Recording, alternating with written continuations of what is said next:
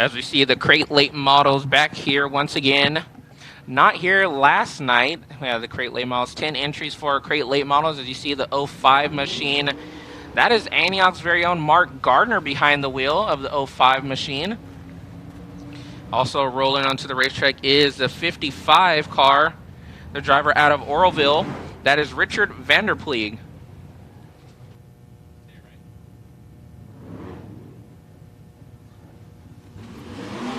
Behind the wheel, that 55 car. 15 of Dan Brown Jr. comes next. That black and white with the red trim on the bottom. On the back straightaway, that is Dan Brown Jr. Behind him was the, looks like the 15J of Jay Norton. A couple pairs of 15s, and not a good sign. Joe Gallagher getting towed already for a stock car.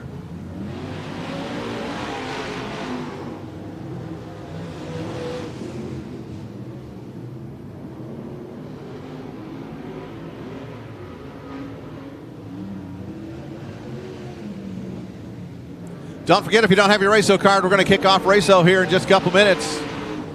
Giving away $160. Also coupons to Polar Bear Rolled Ice Cream and to Delta Bowl. So some great prizes given away here tonight.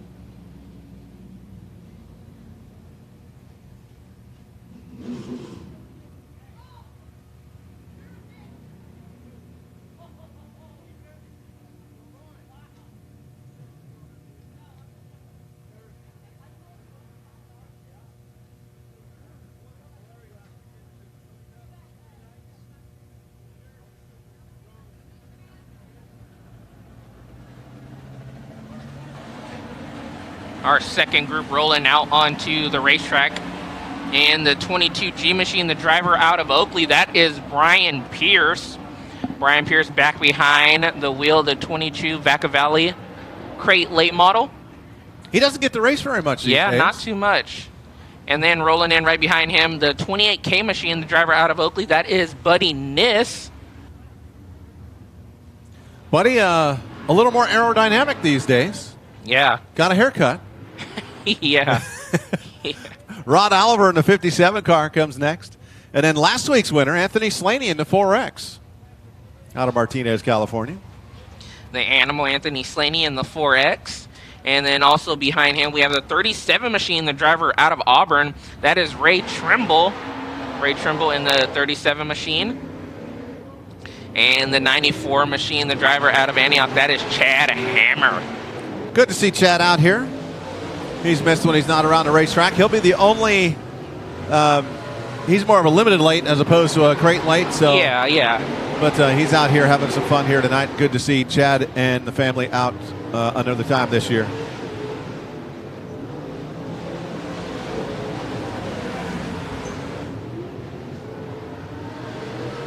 Folks, get your RACO cards. If you don't have them, head on down to the nacho stand, pick up some RACO cards. We're going to be kicking off 3 numbers coming up right after this hot lap session.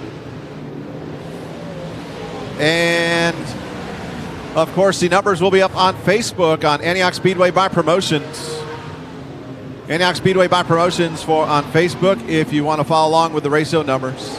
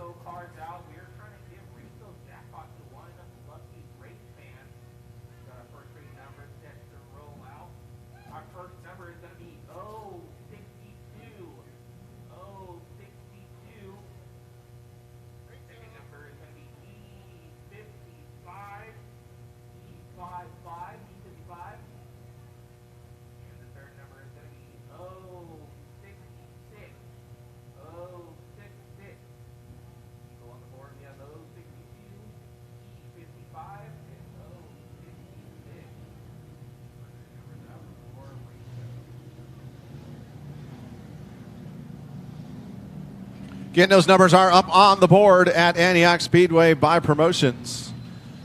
I want to say welcome to everyone watching on Antioch Speedway TV as you join in for night 2 of the Cocoa Farms Pacific Coast Nationals. And Joe Peterson and myself are up in the booth. And Joe, we got a lot of great racing action in store tonight. We're getting hot laps are going with Hobby Stocks making their first trip out. Yeah, fantastic racing last night. We've seen Dylan Wilson take home the win. Tonight is no short of excitement here as we have 44 cars entered in to tonight for our Hobby Stocks for our Cocoa Farms Pacific Coast Nationals as hot lap session number 1 is underway. As we've seen coming off of 2, that is the 01 machine, the Chotchilla native, that is Austin Van Hoff. Austin Van Hoff in that 01 machine. And rolling in right behind him, he had a spectacular run, pretty good run last night, picking up both of his heat race wins. That is the 26S machine of Steven Johnson, the driver out of Bakersfield. Behind him, the 99 car out of Antioch, California, that is Chris Long. 99 ran very well yesterday. The 44 car, the 44G, he did not have the greatest of nights. James Gracie out of Antioch, he did have mechanical issues, and they hopefully got it fixed. And looks like he is running faster, though he is pushing at the moment in the entrance of the turns. Rolling in right behind him, we have the 47 machine of Gavin Griffiths out of Brentwood, and the 23 machine of Jess Palladino out of Brentwood, and that 23 car. Jess is going to have to remove those rookie flags here in another after today. I think. Yes, he will officially not be a rookie anymore. So Hobby Stocks currently trying to see how many we got. Last time I checked, it was about 44. 44 inches is what I have on the board for the Hobby Stocks here tonight. A few of them, there were some disqualifications last night. Over the last couple months preparing for this event, as we advertised, the Antioch Speedway rules would be enforced, and a couple things that weren't quite right on a couple cars. So I did have a couple of disqualifications last night. Getting ready for the next group to come out. First one out, Tom Leopold in that 24 car. Nice to see him back out here. He's had a rough year a little bit. Tom out of Dublin, California. And then we got Fireball Taylor. That's Michaela Taylor in that 71A out of Oakley, California. She got her first experience of running a Sport Modified here a couple weeks ago. I know Tom Climans is trying to get her to step up, but she's saying, no, I want to stick around and try to go for a championship next year. So look for her to be running the 71A and probably some up to 3 Sports Modified races next year, because she's going to hit the Thanksgiving weekend Sport Modified race as well, and you're allowed 5 before you have to declare for Rookie of the Year. And then right behind her, we have Grayson Baca in that 9Z machine, the driver out of Brentwood. And rolling in right behind him is the 97 car, or I should say, excuse me, the 97X car of Angela, or excuse me, 47. Oh man, I'm slipping. 47X car of Angela Brown, a driver out of Antioch. The 02 Albert Ballinger had some issues yesterday, but he's out having some fun. Did loop it once in hot laps, if I remember correctly, yesterday, but the 02 car out of Fairfield, California is Albert Ballinger. The 78 car, the 78K, that was one of the cars that had a little bit of technical issues yesterday and did get DQ'd, but he's back out here, got the technical issue fixed. And Kenneth Robles in the 78K out of Rio Vista back out and looking to take home a strong place finish or hopefully a win here tonight. Yeah, with some heavy competition here.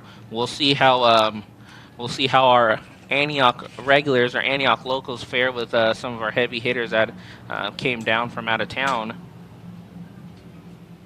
And I believe Kenneth Robles is one of the ones I think could possibly get it done here for his hometown. Get your Raceho cards out. We're trying to give away $160. That's right. Thanks to Print Club at 1913 Vern Roberts Circle in Antioch, giving away $160 for Raceho Jackpot.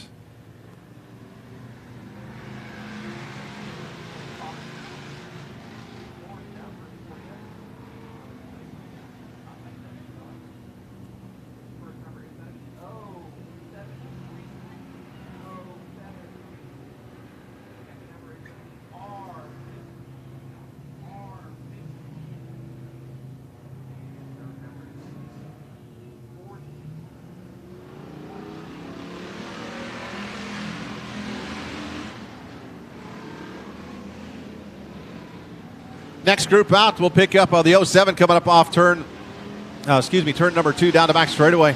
That, of course, is Jared Baugh in the 07 car. Behind him, Michael Mates in the 5 car.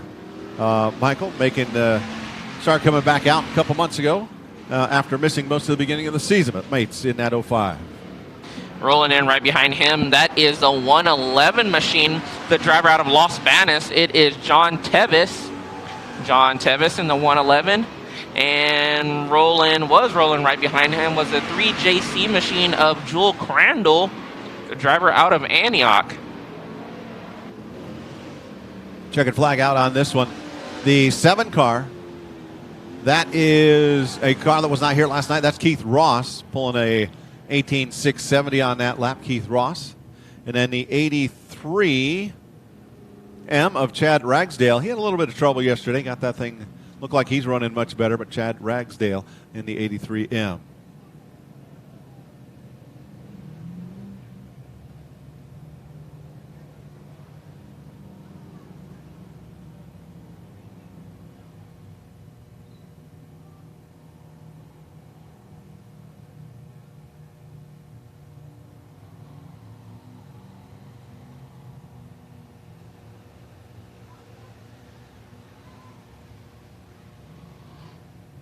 Again, you still got time to get your Raceho card. If you don't have one yet, we are giving away $160 tonight thanks to our friends over at the Print Club on Raceho Jackpot. Numbers are being posted up on Antioch Speedway by our promotions Facebook page, so you can follow along if you happen to miss some here or you go down and get a card late.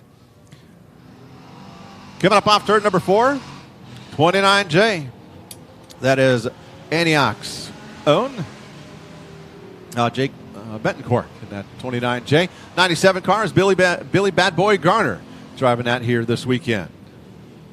Rolling in right behind him is the 89A machine of Eric Pritchner, the driver out of Antioch.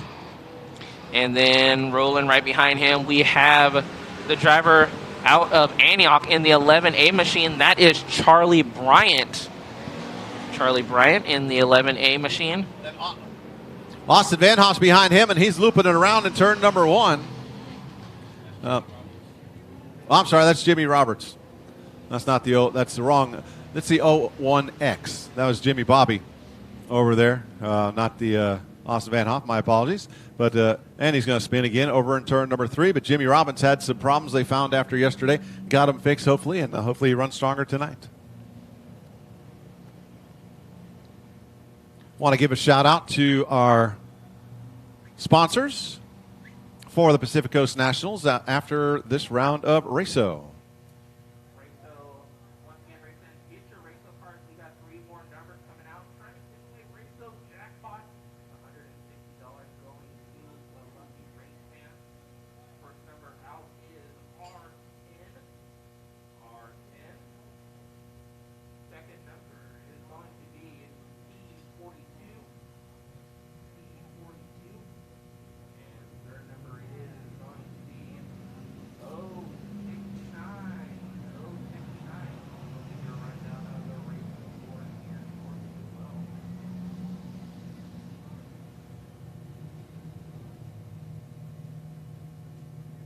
Numbers are up on Antioch Speedway by Promotions Facebook. Next group coming out, then I'll give you the sponsors. The 1N, that of course is Nicholas Johnson out of Bakersfield, California in that car. Behind him, we got the 42F of Les Friend. Les winning both his heat races last night out of Galt, California. And right behind him is the 33 machine, the driver out of Oakley. That is Jake Archibald. Jake Archibald. You ever stand next to him? No, he is a skyscraper. He's a big boy. Yeah. He had to make special accommodations to be able to get in that car. Yeah. And then rolling in right behind him in the 225 or 225 machine, that is Aiden Ponciano. Aiden, the driver out of Oakley. Chris Sorensen had trouble yesterday in hot laps, broke his transmission, and was not able to run last night. They tried to get it fixed, but couldn't get it done in time. So he's here tonight. Chris, the multiple-time hobby stock champion here at Antioch Speedway in that 00 out of El Sobrante. The 44 car, of course, that's Travis Tabucci out of Antioch, California. Was not another one of those cars that was not here last night, but is here tonight. Just want to give a shout out to our sponsors, Delta Transmission. These all these folks put in some money towards a lap money, as it's called. It's not a specific lap, just some lap money. So Delta Transmission is involved. LB Vinyl was another proud sponsor. Nighthawk Defense Group, want to say thanks to them. Katrina Nis Photography putting in some money. 6'2 Graphics throwing in some money. Polar Bear Rolled Ice Cream. J. Cole Recovery Homes Incorporated, want to say thanks to them. TBX Graphics. 5150 threw in a bunch of money. Get Out of Town Professional Pet Care. That is Chris Sorensen has something to do with that one. Super Clean, Toughest Task Cleaner and Degreaser was involved in it. Competition Carburation. Want to say thanks to them. McCauley's Agricultural and Pest Services. They know what bugs you. Want to say thanks to them. And we'll give you the rest of them here in just a minute. Right now, we got to talk about that number 15 car as he goes around over there. That's Robert Waller out of Pittsburgh, California. And behind him, the 2X. Of course, that is Danny Aves. And then rolling right behind him in that 8 machine, the driver out of Merced, that is George Silva. And another driver out of Merced was not here last night in that 76X machine. That is Sid Finn, the Merced native. Nice to have him out here. Anthony Vina, the thimble in the 54 car out of Concord, California. There comes next. And then the 32, Ken Johns, multiple-time winner here in the 2021 season at Antioch Speedway out of Antioch. And had a rough night last night. Got that thing repaired and back out here getting ready to go. Our other sponsors we want to say thanks to. We want to say thanks to Jake Bittencourt, Hot Shots Motorsports Photography, Robbie and Chris Sorensen, Kevin, the Hulkster Beard, they're our camera operator. Thanks, you, Hulkster. Antioch Speedway Days of Old Facebook page. Check that out. If you're not on there, you want to get on that. Antioch Speedway Days of Old on Facebook. Adam Kajala, the Rocky, threw some money at it. Kyle Linall threw some money at it. Dan Jones, Tom Klymans, Chris Long all threw money at it. Just stomp on it, Bob. Bob Hernandez. Thank you very much, Bob. Another one of our camera operators, computer operators helping get this stream up and running. Bob Newberry, driver of the 36 wingless sprint car. Thank you very much, Bob, for throwing some money at it. Angela Brown, Chris Bennett. Thank you very much, Chris. Chris was supposed to be here tonight. Haven't seen him yet. Didn't see his car out there. He was throwing a motor in. I did see a video of the motor running earlier. Hopefully he is able to make it out tonight. Adrian Frost, thanks for throwing some money at it. And George and Judy Arth. These are all the lap money sponsors, lap sponsors here for the Cocoa Farms Pacific Coast Nationals. Of course, we cannot not say thanks to Cocoa Farms, the title sponsor here tonight Cocoa Farms, of course.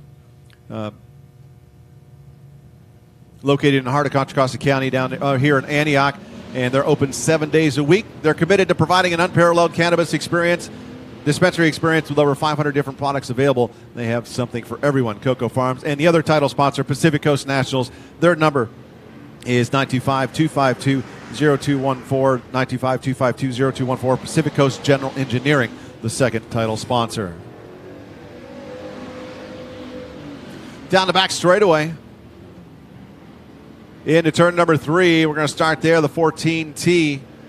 Darren Thomas out of Atwater, California here tonight. Behind him, the 44 car. That is the Brian Cooper car, I'm sorry, the 44X. The 21 car, not here last night. 21D, Demasi Scoggins out of Turlock. Good to see him back. Haven't seen him in a few months. Strong runner. He loops it down there in turn number 3. Hits the wall in turn 3. Hopefully no damage. He keeps it going. Then Fireball Taylor, Michaela Taylor in the 71A car, and the 13 car to this weekend being driven by Bobby Motts out of San Pablo.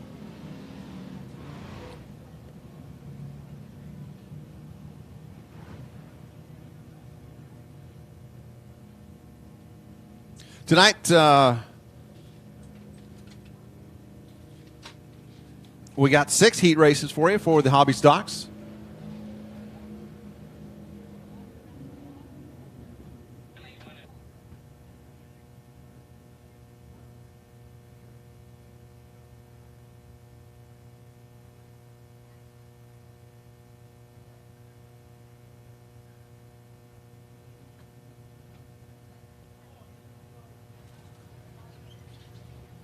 Any driver that was not here last night will start in the back of a heat race. Winner from each heat race will go to the A main tonight. Heat finishers 2 through 4 will transfer to the B main. Finishers 5 to 8 will transfer to the last chance B main qualifier. The 4 drivers that qualified directly into the A main tonight from last night's main event will redraw for their starting position here in the big show. The last chance B main qualifier is based on 2 qualifiers. Top 4 from each qualifier will transfer to the B main. Then the B main, based on 2 B mains. Top 4 from each B main will transfer to the big show. Here's a quick rundown of how things are supposed to work tonight.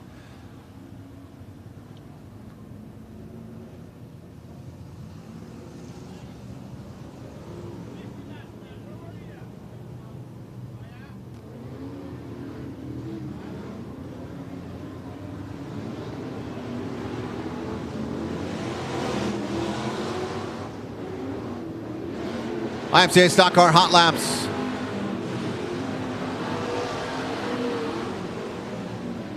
Coming up off turn number 4, start with that car. That's the 111 car of Cody Johnson out of Bakersfield, last night's winner. Behind him, the 87, Kellen Chadwick out of Oakley, California. The 15P, that's Andrew Pierce, Kid Smooth out of Oakley, California. And then the 15A of Dave Hill out of South San Francisco. 17 car, Terry DiCarlo Jr. out of Martinez, California. And the 94 car, that's Chad Hammer out of Antioch, California.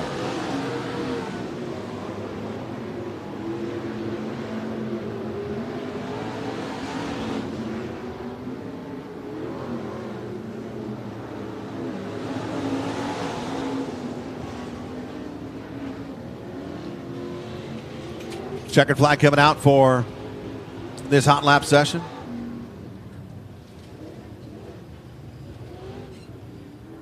Get your Raceho cards out. Let's draw some more numbers. I'm trying to give away some money. Trying to give away some Print Club money. They provided us $160 giveaway here tonight.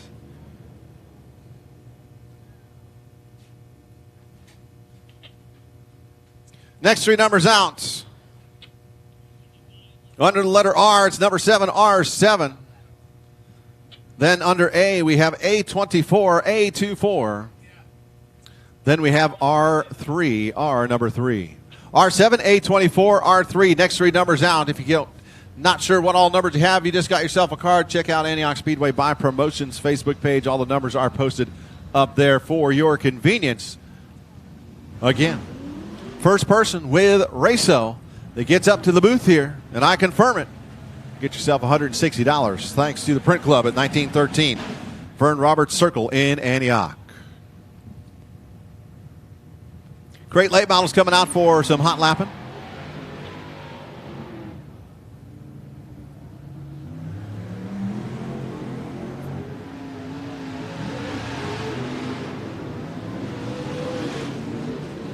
Down the back straightaway into turn number 3, the 15 car. That's Dan Brown Jr. Dan out of Lincoln, California. Behind him, that is the 57 car of Rod Oliver out of Yuba City, California. Gets a little bit loose going into turn number 1. The 05 car, Mark Garner out of Antioch, California. Driving Mike Haynes' car. The 15J of Jay Norton out of Garden Valley, California comes next. Then we drop back to the 22G, tonight being driven by Brian Pierce out of Oakley, California.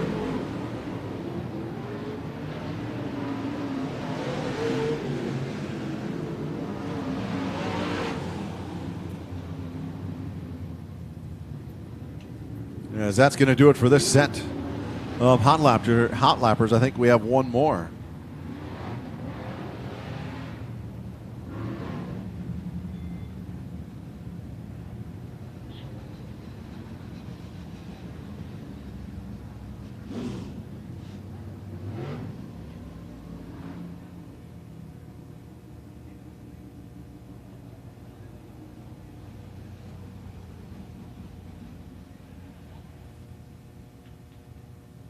Next group coming out, 28 car. 28K of Buddy Niss out of Oakley, California. Behind him, the 55, Richard Vanderploeg out of Orville, California. Richard not here last week when we had these cars out here. The 4X, he was here last week. He took home the win. Anthony Slaney, Animal, out of Martinez, California.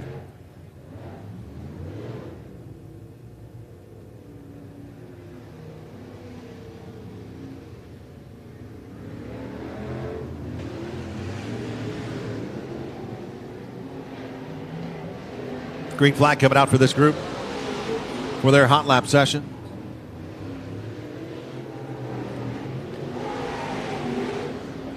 Hard to believe, last race of the regular season here this year. We do have one more scheduled for, two more scheduled, I should say. Turkey Nights 1 and 2 coming up this 26th and 27th of November. Hopefully you can make it out to one or both of those nights. If you can't be here, make sure you're watching on Antioch Speedway TV, but two different nights of racing on those nights. It's going to be a lot of fun. Don't want to miss it. Turkey Nights 1 and 2. Checkered flag coming out for this group.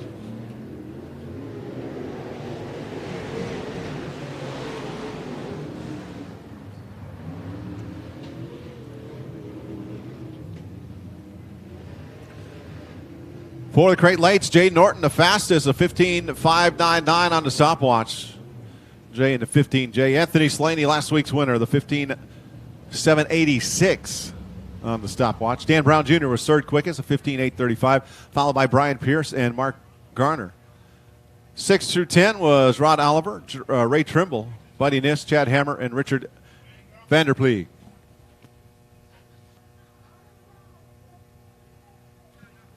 Getting ready, get your Raceau cards out. Getting ready to roll out the first heat race. Let's get three more numbers out here real quick. Trying to give away $160 of the Print Club's money. Thanks to Print Club in Antioch for throwing in or funding the Raceau jackpot. Next number out, 061061.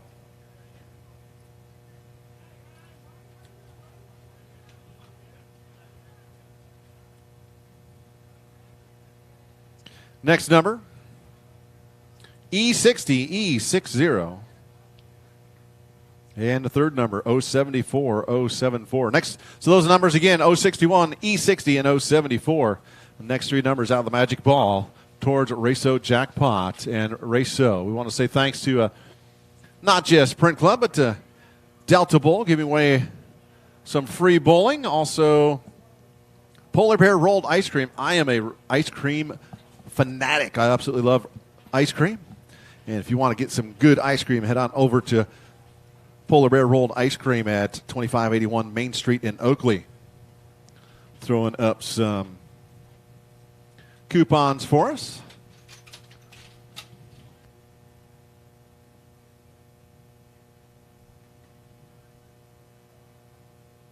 As we get set, a little chillier than it was last night.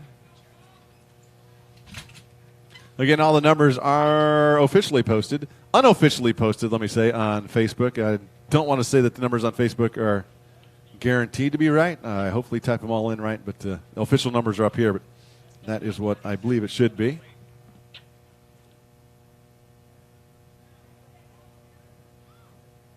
Getting ready for heat race number 1 to kick things off for the Hobby Stocks. 6 heat races scheduled for tonight. You want to be the winner for sure to get directly to the A main. Finishers 2, 3, and 4 will transfer directly to the B main, and 5 to 8 in the heat races, and the rest of the heat races will go through the last chance qualifiers. Last chance B main qualifiers, I should say. Heat race number 1 looks like this, ladies and gentlemen. Thanks for tuning in on Antioch Speedway TV, and thanks to all the great folks here at Antioch Speedway for another exciting, fun-filled evening of racing for your racing enjoyment here. The Coco Farms Pacific Coast Nationals Hobby Stock, $5,000 to win. Heat race number 1 looks like this. Les Friend out of Galt, California in the 42F starts on the pole. 2 is outside. It's Nicholas Johnson out of Bakersfield, California in the 1N. Row number 2, Colton Haney out of Brentwood in the 46 car. And 2 is outside, the 99 of Chris Long out of Antioch, California. Row number 3, Ken Johns, Antioch is the hometown, and number 32 is the number. 2 is outside, Judy Arth out of Concord, California in the 74A, and at the back of the pack, the 15, Robert Waller out of Pittsburgh, California. Lights out, coming around to the green flag to kick things off. Night number 2 of the Coco Farms Pacific Coast Nationals are underway. Les Friend taking home both heat race wins last night. He was involved in, and he is trying to make it 3 for 3 on the weekend, but here comes that one car down on the inside, Nicholas Johnson. He pushes up the hill just a little bit in turn number 3. Les Friend way up high, coming up off turn number 4. At the line, Nicholas Johnson by the computer by 1/1000th of a second with the lead. Les Friend works out in front of him coming through turns 1 and 2. Les Friend is in that one and only qualifying spot for the main event. Crosses the line, puts lap number 2 of 8 in the books. 8-lap heat races here tonight, just like last night. Les Friend, he worked on this car, him and his crew, for a long time to get this thing ready to go for this event. And the work has paid off. He has run well all weekend long. He did end up with a flat tire. He brought out a yellow last night in the main event and lost a lap or 2 after that when he got back out. So did not finish as strong as he would have liked to in the main event. Les Friend on the point. Nicholas Johnson second. Chris Long there in the third. Long has some smoke coming out of that race car. The 32 of Ken Johns is running 4th right now. Colton Haney 5th. Judy Arth into 6th spot. And Robert Waller having trouble. He's back there in the 7th spot in that 15 car. Right now the lead is a .87 or 897 second lead between Les Friend and Nicholas Johnson. As we cross the line, 2 laps to go. It is 6 down, 8 to go. Or excuse me, 6 down out of 8. Les Friend, a little bit of a push entering turn number 3. Good run through turn number 4, up off. He sees the white flag. Coming around one more time. Nicholas Johnson not close enough to make a move, 1.7 plus seconds back. Chris Long not able to keep up with Johnson. Your battle for the lead is not there as Les Friend again pushing into the turns. Sees a checkered flag coming up off turn number 4. Les Friend with the win. Nicholas Johnson's going to get second. Third is going to be Chris Long. Fourth is going to be Ken Johns after he rim rides it around turn number 4. One car spins around. That is the 15 of Robert Waller at turn number 1. Judy Arth is going to get 6. Colton Haney will get the 5th spot. And Robert Waller will get 7th. Let's send it downstairs to Joe for winner's circle.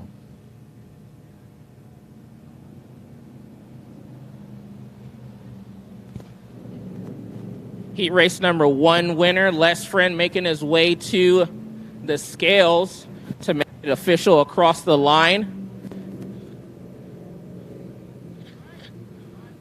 As he waits, see when he's going to get the thumbs up.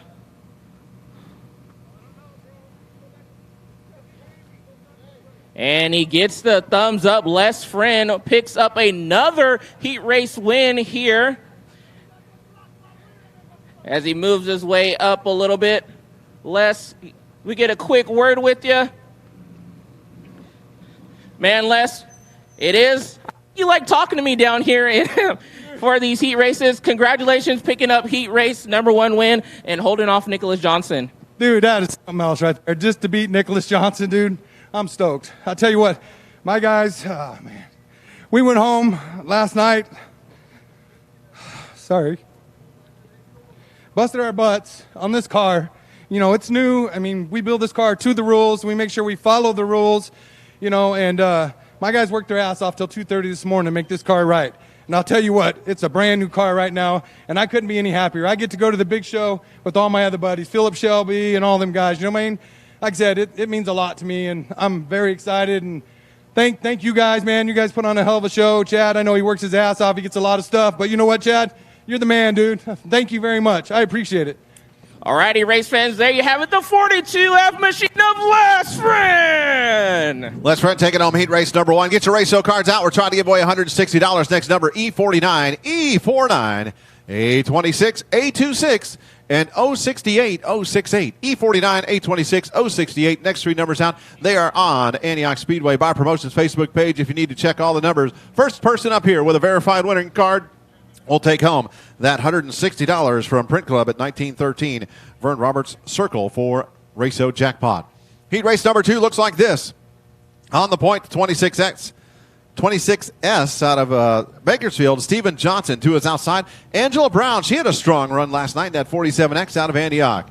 Row 2, Charlie Bryant out of Oakley, California in the 11A. The 5 is Michael Mates out of Benicia, California outside row 2. Row 3, Jess Palladino out of Brentwood, California in a 23 car. Eric Pitchner out of Antioch in the 89A. And at the back of the pack, Demasi Scoggins out of Turlock, California in a 21D. Demasi not here last night, making his way out now. Lineups were set based on points from last night. That means anybody that was not here last night does start at the rear of their heat race that they're in. Going to come around 1 to go this time. Again, folks, we're having fun at Antioch Speedway. If you're still coming out, do you have kids? I want to say thanks to Brittany Armenta and Brittany Armenta and Associates, and Megan Salazar. KW East County Keller Williams Realty Group for giving out these little lighted balloon thingies we got flying around here and some beads and stuff. I just want to give them a shout out. They're down there by the souvenir stand. Coming out, lights out, green flag next time by.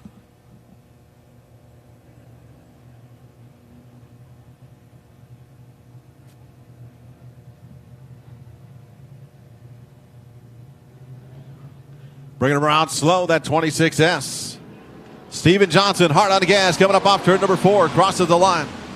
Heading down the front straightaway into turn number 1. Angela Brown on the high side. Charlie Bryant down on the low side. Brown gets a good run up off turn number 2. Launches down the back straightaway. Stays out in front of the 11A of Charlie Bryant. Bryant tries to work the low line. No grep down there for him at the moment. So he falls in line in third, still working that low line, while Angela Brown working right up along what would almost be a kind of a cushion up there, but not really a cushion at this point. As Steven Johnson just checking out. You got Steven Johnson, Angela Brown, Charlie Bryant, your top 3. Now Bryant underneath Brown. Coming up off turn number 2. Boy, he got a good shot off turn number 2 that time. Down the back straightaway. Gets into turn number 3, slides up slightly in front of Angela Brown.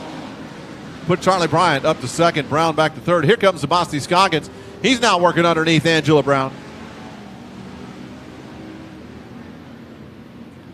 Scoggins have to get back out of it. Going off turn number 2 down the backstretch. Tries again that low side inside turn number 3. Gets a good run up off turn number 4 at the line. He had the advantage by about 5 feet over Angela Brown. Tries a slide job. Brown gets a good run into turn number 2. And now Scoggins in that third spot wholly. More and more smoke coming out of the 11A of Charlie Bryant, especially in the turns. Not sure if that's tire smoke or something else, but he definitely has more and more smoke of some kind coming out of that 11A there in the second spot. We are 5 laps in. Cuts to the line now, six in, 2 laps remain. So you got Steven Johnson on the point. Charlie Bryant second. Demasi Scoggins in the third spot. Angela Brown fourth. Michael Mates in the fifth spot. Jess Palladino sixth. And Eric Pitchner in the seventh spot. White flag in the air for our leader, Steven Johnson. Trying to grab this win. Pitchner into the wall off turn number 2 right in front of the leader. Just bounce it off ever so slightly. Demasi Scoggins makes a pass for second. Gets around Charlie Bryant. Checkered flag is out. Steven Johnson with the win. Scoggins starting at the back of the pack. He's going to finish second. At the line, give it to Charlie Bryant. Suddenly that car started going away. Angela Brown got the 4th spot. 5th was Michael Mates. 6th, Jess Palladino. And 7th will be Eric Pitchner. But I think that smoke we saw out of Charlie Bryant started to affect it because he started slowing down and lost 1 spot. Almost lost the 3rd position. Saved it by about maybe a foot at the line. Angela Brown almost got him.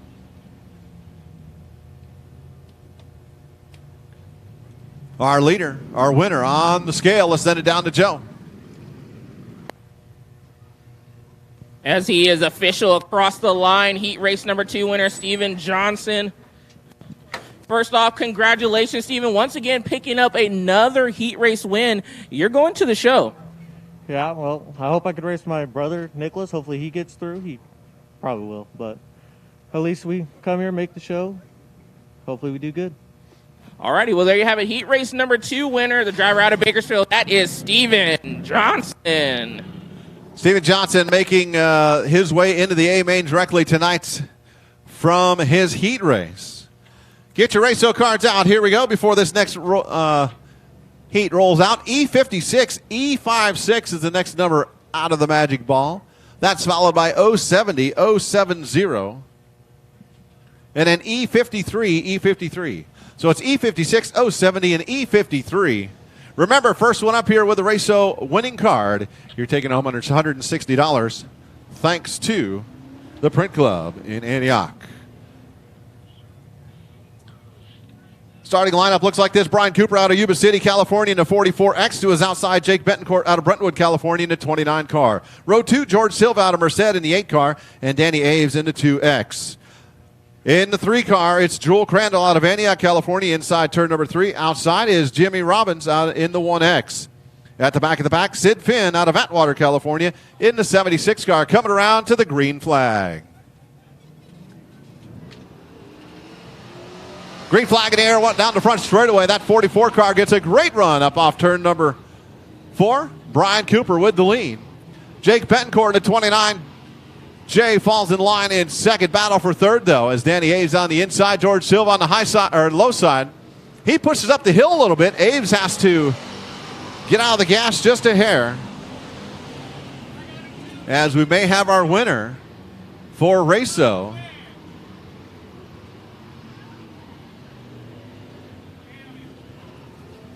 As the leader comes up off turn number 4, going to put lap number 2 in the books.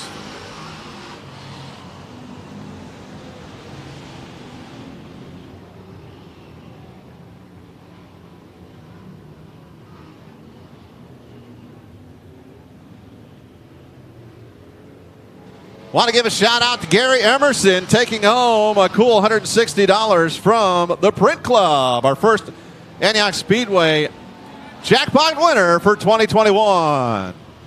Jewel Crandall almost into the back of, or may have, looks like she did get in the back of Danny Aves as he has a problem up off turn number 4. In that 2X car, they both keep running, and Danny pulls off the racetrack. As our leader, Brian Cooper, down the back straightaway into turn number 4. Cooper putting lap number 5 in the books. 3 laps remain.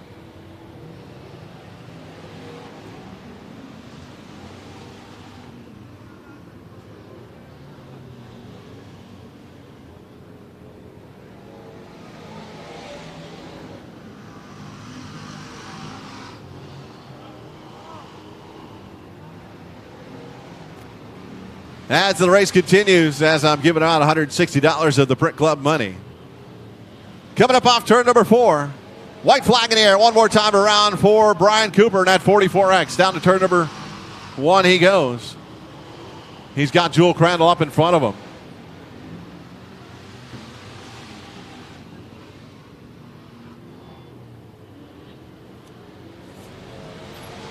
Checkered flag in the air. Brian Cooper with the win.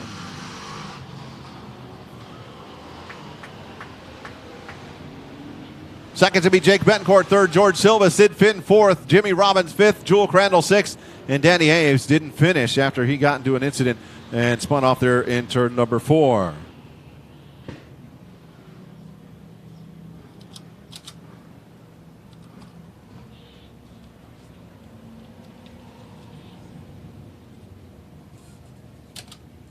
As he's going over to the scales.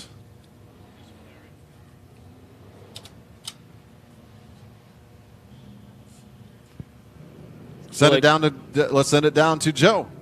Really quick, they're going to try to back him up on the scales officially as we wait for heat race number 3 winner. And across the... Still trying to get him maneuvered on the scales really quick. And he gets the thumbs up. Heat race number 3 winner, Brian Cooper. As he makes his way, he gets the helmet off. Brian, first off, congratulations. You pretty much ran away in that heat race, and you're going to the big show tonight. Yeah, had a misfortune last night, but we got it fixed up. Thanks to Philip Shelby for loaning me a carburetor, and made a couple changes. We still got a little work to do. Alrighty, well, there you have it. The 44X machine heat race number 3 winner, Brian Cooper. Brian Cooper, our winner for heat race number 3. Congratulations to him. Jake Betancourt second. Third was George Silva. Sid Finn in the 4th spot after starting in the back of the pack. Jimmy Robbins 5th. In the 01X, Jewel Crandall 6th. And DNF for Danny Aves. Next group coming out to heat race number 4, Austin Van Hoff out of Chowchilla in the 01 car. Starts on the pole to his outside, Tom Leopold out of Dublin, California in the 24 car. Row 2, it's the 33 of Jake Archibald out of Oakley, California, and Billy Bad Boy Garner out of Antioch in the 97. Row 3, it's the 83M of Chad Ragsdale out of Merced, and Chris Sorensen out of El Sobrani in the 00 car. And John Tevis out of Los Banos in the 111 at the back of the pack. One of those cars that was not here yesterday.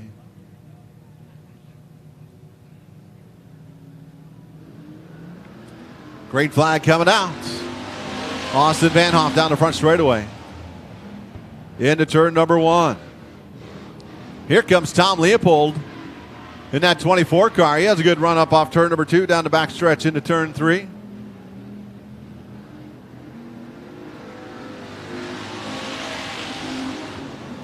Lap 1 in the books. 1 down, 7 to go.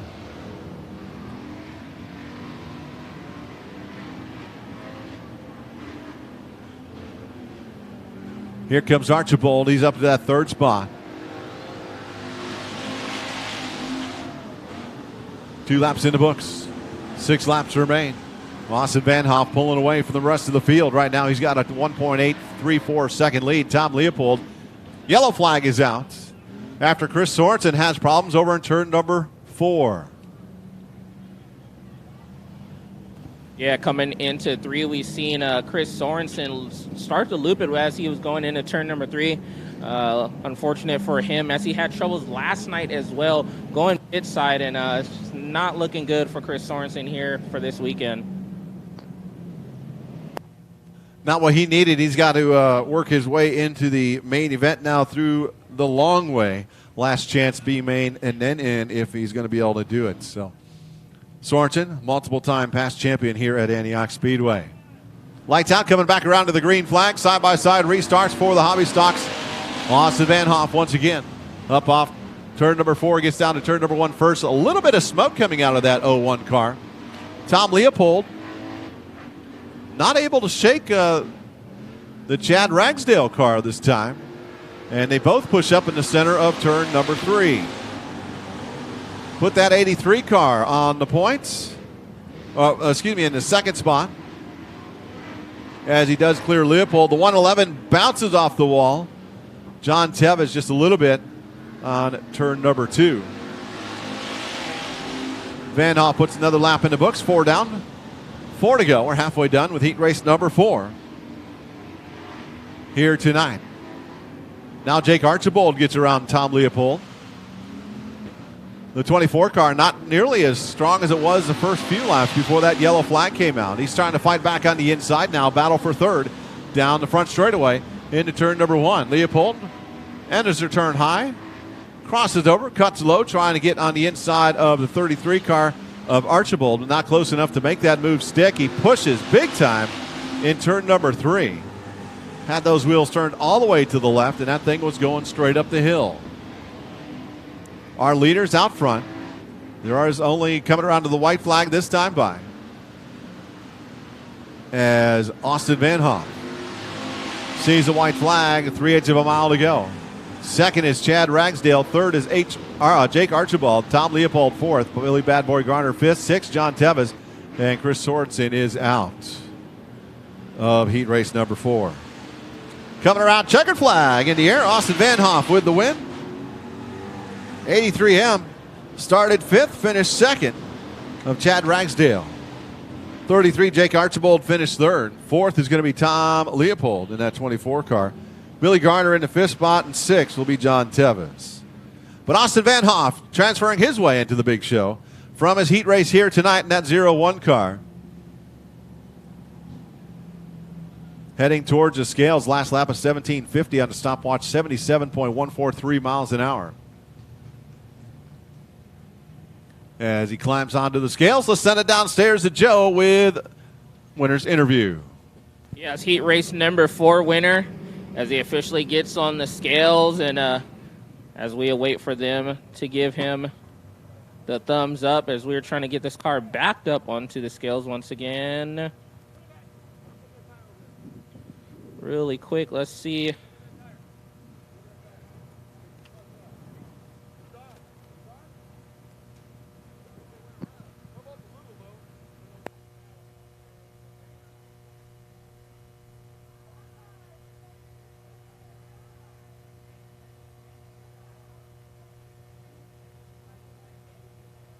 Getting the word right now that Austin Van Hoff is actually 100 pounds light right now. They're going to let him try one more time as he fires the car up.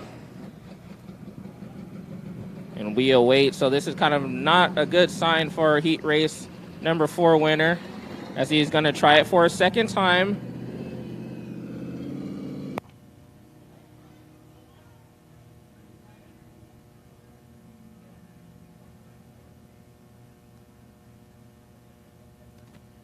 Working on Austin Van Hoff, trying to get him back on the scales in the 01 car. I want to say congratulations to our winner, Gary Emerson.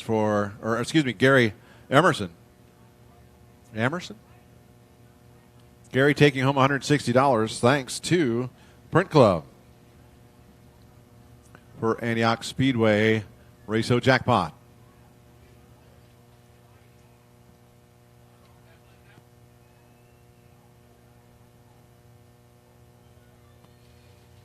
Coming up, don't forget, just looking ahead, we do have 2 more races scheduled for this year on the 26th and 27th of November. On the 26th, going to have the sprint cars here. Hobby stocks, mini stocks are all going to be in the house on the 27th. The IMCA modified, sports modified stock cars and the hobby stocks to round out the 2021 season, weather permitting. That is Turkey Night 1 and Turkey Night number 2.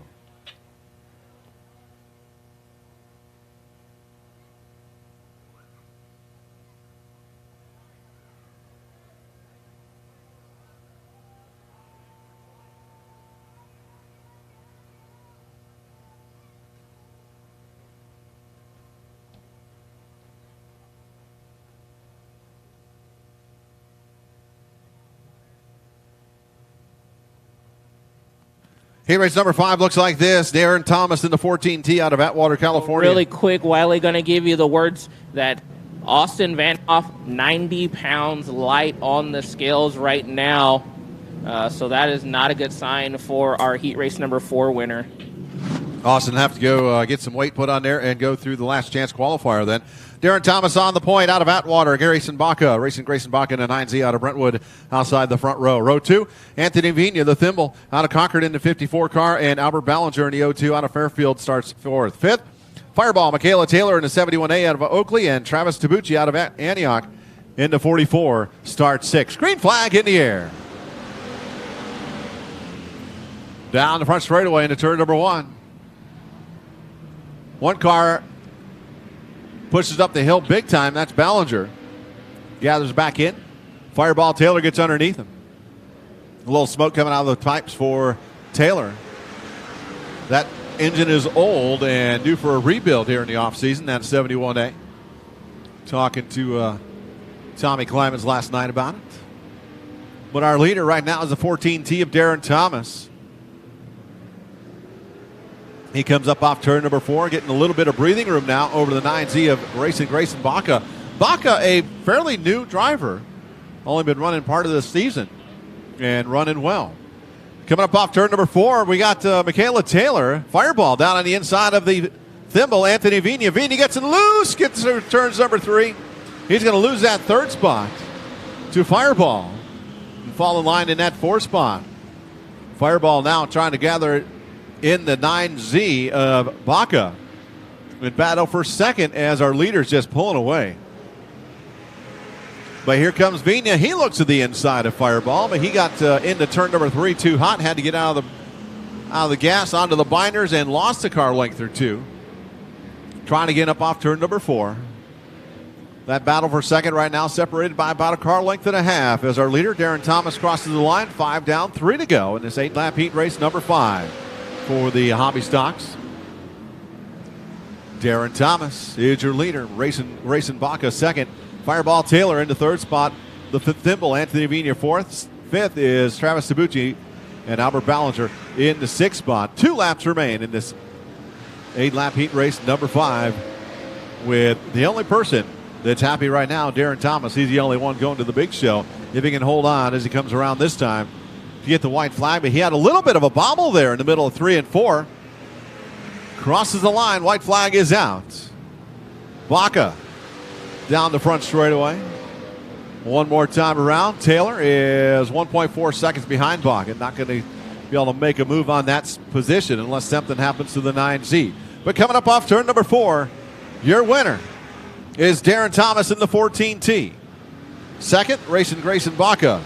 In the 9Z, Michaela Taylor, Fireball. 3rd, 4th is going to be Anthony Vina. 5th is going to be Travis Tabucci. 6th is going to be Albert Ballinger in that 02 car. Last lap at 1790, 75.419 miles an hour.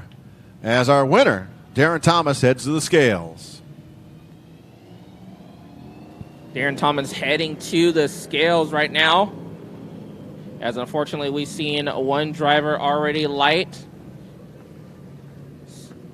As we roll Darren back officially on the scales as we wait.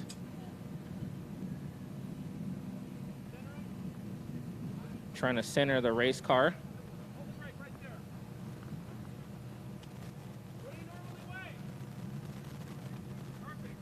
And he gets the thumbs up. Heat race number 5 winner, Darren Thomas, as he makes his way over to me really quick.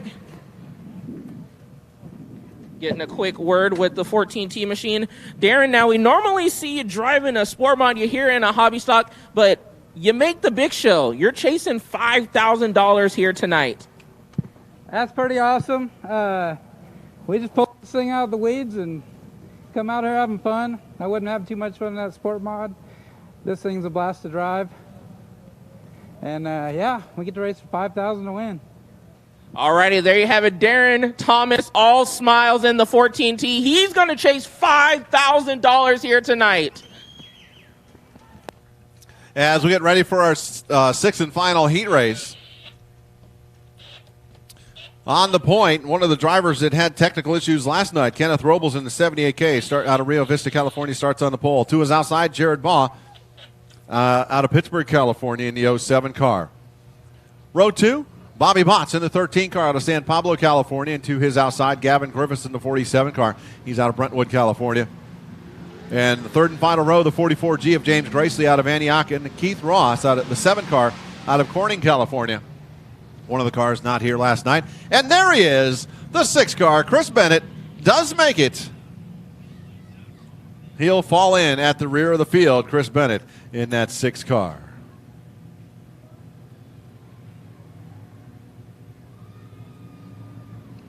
You may recognize that car. That's the one that has a lot of smoke coming out of it, or it did. I think they put a new motor in it, so that won't happen. But green flag in the air, Kenneth Robles. Up off turn number 4 down the front straightaway into turn number 1 with the lead. Starting on the point. 78K into turn number 3 and 4. 1 lap in, 7 to go. For the hobby stock, heat race number 6. Sixth and final heat race for the night. For the hobbies. Jared Baugh in that 07 car having a good run up there in the 2nd spot. Here comes Bobby Botts. Normally see him here in an IMCA modified. Brought his daughter's car out here this weekend for running into Coco Farms Pacific Coast Nationals. He has a good battle going on with that 7 car of Keith Ross, who started at the back of the pack after not being here yesterday. Side by side, that battle for third goes down into turn number 1. Bobby Mott slides up the hill. Ross has to get out of the gas. A little bit of contact between the two. Bobby Mott gets loose in the middle of 3 and 4. That's going to let that 7 car gain a little bit of ground on him. Again, Bobby Mott gets loose going into turn number 1, as does Gavin Griffiths in the 47 car. Up front, it's just Kenneth Robles by a little over a second over Jared Baugh in that 07. That battle for the 3rd spot has settled down just a little bit, about a 0.6 of a second between them. 44G of James Gracely. Oh, Chris Bennett looks like he may have bounced off the wall off turn number 4 there. He's leaving the racetrack. First time out for that car, just put a motor in it, got it running this morning in a couple of years. Coming around to the white flag this time for Kenneth Robles in that 78K. One more time around. Jared Baugh in the 2nd spot. Bobby Mott's 3rd. 4th is Keith Ross. 5th is going to be James Gracely, who's waggling down the front straightaway, and Gavin Griffiths in the 6th spot. Kenneth Robles going to take home the win. Heat race number 6. Jared Baugh 2nd. Bobby Mott's 3rd. Keith Ross in the 4th spot. 5th will be James Gracely, and 6th will be Gavin Griffiths.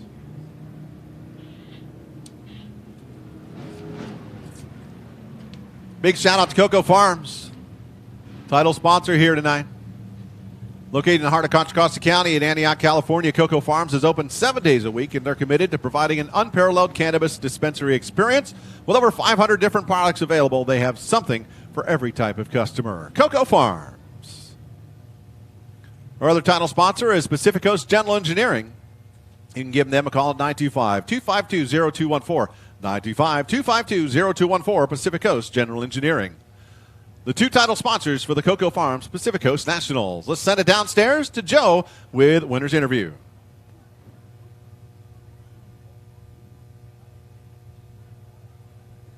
As we have our heat race number 6 winner, as he is official across the scales, the 78K of Kenneth Robles. Kenneth, you win your heat race. You're chasing $5,000 now going into tonight's main event. What do you got to say? I want to thank everybody who helped me get this thing ready for today, and let's just go have fun. There you have it. Kenneth Robles, he has the mullet flowing in the wind, and he's chasing $5,000 here tonight. We are done with our heat races for the hobby stocks. Up next, we got the IMCA stock cars, I do believe, getting ready to roll out onto the racetrack for their one and only heat race here tonight. It will be 8-lap heat race.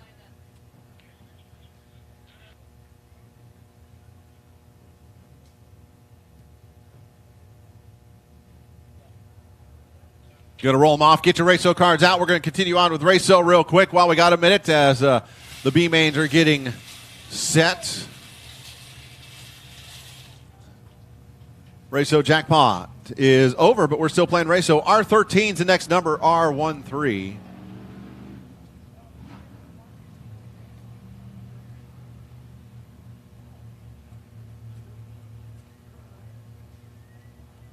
Then we've got C44, followed by R4. So R13, C44, and R4, next 3 numbers out.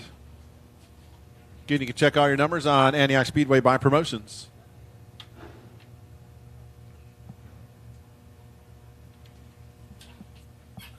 Raceho got some Delta Bowl tickets to give away, got some Polar Bear rolled ice cream. Gift cards to give away as well. Really quick as well for you boys and girls who got those light-up balloons. If you have those light-up balloons, light those things up. We want to see them from down here in the infield. I see a few that you guys have lit up. Light those things up and wave them in the air as we have a trick-or-treating coming shortly for you kids here in intermission. But light those balloons up. We want to see that. Those look pretty cool from down here in the infield. Yeah, I was going to say they look pretty cool up here too. All right, here we go. IMCA stock car racing looks like this. Andrew Pierce, Kid Smooth out of Oakley, California, on the point in that 15P. To his outside, last night's winner, Cody Johnson out of Bakersfield, California, in the 111. Row 2, it's a 15A of Dave Hill out of South San Francisco, California. He had some troubles yesterday, didn't run quite as well as he wanted to. To his outside, Kellen Chadwick, not here yesterday, driving the 87 car out of Oakley, California. Joe Gallagher in the 1 car out of San Jose. Rob Gallagher to his outside in row 3, and at the back of the back, Terry DiCarlo Jr. And we're throwing Chad Hammer into the stock cars here tonight. He's at the very back of the pack. Green flag is out as Chad Johnson picks up where he left off last night at the front of the field.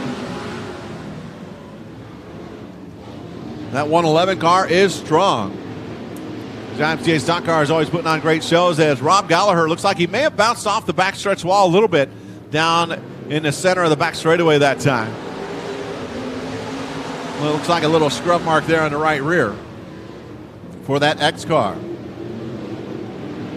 Battle right now between nephew and uncle for third, with Andrew Pierce in the 15P and his uncle, Kellen Chadwick, in the 87 car. That's a battle for third, and Terry DiCarlo Jr. wants involved in that. 3-way battle for third down the front straightaway into turn number 1. Andrew Pierce in only his second IMCA stock car event here tonight. Holding off one of the best in the business, his uncle, Kellen Chadwick. As Rob Gallagher once again almost bounces off the wall coming up off turn number 4. Now it's almost a 4-way battle for second as they caught Gallagher, but he gets a great run through turns 1 and 2. Crossing the line, 5 laps in, 3 laps to go.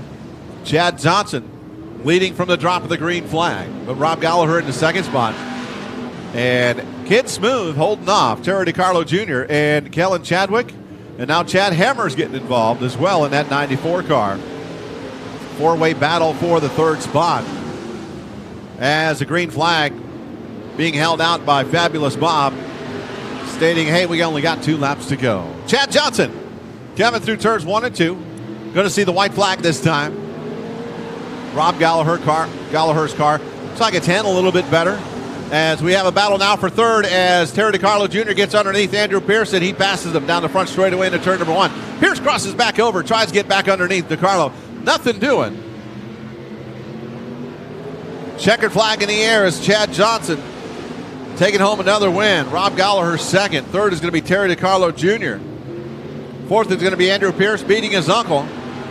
Kellen Chadwick, Chad Hammer in the 6th spot. 7th is going to be the 15A of Dave Hill. Joe Gallagher not making the call, if you remember, when he came out for a hot lap, and he did get towed into the pits. Our heat race winner for our stock cars.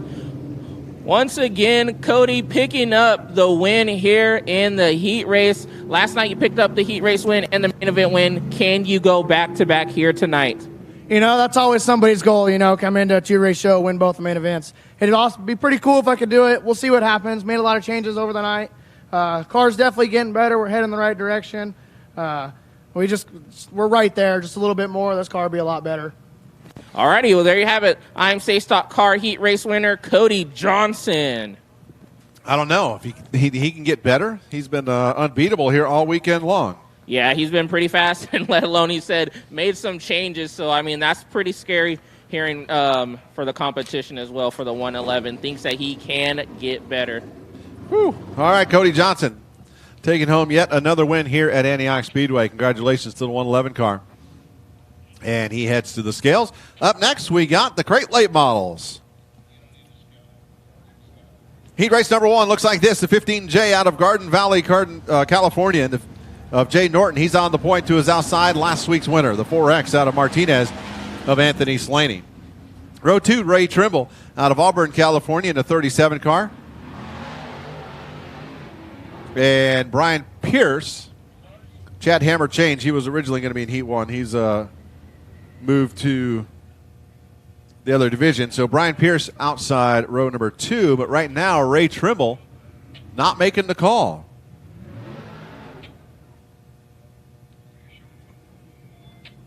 We're short 1 car. We do have to give got to ask the animal what happened. He won last week and then parked with the no 4X on the passenger side, and he didn't get one on there this week. You have to give him a hard time later, not having a number on that car. Yeah, maybe losing the sticker or the decal, but the 4X machine, lights are out, and we are going to get set with Crate Late Model Heat Race number 1, about to get underway. One of Joe's favorite divisions, late models. Coming around up off turn number 4, Jay Norton. On that inside,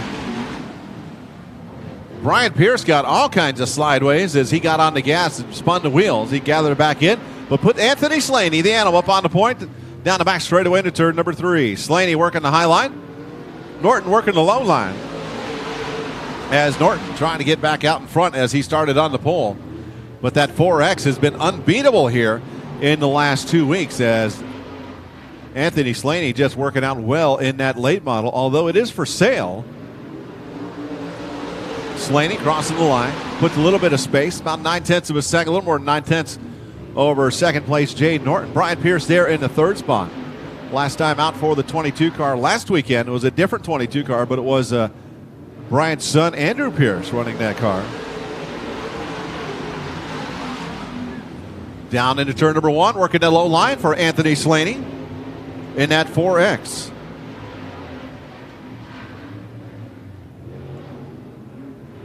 Crossing the line this time, it's going to be 4 down, 4 to go.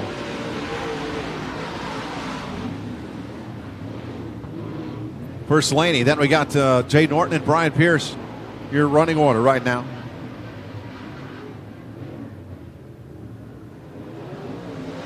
Slaney in that black 4X out of Martinez, California. Puts another lap in the books, 3 to go. Anthony Slaney, Jay Norton. About 1.9 seconds back. Brian Pierce, another 1.4 seconds back of Norton. Crossing the line. The green flag is out. 2 to go.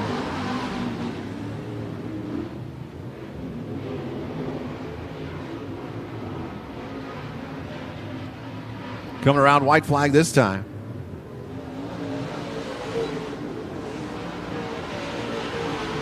Anthony Slaney working the low line through turns 1 and 2. As we've talked about, turns 1 and 2 are different than 3 and 4 at this racetrack. A little bit different radius. And they handle way different, that's for sure. Checkered flag in the air. As Slaney crosses the line with the win. Jay Norton's going to get second. And here comes Brian Pierce getting that third spot. So Slaney taking home another win here at Antioch Speedway. He's heading towards Joe down in Victory Lane. As I am getting the animal, Anthony Slaney picking up heat race win number 1 in the Crate Late Models. As he gets off the helmet. Anthony, fantastic job. Pretty relentless here in this heat race, picking up the heat race win. Had a little bit of a battle going on, but you were able to step away from Jay Norton going into the feature. Do you think you need to make any changes to this race car? Oh, yeah. This track's going away really quick, and I think there's going to be nothing left here for the main event. So we'll snug her up a little bit and see what we can do. You think you got it in you to take home another win? I don't know, man. There's a lot of luck involved in this racing deal, so we sure hope so. Alrighty, well, race fans, there you have it. Heat race number 1 winner, the animal, Anthony Slaney. Heat race number 2 getting ready to roll off. I do want to apologize. I kept saying Chad Johnson. It was Cody Johnson. I knew that. In that stock car event. Heat race number 2 looks like this. Dan Brown Jr. out of Lincoln, California in the 15 car. On the point to his outside is going to be Mark Garner in the 05 car out of Antioch. Row 2 scheduled to be Rod Oliver out of Yuba City in the 57 car. He ran with a broken race car last week. And Richard Vanderpleeg out of Oroville, California in the 55 car outside row 2. Row 3 is going to be Buddy Niss out of Oakley, California in that 28K. Lights out, coming to the green flag this time by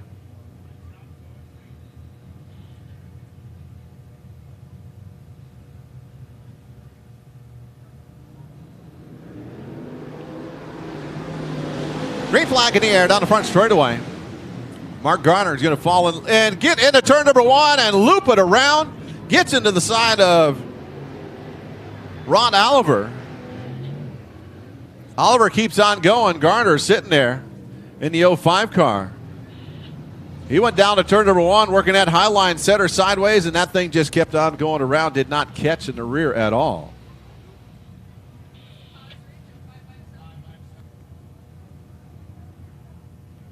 Garner trying to get that thing rolling again. He will be one and done.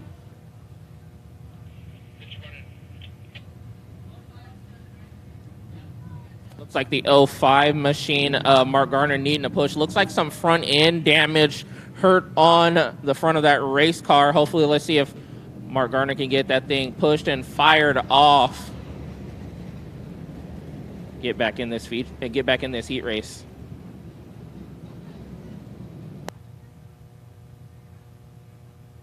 Just heard they called for a hook on the radio.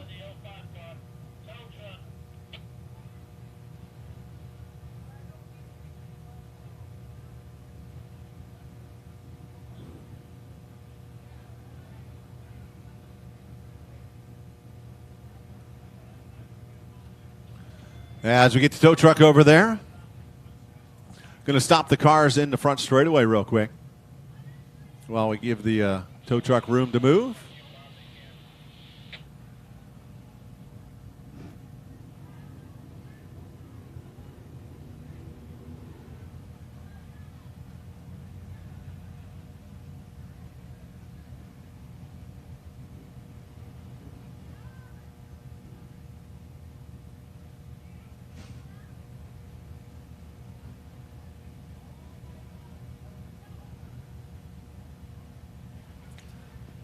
Ladies and gentlemen, your attention, please. Oh, they're going to bring out the yellow already. We'll have to do this later. Yellow flag back out.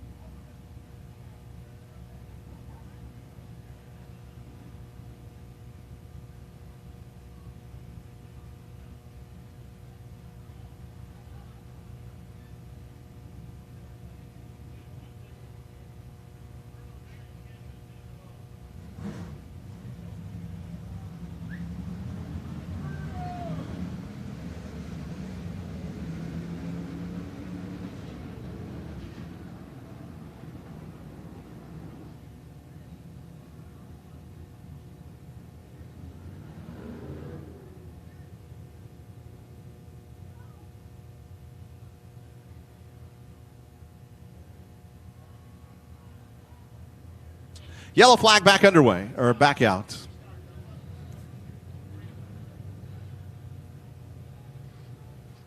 Coming around, green flag this time by. Got Mark Garner's out car off the racetrack.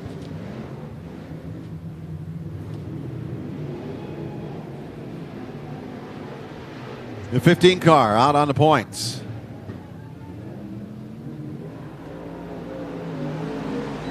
Crosses the line, Dan Brown Jr. in the books. 1 lap down. 7 to go. Ron Oliver second. Richard Van de Pleeg in the third spot. Fourth is Buddy Ness. Heat race number 2 for the Crate Late Models. Hopefully the 05 car can get repaired, get back out here for the main event coming up a little bit later on. Intermission, we got trick-or-treating going to go on down on around the racetrack. One car goes around at turn number 1 at 28K of Buddy Ness. Loops it as he enters the turn. Entered just a little bit too high. And loops it around. Trying to get that thing rolling again.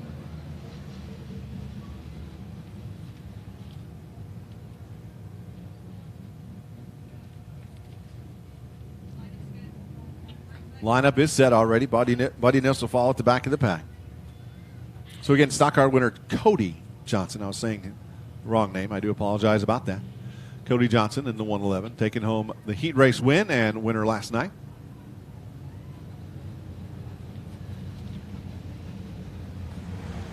Texas style restart. Leader gets front row to himself. He chooses the high side or low side. Buddy Ness pulling off the racetrack. After bringing out the yellow flag, 1 and done. Rod Oliver gets to choose Texas style restart. Leader gets the row to himself. Second place gets to choose high side or low side. He chooses the low side, does Rod Oliver. Puts Richard Van de Pleeg up on the high side. In that 55 car. Lights are out, coming around to the green flag this time by. 2 laps in the books. 6 to go. Green flag back in the air. Dan Brown down to turn number 1. Rod Oliver working at very low line. The center of the turn, he had a little bit of a problem and lost a little bit of ground to the 15 of Dan Brown Jr.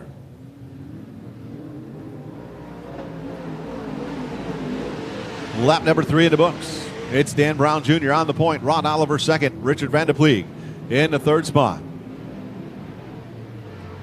Coming around halfway done. 4 down, 4 to go this time by.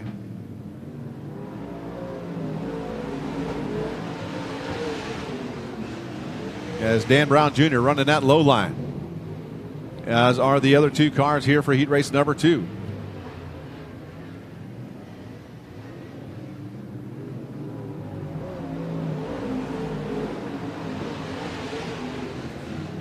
Three laps remain.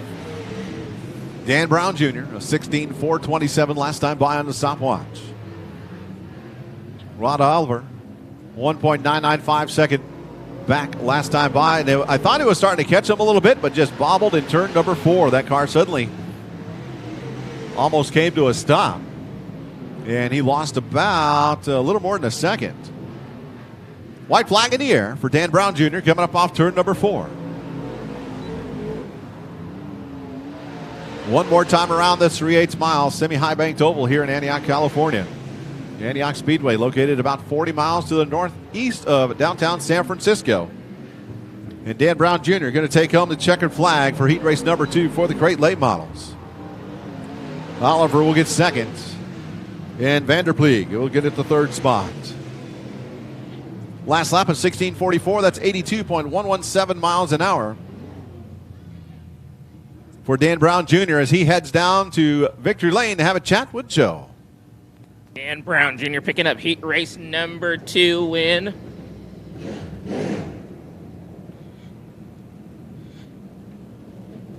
Dan Brown, first off, congratulations picking up that heat race win. You pretty much started out front and you kind of just checked out away from the rest of the field. Yeah, I've only been here, I think this is my 3rd time here. The track is completely different than the last 2 times. I have to just roll the bottom. But we've got a little small oil leak. We got to do a few changes, maybe tighten the car up, and we'll see what happens. All righty, well, there you have it. Dan Brown Jr. picking up heat race number 2 win. And I believe that is going to do it for us for the heat races here.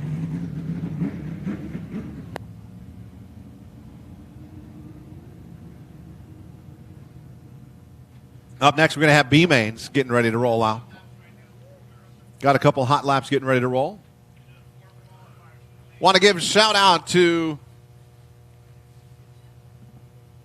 our sponsors for this event. These are the lap sponsors. I want to say thanks to Delta Transmission, LB Vinyl, Nighthawk Defense Group, Katrina Niss Photography. All put in money towards the lap money, as it's called, not a specific lap. 6-2 Graphics involved, as well as Polar Bear Rolled Ice Cream. J. Cole Recovery Homes Incorporated, another proud sponsor. TBX Graphics. 5150 put a large chunk of change in there. Get out of town professional pet care. Super Clean, the Tough Task Grease Degreaser. Competition Carburation and McCauley's Agricultural and Pest Services. They know what bugs you. Also a proud sponsor. Also thanks to some individuals, Jake Betancourt, Hot Shots Motorsports Photography, that's Jim Thompson. Robbie and Chris Sorensen threw in some money. The Hulkster, Kevin Beard. Antioch Speedway Days of Old Facebook page. Adam Kajala. Kyle Lyle. Dan Jones, Tom Climans, and Chris Long all throwing money at this thing for tonight and last night. Just stomp on it, Bob Hernandez. Bob and the Hulkster running our camera operations down there. Thank you very much. Bob Newberry, Angela Brown, Chris Bennett, Adrian Frost, and George and Judy Arth. All our lap sponsors. Want to give a big shout out to them and say thank you to them. Round of Pit Crew Challenge coming up. And our main event for the hobby stocks. It's 2 25-lap sections. It's a 50-lap race, but they're taking a break, 10-minute break at the 25-lap mark. And there's a Pit Crew Challenge by Elite Risk Management. Top 3 teams will get $100, $50, and $25 in that order. And the Pit Crew Challenge is they get 2 pit crews to come out, or 2 members to come out, because the pit stops are going to happen on the front straightaway. And the first 3 crew members carrying either a can of gas or a tire will be the winners of the Pit Crew Challenge.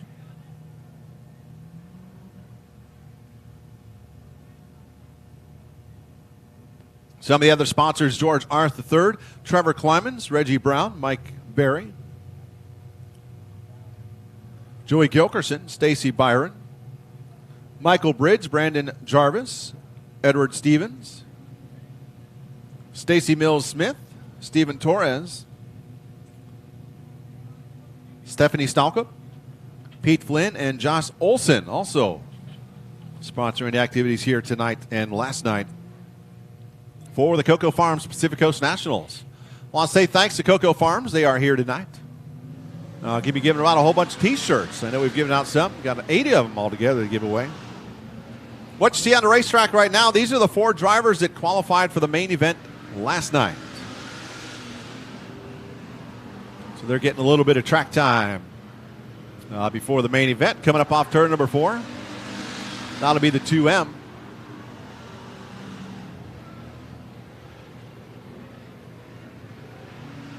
Of course, that's Philip Shelby out of Olivehurst, California. Behind him, it is a 70S. Second place in points here at Antioch Speedway this year, Jeff Betancourt out of Brentwood, California. Then we fall back to the 80D. That is the winner of last night's main event, Dylan Wilson out of Bakersfield, California, as Betancourt spins in turn number 4. And Aiden Ponciano in the 225 going directly to the big show after last night's main event. Those are your 4 qualifiers directly from last night to tonight's big main event for the $5,000 a win, Cocoa Farms Pacific Coast Nationals. That 80D car is going to be tough to beat. He was fast all night long of Dylan Wilson. Right now, Aiden Ponciano holding his own with Philip Shelby. 225. Aiden, one of our young guns here at Antioch Speedway, has gotten faster and faster all season long. Got some good coaching. Jeff Betancourt had the opportunity late in the season to be able to be the points champion, but Larry McKenzie Jr. able to hold off and take home that championship. So our 4 qualifiers for the A main from last night, taking some hot laps here tonight.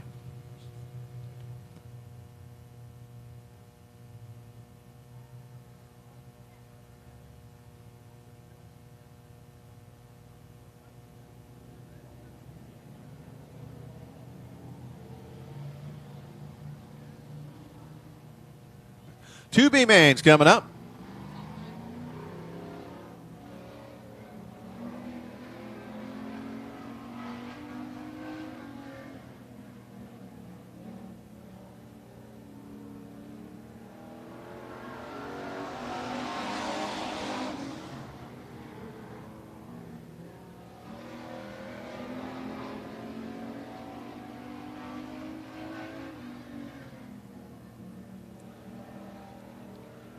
Got a little hot lapping real quick. That is the 26S of Steven Johnson.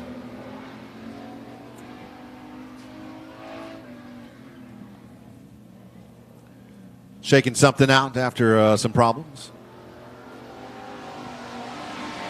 Coming up at intermission, don't forget, kids, you get to go down on the racetrack as the cars, after the cars come out, and do some trick-or-treating if you're. Hopefully you're all dressed up. Got yourself one of those lighted up balloon thingies.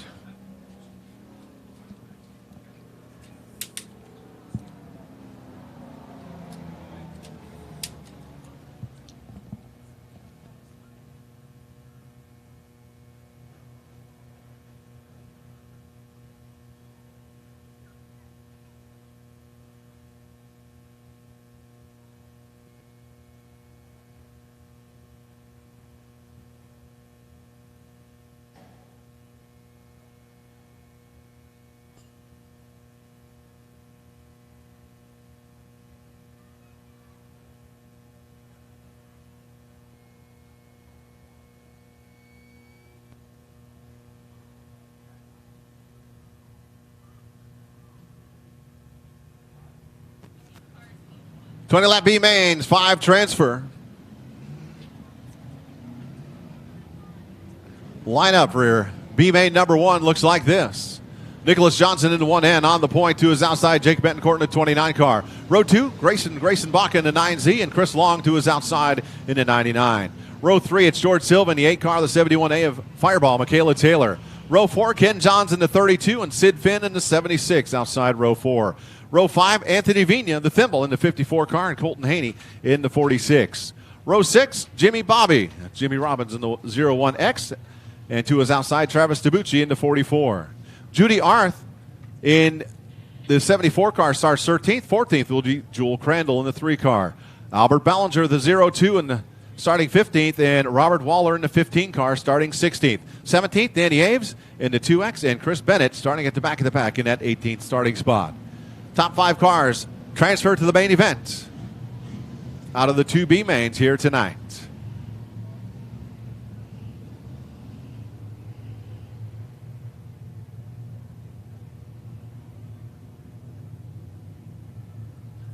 Lights out coming around the green flag. Nicholas Johnson on the point.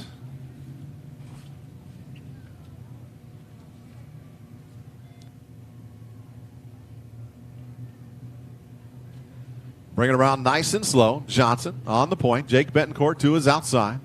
Jake getting real racy here this weekend in that 29 car. Green flag in the air. Up off turn number 4, Nicholas Johnson gets a good jump, as does the 9X of Racing Grayson Baca. He gets out to the 2nd spot. So our 5 transfer cars right now. Nicholas Johnson, Jake Betancourt, Grayson Baca, Chris Long, and Michaela Taylor, although 3 wide down the front straightaway. Taylor was getting squirrely, as was the 54 car of Anthony Vina. George Silva down on the inside of Taylor right now. And yellow the yellow flag is for, out. Yeah, Judy Arth. Nicholas Johnson, another one of those that I guess you can say had one of those disqualifications for the one-in machine. As you see him running a B feature. Nicholas Johnson always strong every time he comes here. As you remember, back-to-back winner in the stock cars for our Bill Bowers Memorial race here back in a hobby stock, trying to chase that $5,000 prize here for the Cocoa Farms Pacific Coast Nationals. Working on getting the lineup set.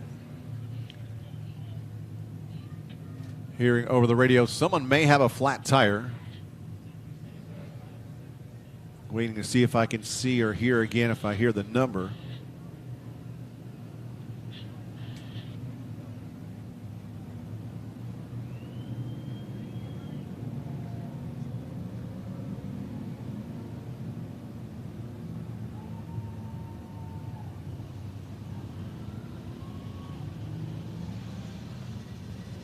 One car leaving the racetrack, two cars leaving the racetrack. 76 car of Sid Finn having a flat tire leaving the racetrack.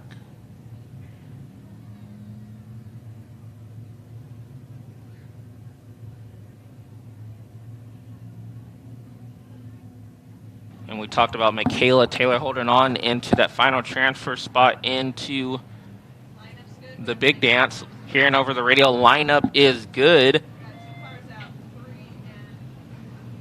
As this track is coming together very nicely as well. For how cold it is, some moisture we had earlier during the week. Going to be a fantastic show for this 50-lap main event.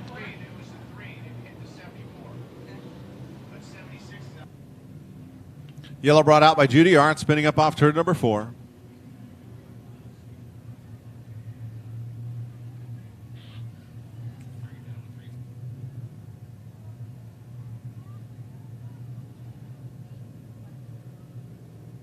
Jewel Crandall also in the pits. Jewel Crandall is rolling. Sounds like they're heading their way back. So Nicholas Johnson on the point. Grayson Baca second. Jake Betancourt third. Chris Long fourth. And Michaela Taylor in the fifth spot. Sixth, George Silva. Anthony Vigna seventh. Ken Johns eighth. Jimmy Robbins in the ninth spot. And 10th is going to be Travis Tabucci. Albert Ballinger 11th. 12th is Colton Haney. 13th is going to be the 15 of Robert Waller. 14th is a 6 car of Chris Bennett. And at the back of the back is Judy Arth right now. Next to Judy is going to be Jewel Crandall. She's getting ready to roll out.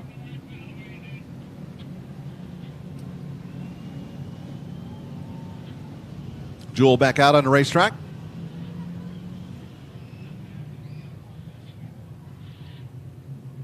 Still going to wait, I believe, one more lap for the 76 machine. And I believe here he comes, Sid Finn, as he's rolling out back onto the racetrack.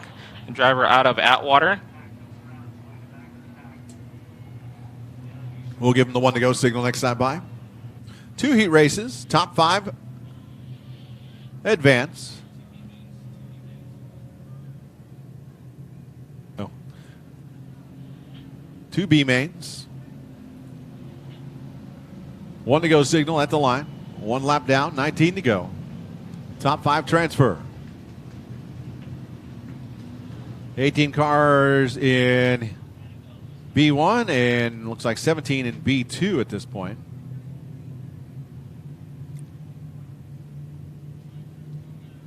Nicholas Johnson bringing around nice and slow. Getting them side by side by side all the way back through the field. Johnson in at one end. Through turns 3 and 4, getting ready to come to that box there at turn number 4. Green flag in the air. Green flag back out in the air once again. Looks like Nicholas Johnson's going to jump out to the early lead as he's on the brakes going into turn number 1. Grayson Baca push-ups the racetrack. He's going to allow Jake Betancourt to get by, or they're going to battle side by side down the back straightaway. And he's going to lose position. Baca rolls into third as he slides all the way around. Oh, Michaela Taylor, she's trying to get racy with Chris Long in the 99 machine for that 4th place position.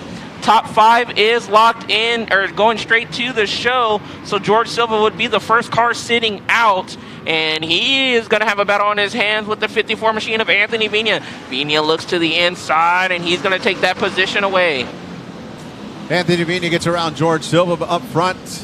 It is all Nicholas Johnson by over 2 seconds before you get to Jake Betancourt now in the 2nd spot. You got a battle for 3rd as Baca. Oh, Jake Betancourt spins in turn number 4 right in front of the battle for 3rd. Yellow flag is out.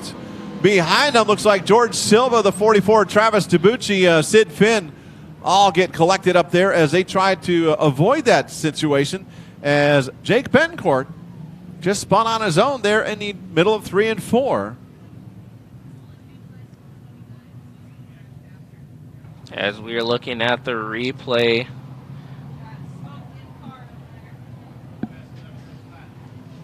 the 15. Got a lot of fluid getting late.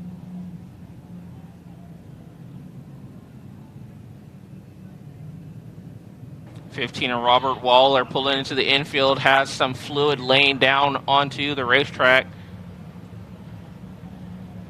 as he has heavy smoke coming out of that race car. And yes, you can see a lot of fluid as it starts in turn number 1. Hulkster, I don't know if you can see it on camera, but if you show turn number 1, you can see how much fluid there is down there, and it is transmission fluid we're hearing over the radio.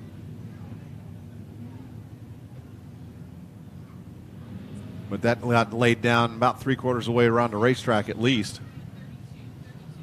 As Robert Waller not here last night, Joe, came out tonight trying to get his way into the big show, but his night looks like it's going to be done.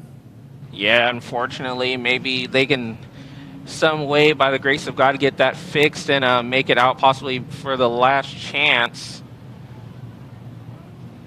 Drivers are running through it there in turn number 1. That is not a spot you want to hit coming into turn number 1. No, that's a transmission grease. That's slick, snotty, slippery stuff. And I'll just say you will not be turning through the corner. You'll be sliding right up into that turn number 1 wall. It's not like a paved track where you put down some kitty Yeah. litter and clean it up. It's just run through it a few times, work it in, and then go racing. You know it's there. Try not to hit it when you're going down the front straightaway. I want to say thanks to our sponsors, of course, Cocoa Farms. Title sponsor here tonight, located in the heart of Contra Costa County in Antioch, California. Cocoa Farms is open 7 days a week, and they're committed to providing unparalleled cannabis dispensary experience. With over 500 different products available, they have something for every type of customer. Pacific Coast General Engineering. Their phone number is 925-252-0214. Pacific Coast General Engineering, another proud sponsor and title sponsor of tonight's and last night's racing activities for the Cocoa Farms Pacific Coast Nationals Hobby Stock $5,000 to win events. General Plumbing Supply Company in Brentwood, California. Their number 925-634-6660. 925-634-6660. General Plumbing Supply Company, Brentwood, California. McCauley's Agricultural and Pest Services. They know what bugs you. They do lawn and tree care. They do weed spraying, and they do the pest services. Their number is 925-634-1255. 925-634-1255. Again, McCauley's Agricultural and Pest Services. They know what bugs you. C&J Favalora Trucking in Martinez, California, another proud sponsor. Give them a call for your trucking needs. C&J Favalora Trucking in Martinez, California. Delta Transmission, Delta Drivelines, another proud sponsor. They do foreign and domestic transmissions. They do standard and auto, rear differentials, transfer cases, and drivelines. They're located at 1105 Sunset Drive in Antioch, California. Their number 925-754-1870. 925-754-1870. Delta Transmission, Delta Drivelines. Cresco Equipment Rentals. For all your equipment rental needs, give Cresco a call. Their number is 800-649-6629. 800-649-6629. Cresco Equipment Rentals. Polar Bear Rolled Ice Cream. Gotta love ice cream. Head on over to Polar Bear Rolled Ice Cream at 2581 in Main Street, Oakley. Some great ice cream. Polar Bear Rolled Ice Cream. 2581 Main Street in Oakley, California. And Print Club, 1913 Vern Robert Circle in Antioch, California. For all your print needs, give Print Club a call. Go see them at 1913 Vern Robert Circle in Antioch. Print Club, proud sponsor of Race-O Jackpot.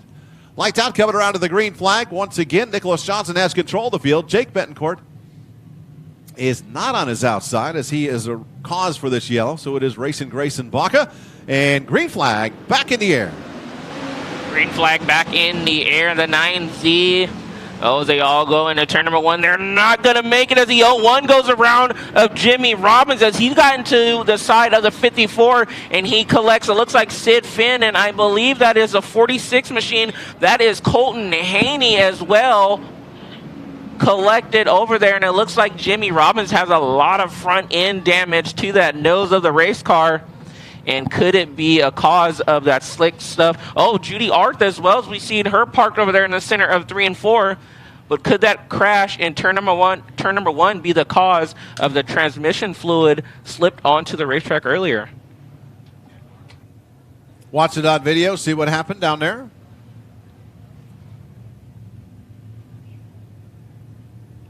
So the 54 car got into the back of the 99 a little bit. He had to get on the brakes, and Jimmy Robbins got into the back of him and went around.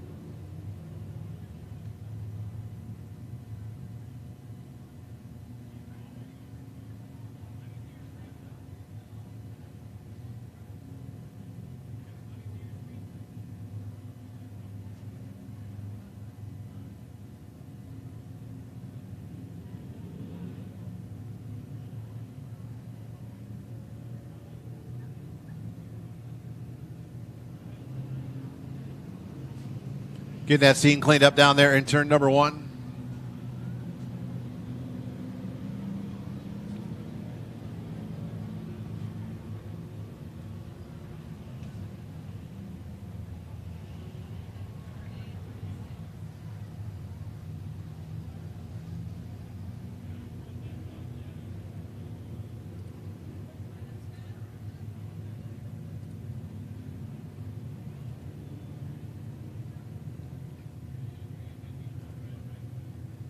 Lineup is set.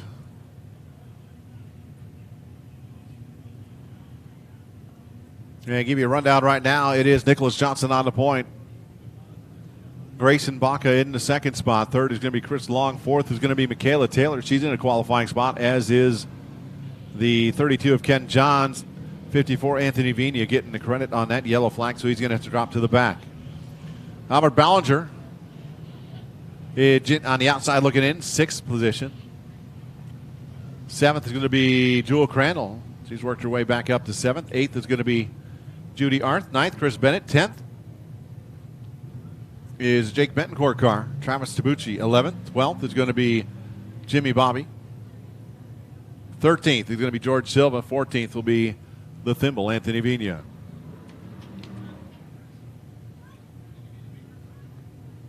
It's like Colton Haney's able to drive away.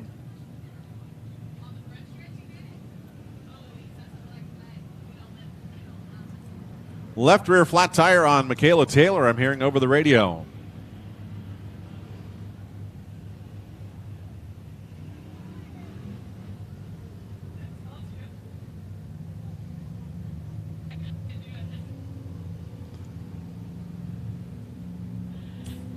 Hearing Michaela Taylor, Fireball has a flat tire in a qualified position. Oh, that is not good to hear. Michaela Taylor. Looks like they're having a chat with Anthony Vina down there. He's trying to figure out the situation. Got some debris on the front straightaway. Fabulous Bob is telling me.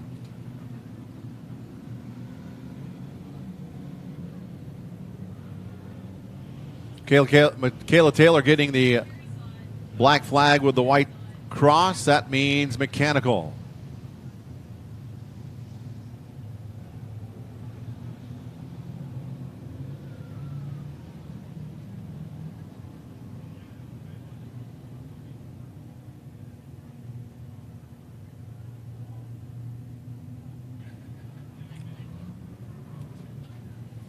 '54 car is going to get the black flag after flying the bird at the officials. Nicholas Johnson in a qualifying spot right now, as is Jake Betancourt. Or I'm sorry, Grayson Baca. Jake Betancourt is not. He had to drop to the rear after getting involved into an incident. 2 yellow flags to go. Oh, yes, and Michaela Taylor leaving the racetrack. It looks like, as you said, had a flat tire.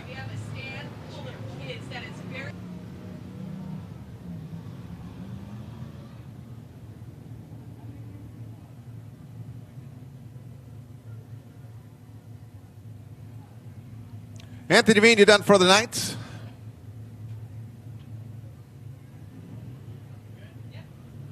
lineup is set.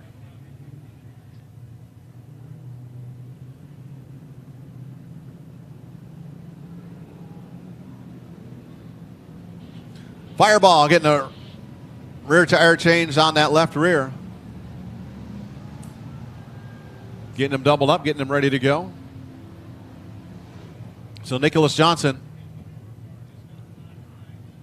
Grayson Baca.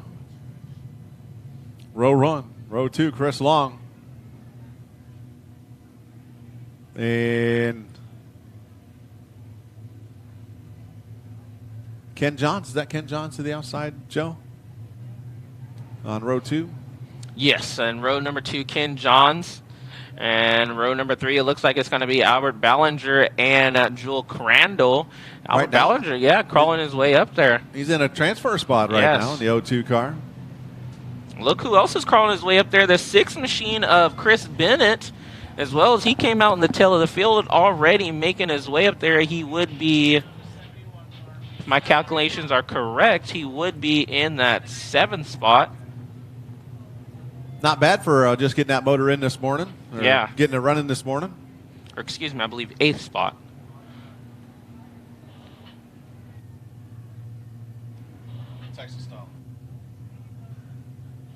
Hearing the, going to give the one to go, Michaela Taylor, Fireball. Rolling towards staging.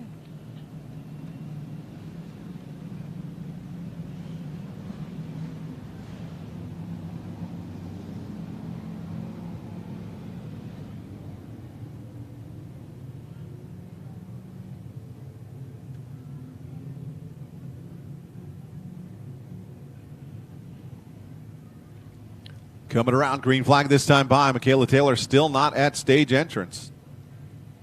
But green flag coming out this time. Nicholas Johnson.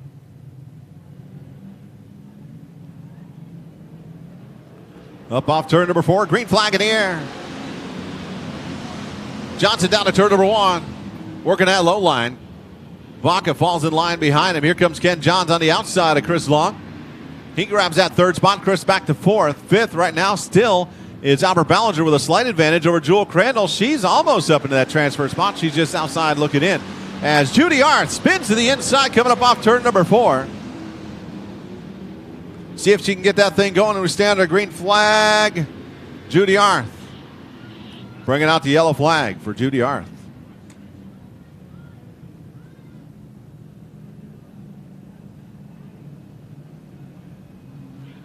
That lap counted. Judy not able to get the 74A running and rolling again. Now she gets it rolling. She kind of came up off turn number 4. Jewel Crandall had to cut down a little bit. Judy cut to the inside and just spun herself out.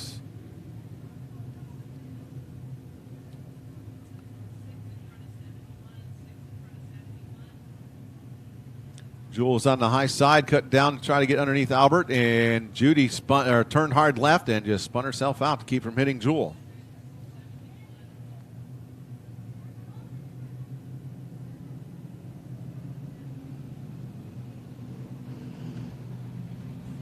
Nicholas Johnson on the point. Chris Long 2nd. Baca 3rd. 4th is Ken Johns. 5th, Albert Ballinger. That's your transfer cars right now. Jewel Crandall. Jake Betancourt's climbed his way back up to the 7th spot. He's almost back into a transfer spot after spinning out from 2nd. Chris Bennett is 8th. 9th is Michaela Taylor. Yeah, Michaela Taylor racing her way through the field already. There's still a lot of laps left. 16 laps left in this B feature, so we still have a lot of time left.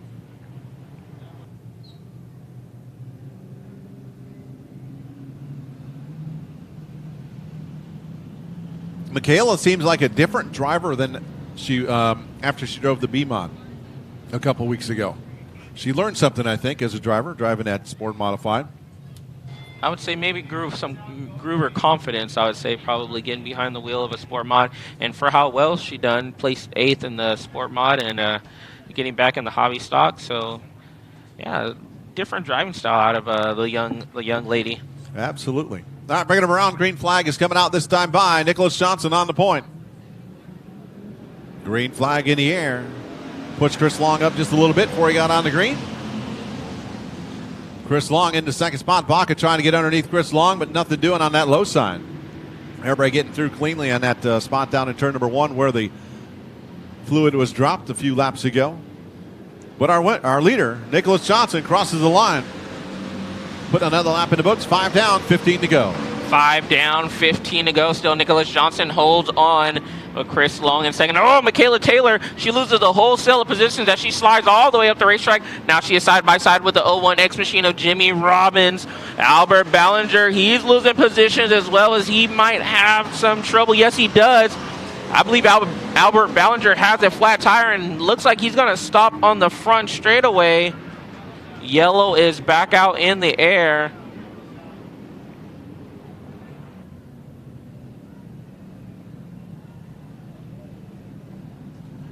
Ballinger gets that thing rolling again. Or trying to get that thing rolling again. It's going real slow. The motor on that, he said that thing has been running in that car since I think he said 2018. 32, Ken Johns just pulled out of a qualifying position, left the racetrack.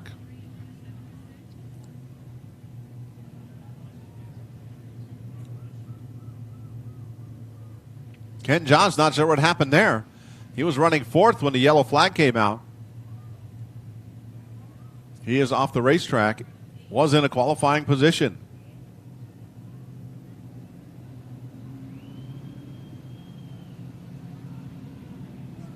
Nicholas Johnson, Chris Long, 1 and 2. Grayson Baca, 3.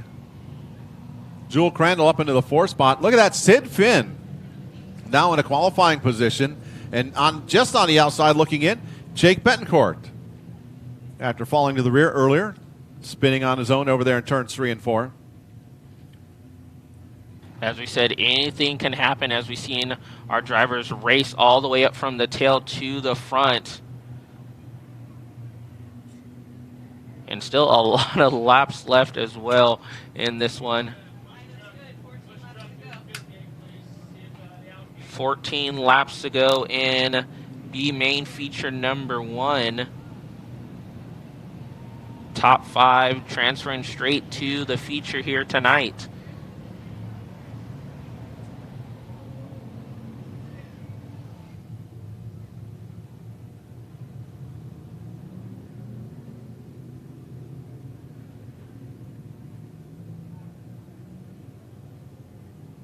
Getting a push truck to go through pit exit because Ken Johns did not show up in the pit area.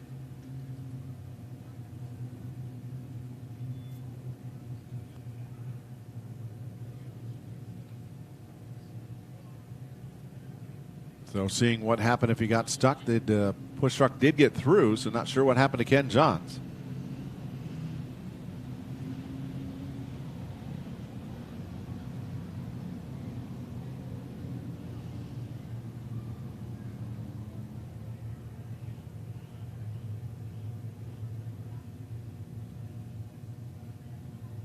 Going to come around, 1 to go signal this time by Nicholas Johnson on the point. B main number 1 for the Hobby Stocks.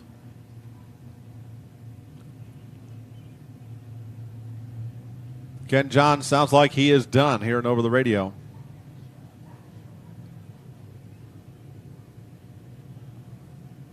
Give him the 1 to go signal. Coming around to the green flag next time by. Top 5 transfer to the A main. B main number 2 coming up next. Demasi Scoggins wasn't here yesterday. He's starting on the pole for B main number 2, Joe. Jake Archibald will start outside the front row for B main number 2. This time Nicholas Johnson bringing it around a little quicker than he did last time.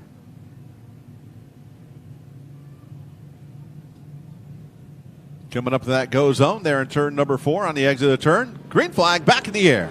Green flag back in the air once again. Nicholas Johnson still holding off Chris Long and racing Grayson Baca. Oh, Jewel Crandall and Sid Finn side by side. Sid Finn's going to try to look into the inside as he's going to try to take 4th place away. And he does. Now he goes after the 9Z machine. Here comes George Silva. George Silva's on the back bumper of the 3JC machine of Crandall. He wants to get that final transfer spot into the big dance. One thing you got to wonder, how many cars? The cars aren't allowed radios, two-way radios to communicate with their crews, but you will find that crew members stand on the back straightaway back there in those grandstands and do hand signals or arm signals, and wonder if anybody is telling Jewel that you are in a transfer spot. Go as hard as you can. But here comes George Silva down on the inside for that final transfer spot into turn number 3. Jewel Crandall on the high side, George Silva on the low side, and here comes Jake Betancourt as he now is on the inside of Jewel Crandall. George Silva has that final spot, but Jake and George touch. Jewel has to get out of it. Jimmy Robbins gets into Jewel. He goes to the infield. And here comes Michaela Taylor, fireball. She comes out of nowhere. She's going to get around the 3JC of Jewel Crandall, and she is on a mission across the line. She's already in 7th. She sets her sights now on the 8 machine of George Silva as Crandall's going to try to fight back the 0-2. Albert Ballinger, looks like it's over for him here tonight as he has a flat tire, I believe. Oh, she does battle with George Silva. They make contact, and around goes Silva in turn number 4. Yellow flag is back out, and oh my. Controversial move possibly by the 71 machine.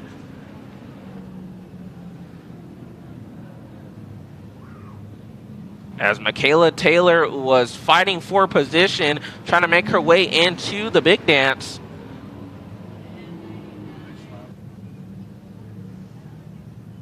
Michaela, after falling to the back of the pack with a flat left rear tire, been making up ground.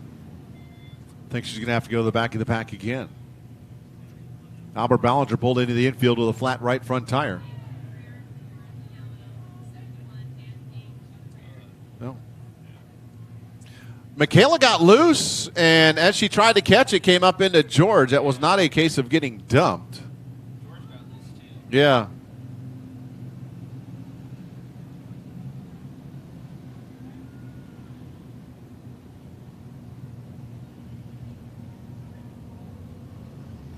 So Michaela Taylor got loose on the inside of George Silva, and in the process of catching it, ran up the hill.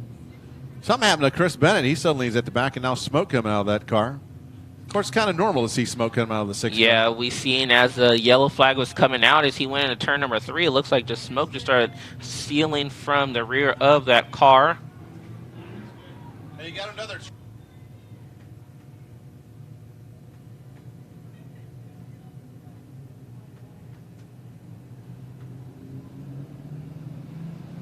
Looks like some additional fluid might be getting laid down somewhere. And we just heard over the radio that we are over on time, so unfortunately next yellow will end this B main event, or B main number 1. As we are 10 laps in, still 10 to go, so we are just on halfway as of now.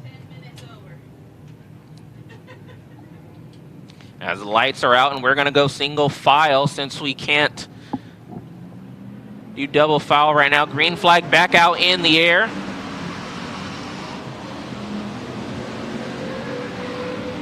Still, Nicholas Johnson holds on over Chris Long, Sid Finn, Grayson Baca, and Jake Betancourt. Oh, and Jewel Crandall and Jimmy Roberts banging down the back straightaway as she's going to take that position away, or she's going to hold on to that position, and around goes the 74 machine of Judy Arth, and I believe that is going to do it here for this B main event number 1 as the yellow flag is back out in the air.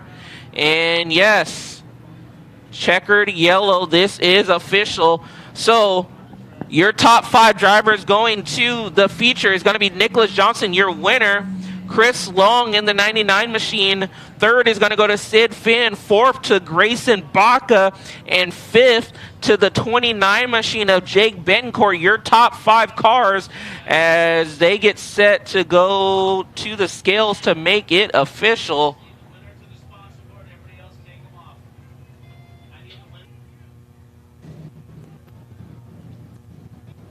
Nicholas Johnson making his way to victory lane after winning the B main here.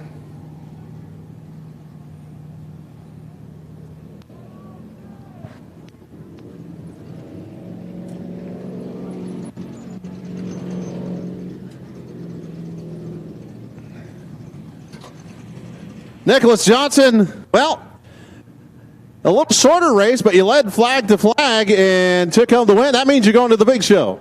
Yeah, I don't even know how many laps I ran. It felt like I ran the whole main event tonight, so still got some work to do on the car. It felt good, but could be better. Thanks to all the guys that are putting this on, Coco Farms. You guys are awesome. If I don't get to say it tonight, Wonkum Race Engines, love you guys. Thank you for loaning me your motor, trusting me with it. All my family at home, I can't appreciate you guys enough. Nicholas Johnson, winner of B-Main number 1. Good luck tonight in the main event. Thank you.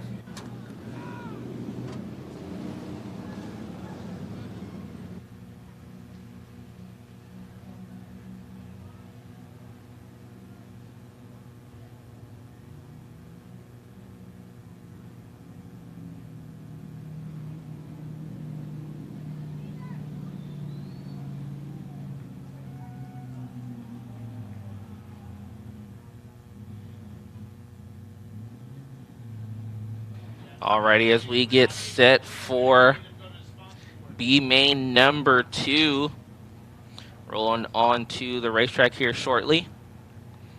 And we will take another 5 race cars in this 20-lap B-Main event number 2 as they get set to roll onto the racetrack.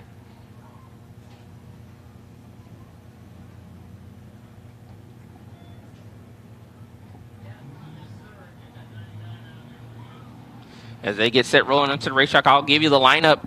Starting row number 1 is going to be the 21D machine. That is going to be Demasi Scoggins.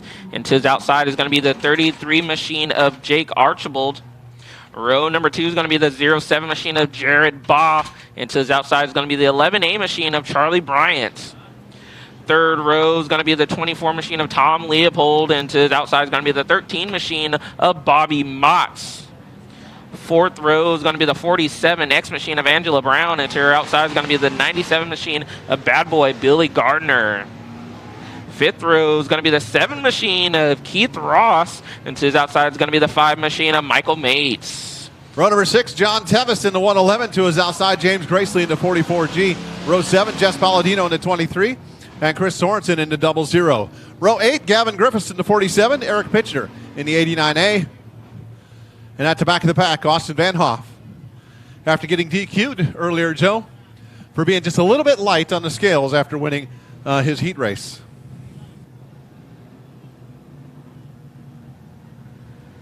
Well, Demasi getting a good starting spot. Not a great place to start up there on the point for B-Main number 1 after starting at the back of his heat race earlier. Got 21 car. Lights are out here for B-Main number 2. As Scoggins and Archibald, your front row. Once again, top 5 transferring straight into the feature. As they come around turn number 4, green flag is going to get set to come out. Green flag out in the air. And they're going to call that one back, Joe. Like the 21 machine jumped a little bit early on that one. And we're going to try this again. The 21 machine getting a little bit left foot heavy on the gas pedal. A little bit too early. Now, just to explain while we got a minute, Joe, the time thing, the reason we cut things short, it is a time is generally a minute and a lap is what we're allowed. And we do go over if we have time a little bit. And we were more than 10 minutes over on the B-Main number 1. That's why we ended up having to call it, do the number of yellows, as we do have a curfew here at this track. 10 o'clock is a curfew. So we do have to get it all in, and we do have a time limit on our races. So that's what happened there. If you're just tuning in, I know we have folks from watching all over the country. Thanks for tuning in to Antioch Speedway TV. Lights out coming around. Demasi Scoggins in the 21D has control of the field. Coming up at intermission, folks. Don't forget, we got trick-or-treating down on the racetrack. Coming up off turn number 4, Demasi Scoggins with the green flag. There we go. Archibald to his outside. Down the front straightaway. That 21 car, though, gets there first, Joe. 21 of Scoggins, and here comes Jared Baugh in the inside of the 33 machine of Archibald. Charlie Bryan as well. three-way battle. We have Michael Mates around, and he's going to try to keep it going before the yellow flag comes out. Can he get it going? Yes, he does.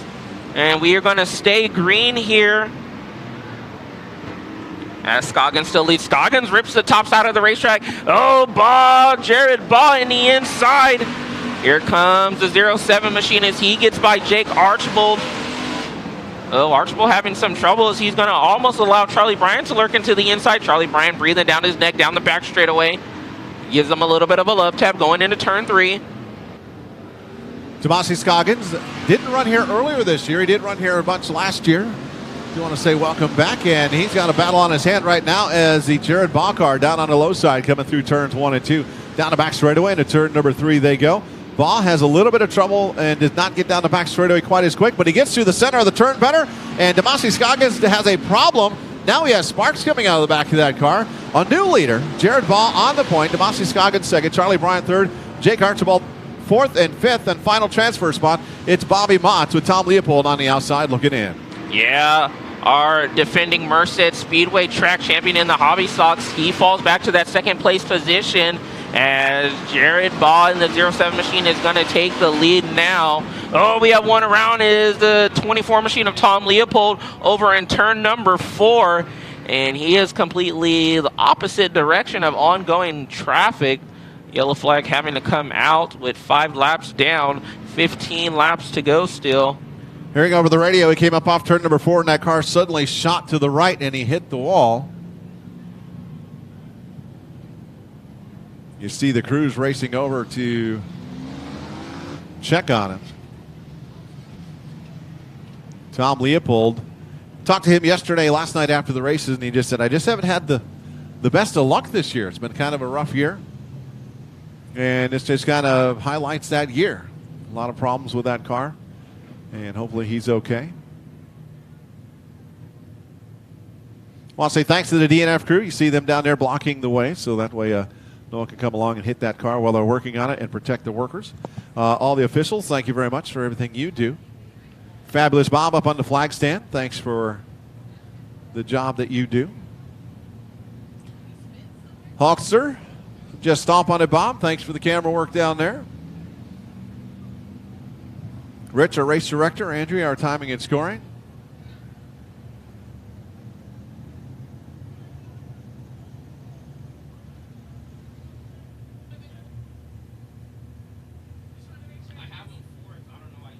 Joe, thanks for all you do. You as well, Riley. We really appreciate you. And thanks to all the fans. Thanks for got a great looking crowd here tonight, and everyone watching on Antioch Speedway TV. Thanks for tuning in. This is not the end of the season, as long as Mother Nature cooperates. The Friday, Saturday after Thanksgiving, we will be running 2 nights of racing, Turkey Night number 1 and Turkey Night number 2, sprint cars and the mini stocks on Friday night, Saturday night, the IMCA stock cars, along with the modified, sport modifieds, and the hobby stocks will be running on the 27th of November for our final race of the 2021 season, weather permitting. Whatever happened, he got saved by the yellow.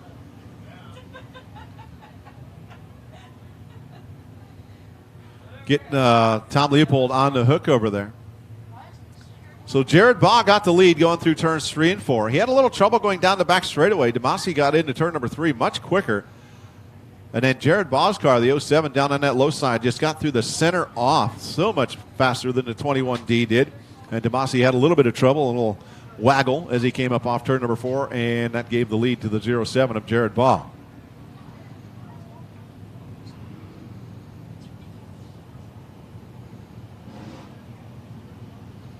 A lap later is when Tom Leopold, coming up off turn number 4, suddenly that car just turned hard to the right. And we are walking him down to the ambulance just to kind of get checked. A little wobbly. He's walking away, but the ambulance crew is coming out to check on Tom Leopold.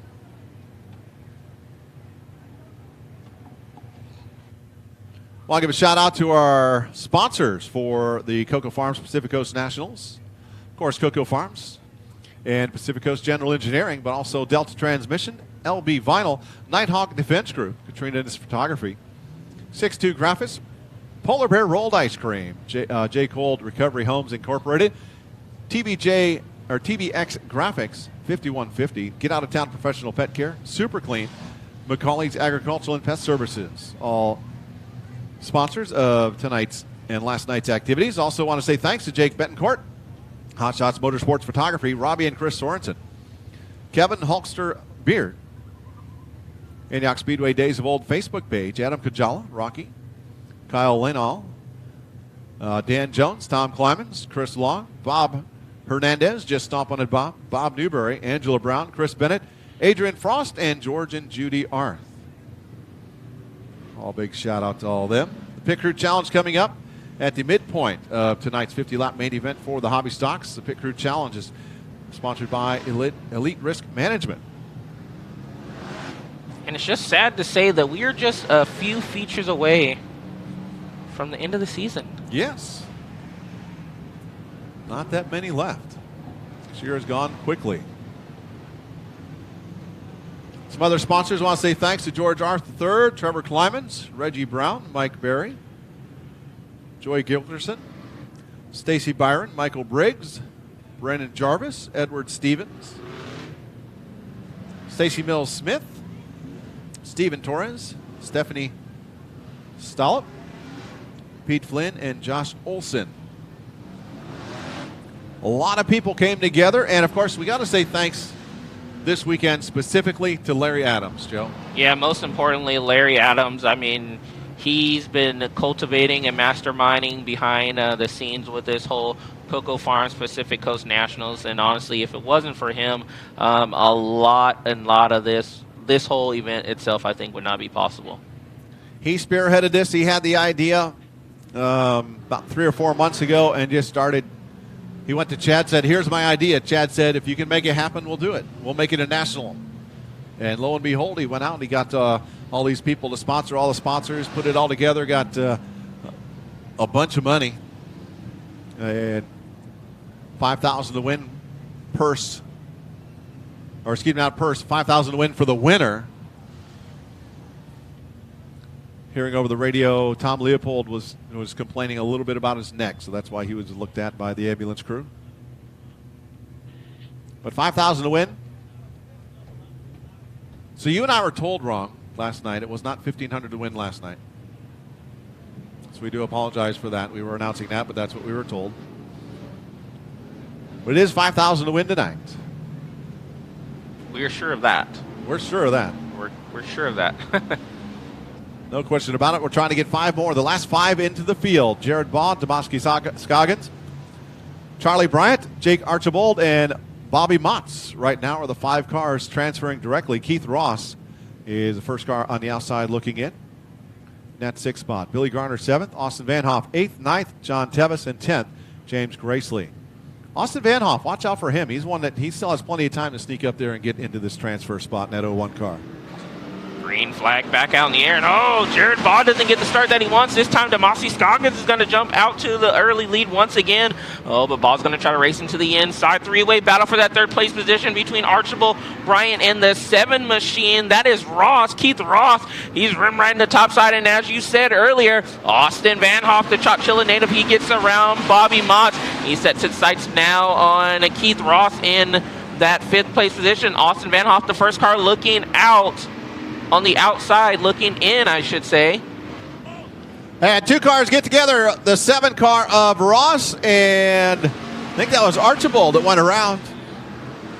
He went down on the low side of Archibald going down into turn number 3. They came together, and around went the 33 car.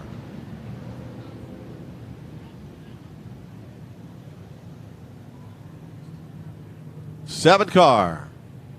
Keith Ross driving down hard into turn number 3. Got into the inside left rear of the 33 car.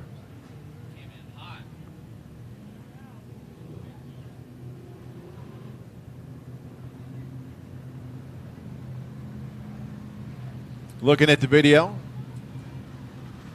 7 car just went right down there into turn number 3. Boom. Around went the 33. 7 went up the hill, got into the Austin Van Hoff as well. Van Hoff kept going.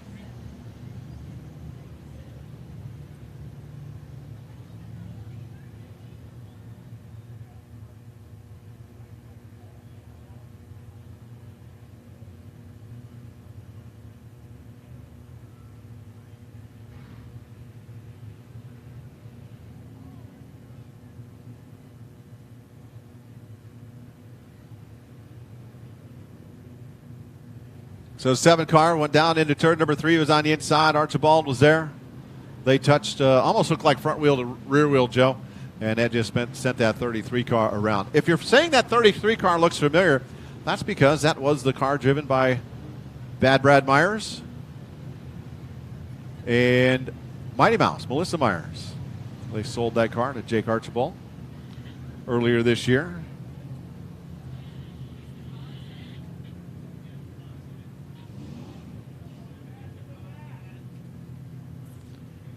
So he is 7 cars going to be done. So now our 5 cars that are on the inside, we got Demasi Scoggins, Jared Baugh, Charlie Bryant in the 3rd spot. 4th, that's going to move Austin Van Hoff. We were talking about him, Joe. He's now inside, and Bobby Mott's in that 5th and final transfer spot. The 111 car of John Tevis right now, he's got a bit of a vision problem. You look at his hood sticking up in the air right in front of him. Doubling him up. 6 laps down, 14 to go in B-Main number 2. Intermission coming up next, and kids, get ready to trick or treat. When we open up the gates, you can go on out to the front straightaway and trick or treat with the teams that'll be out here. We're handing out candy and showing off their cars.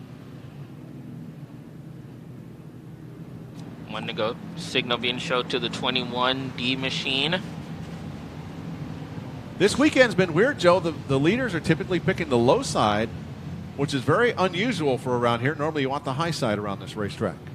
Yeah, something different. Obviously, the track, I would say, it's kind of been pretty fast on the bottom. Obviously, still searching for that moisture on the bottom. And if you get up high enough, you can probably get some moisture up top. With the lack of horsepower, I'm not sure what the hobby stocks might try to do that. But here we go. We get set green flag back out in the air once again. Demasi Scoggins gets a good jump on the field. Here comes Austin Van Hoff. Austin Van Hoff's going to try the top side of the racetrack. Oh, Charlie Bryant gets into the back side of the 07. There goes Austin Van Hoff. He could possibly be driving a little bit angry as he was light, as you said, across the scales. And he's going to try to grab that 2nd place position from Baugh as they go into turn number 1. Demasi Scoggins goes up high in the middle of 1 and 2, comes off number 2, gets a great shot down the straightaway. Got some debris in turn number 2 up. Looks like a fairly large piece of something up there. Wait and see if we have a yellow flag as Scoggins in the 21 car with the lead. Jared Baugh holding off. Jared Baugh holding off the 01 of Van Hoff as they go down the back straightaway into turn number 3. Right now, Austin, yeah, he wants to win, but it's not the most important thing right now. At this point, it's about making the main event. Just as you're talking about the debris, it might be a cause of it's up high enough out of the racing line is the reason why we're not seeing the caution. So if you are paying attention to that, asking why are we not bringing out the caution, that could be the cause of it, as it is high enough. Jared Baugh has had a problem, a bobble up off turn number 4. That opened up the door. Here comes the 11A of Charlie Bryant to the outside originally of Van Hoff. Now he cuts over, gets underneath Van Hoff as Van Hoff had to get out of the gas when the 07 got bobbled up. Put Charlie Bryant up into that 3rd spot, and Van Hoff coming back. 1 car spins around in turn number 2. Yellow flag out for the 00 of Chris Sorensen. Still having troubles this weekend as he had some transmission problems. We did not get to see him race and had some trouble in his heat race and now having some trouble here in this B-Main event. He was running an 8th when he spun on his own, hearing on the radio. Sorensen, a couple years away and coming back 2 weeks ago or last week to get that car back out to try to run this event. After that car sat for those 2 years. It was just a small piece of sheet metal or a thin piece of sheet metal that they just picked up on the high side. I believe that was from The 111 machine, if I'm correct, of John Tevis. Kind of looks like the colors of his car. Yes. And 111 did yeah, pull off the racetrack.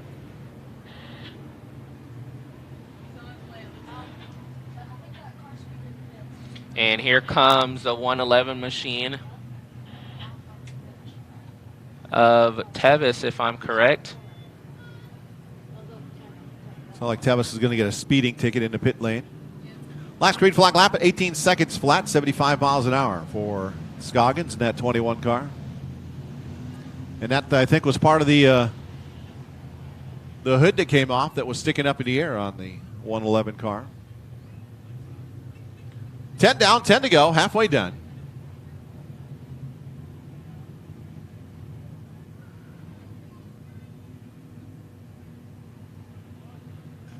As Scoggin has him bringing it around, lights out to go on green flag race, and Scoggins on the inside. It is Jared Baugh who got back out into the second in the high side. Austin Van Hoff in third, green flag in the air. Van Hoff gets on the inside of Baugh as they go down the front straightaway. Scoggins on the point. Battle for second up off turn number 2. Van Hoff, that car not working quite as well that low as he's having to go right now trying to get around the 07 car. And now in turns 3 and 4. Scoggins gets a little squirrely up off turn number 4. Slows him down just a hair. Baugh gets a run to the outside down the front straightaway into turn number 1. We got a battle for the lead coming up off turn number 2. Battle for the lead, and here comes Jared Baugh. He's going to try to pressure Scoggins for that lead once again.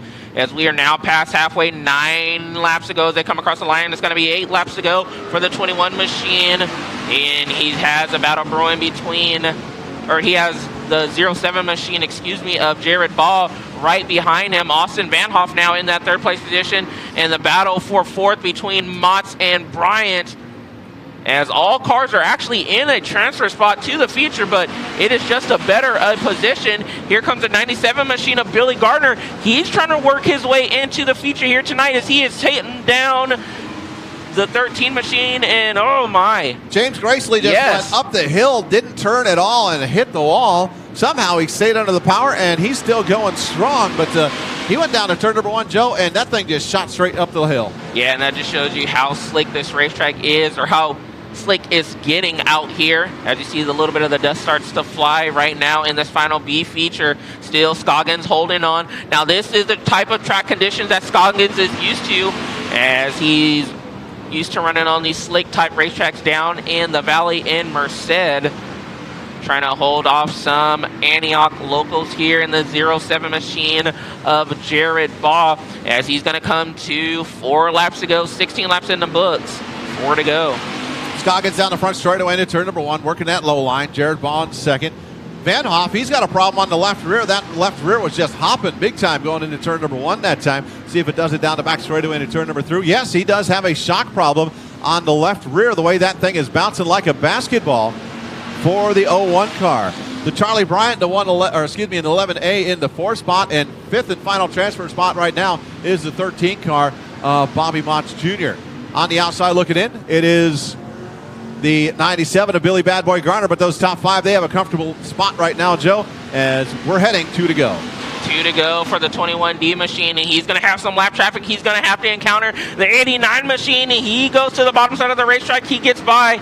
Demasi Scoggins gets by down the back straightaway, as he's going to see the white flag's going to be waved to the 21D machine one more time around, and he's going to win himself the B main event. Oh, James Gracely, he has trouble in turn number 2. Does Jared Baugh have anything for Scoggins? The 111 machine, he goes around. Checker flag is going to come out for the 21D of Demasi Scoggins, picking up B main number 2. Second is going to go to the 07 of Jared Baugh. Third to Charlie Bryan across the line as he gets by Austin Van Hoff. And 5th is going to go to Bobby Motts. Your top 5 transferring straight into the feature here tonight. As they get set to take them across the scales.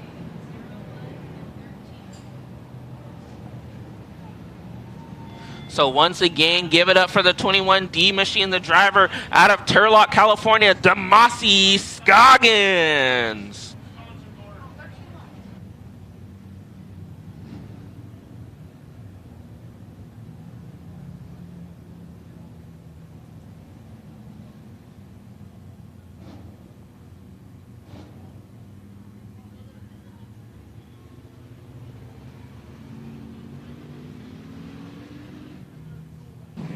Waiting for Demasi to make victory lane. After main number 2.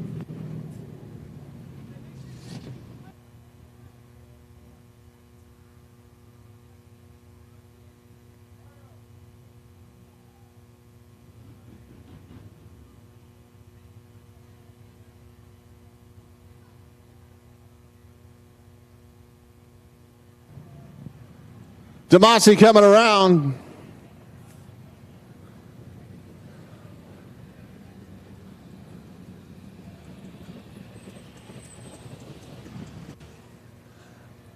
Well, you only come for day 2, but you make the big show, picking up the win here for B main number 2. Congratulations. Yeah, thank you, Antioch, for putting on this show.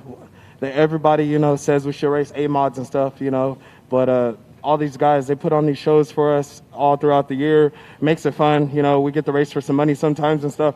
I hit the wall during hot laps, and bent a whole bunch of stuff. So I got to thank my crew and all the fans for coming out and stuff. And hopefully we put on the show for you guys. Hopefully I can win. So you made it to the main. What changes you got to make before you come back out? Probably just changed some tire pressures, but I want to thank my fiance for letting me come out. We just had a newborn a week ago, so she's at home holding down the fort with our 2 kids. So just want to thank her. I know she's watching on TV. Congratulations. Thank you. Demasi Scoggins going to the main event with a newborn sitting at home. Ladies and gentlemen, that's going to do it for our preliminaries. As you see people walking out from the pit area, we're going to start trick-or-treating here shortly. Get ready to go. As we're going to trick-or-treat on the front straightaway on the racetrack, and it's going to be a great time. When we come back, we're going to have main events. We're not done racing yet. We're getting close, but it's going to be a great time. You don't want to go away. Time to trick-or-treat. Come on down to the gate, and we'll let you out here in just a second. Those of you on Antioch Speedway TV, thanks again for tuning in. It is a beautiful night of racing here at Antioch Speedway. We do appreciate you taking the time to participate in our activities here at Antioch Speedway, both the fans in the stands and on Antioch Speedway TV. We know you have your choices of the activities you choose, and we appreciate you making Antioch Speedway your choice on this Saturday night for the Coco Farms Pacific Coast Nationals Hobby Stock $5,000 to win national event.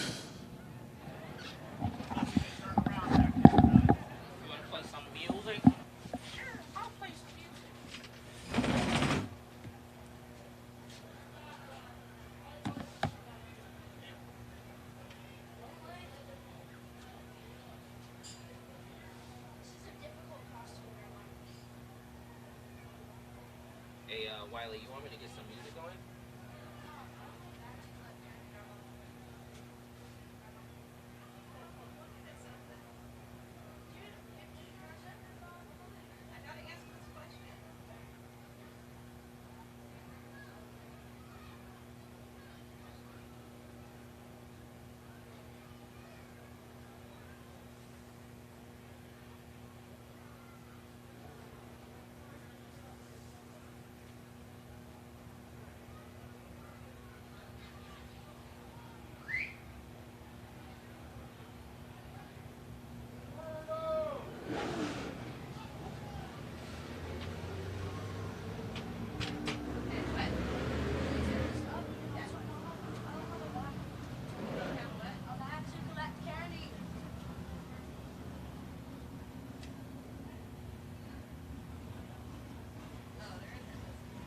What kind of costume is that?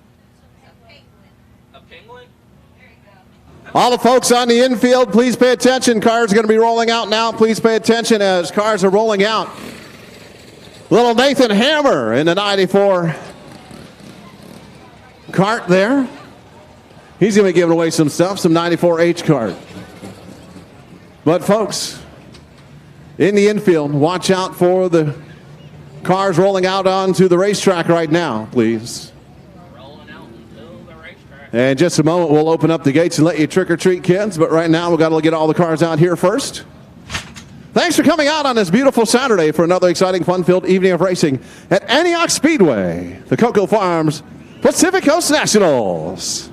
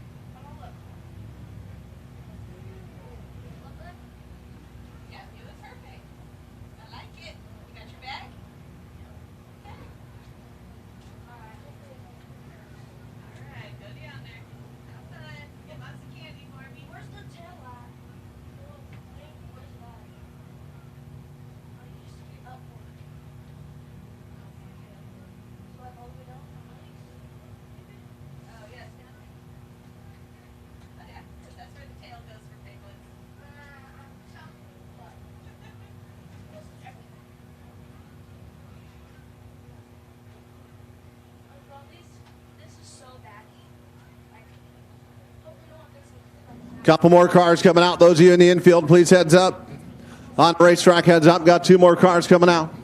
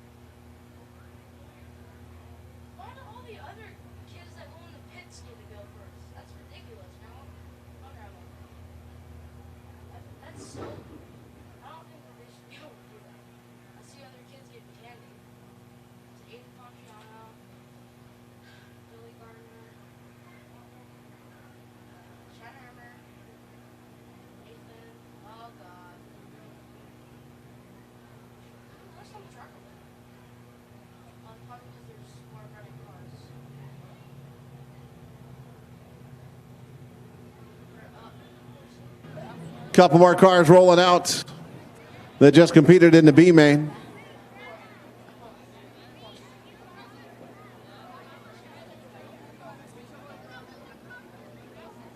All right, kids, please go through the gate safely. Don't run over each other.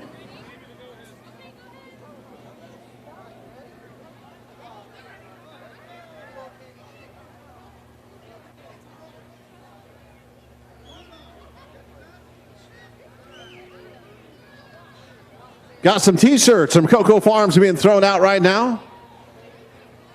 I tried throwing a couple. It was horrible. Really? My days of throwing things are not. My better days of throwing things are behind me, not in front of me, that's for sure. Great to see all the kids out here.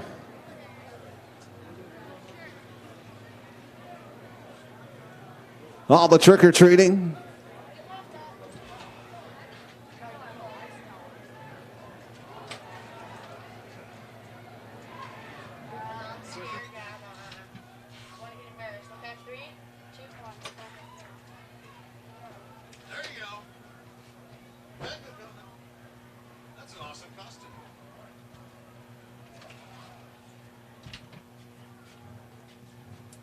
I came up here for a reason. What was it? Oh, I need you.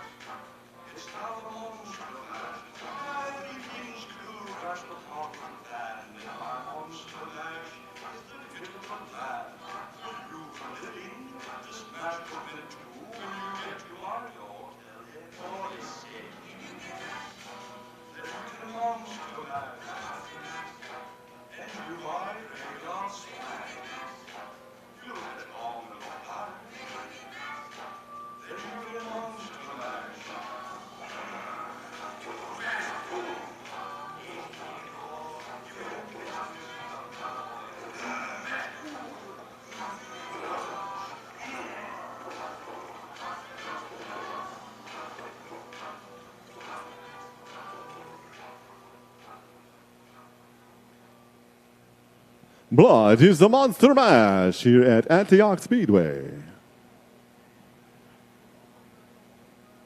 Happy Halloween from Antioch Speedway to you and your family.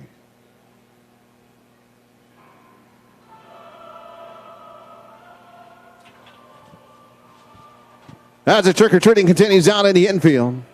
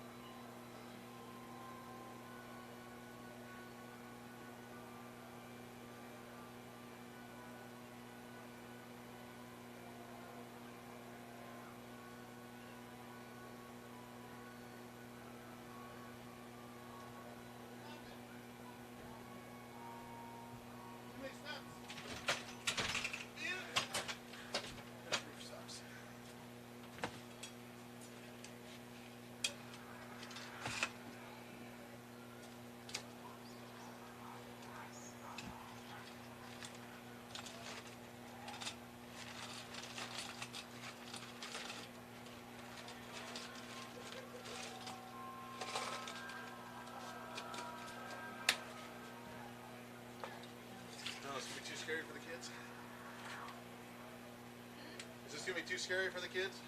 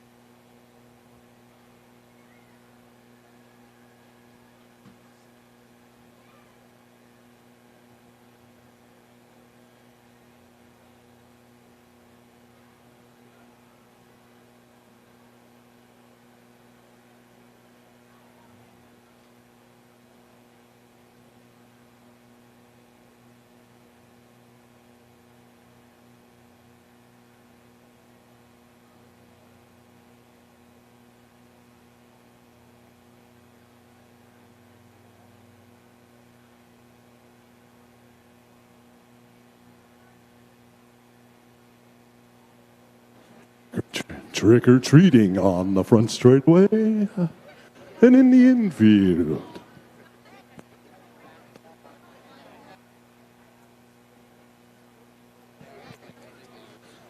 Michael Mates, how's it going, sir? Up and down. You know, I've had better, I've had worse. So what happened out there?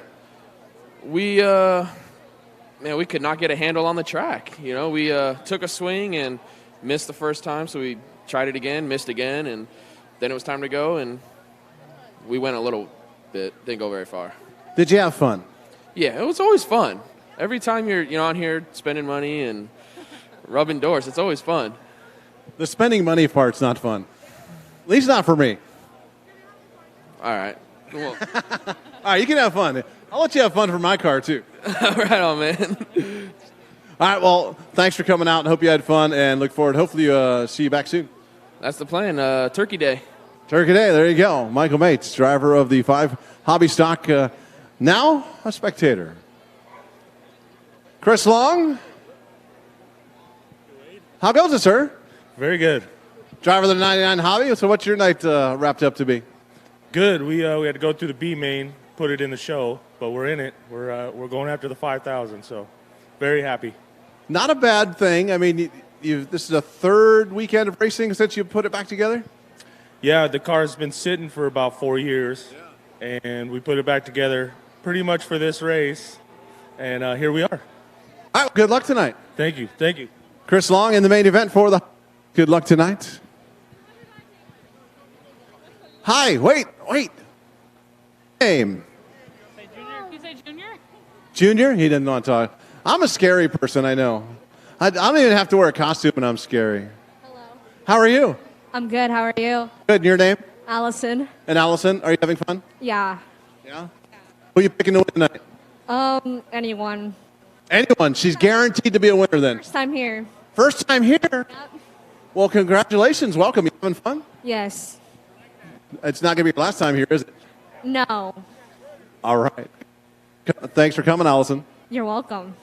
See you later. Andrew Pierce. Let's see here. You're a little short on the candy in your bucket there.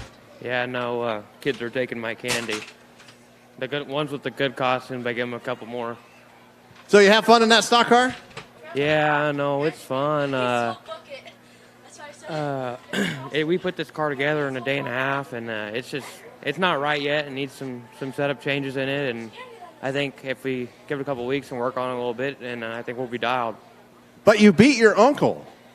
Yeah, I don't really want to beat him in these cars. I want to beat him in a modified. So that's my goal. All right, Andrew Pierce, driver of the 15P IMCA stock car here this weekend. Good luck. Yeah, thank you. As I continue my wandering around, I see a driver. Oh, speaking of Uncle Kellen Chadwick. Kellen, well, you thrashed on this car this morning. You brought it out, and your nephew beat you there in the heat race. Yeah, I was playing with it there a little bit, just having a good time, pushing them down the straightaway and screwing around. But we changed a bunch of stuff earlier, and then I've been just changing stuff all night. You know, so it's getting better. It's far from where it needs to be yet, but it's getting there. We'll just keep plugging away. All right, well, good luck tonight. Yeah, thank you.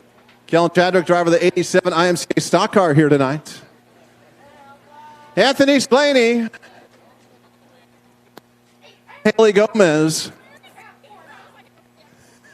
All right, you won last weekend. You're back out. You did well in your heat race. What do you think? But you didn't put numbers on your door. I was going to give you a hard time about that. What's up with that? You had a whole week for the 4X on there. I'm glad you brought that up because Josh is actually here tonight, and he tried to get him to make me a number for weeks. Well, the brother-in-law thing doesn't give you any pull? You think, he's hooking up with my sister, I'd get something out of him, but no. Nothing from Josh Combs in 1-2 graphics, but well, the stuff he does is awesome. You just got to get. You got to get the damn guy to answer his phone. Oh wow, you didn't even answer your phone. Okay, so I got to see if he'll answer my call. Yeah, I don't know. No, I'm just giving him a bad time. We're set up pretty good for the main event here. The track looks like it's going to be single file on the bottom, and the old girl right here pulled a 0, so it's going to be straight up lineup. So we'll start on the pole for the main. All right, well, good luck tonight. Thank you. I'm going to need it. As I continue my meandering around, as trick-or-treating continues here down in the infield. Jake Betancourt. Let me work my way around to the driver's side here of his 29J. As he's handing out some candy. Jake, man, you're running well this weekend. What's that? Said you're running well this weekend. Thank you. I've been doing a lot of work to the car, different changes, and it's really paying. You had to go to the back of the pack at one point, but worked your way forward again. How would you rate your weekend? I'd say it's an 8 out of 10. I couldn't have asked anything better. I made a lot of changes, and some of it backfired on me, and the car was a little tough to handle for a bit, but I think I got it worked out. All right, so good luck. Thank you. Appreciate it. Jake Benton and J Car. I'm finding it arranged on my microphone here as we continue with the trick-or-treating down here in the infield. What a great time seeing all these kids around here. Where's Nathan Thunderhammer in his awesome little car here? There's some ruts down here that'll bottom that thing out. Uh-oh, wait.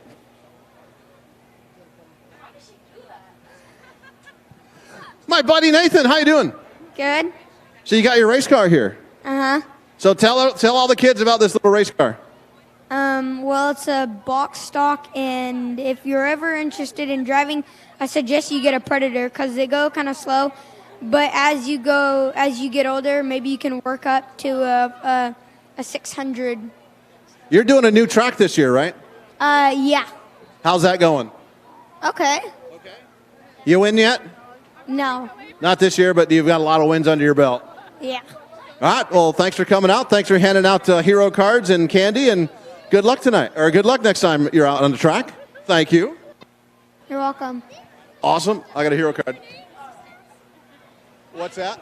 Do you want to take a picture with Oh my gosh, she's supposed to be. Here you. Uh-oh. All right, let me get out of the way here as it keeps going. Trick-or-treating as a grandpa, Mike Slaney. How goes it? Bad. Look at all these people out here. You got to love it. Awesome stuff, and you got a 1-month-old in your hands here. Yeah, this is number 6 on the granddaughters in our family. Number 6, I only got 1. I can only imagine getting that many. It's okay until Christmas comes around. I'm glad I only have 1 in that case because that's coming up in a hurry. But anyway, doing a great job in that late model. And what do you think tonight? He's going to take home another win?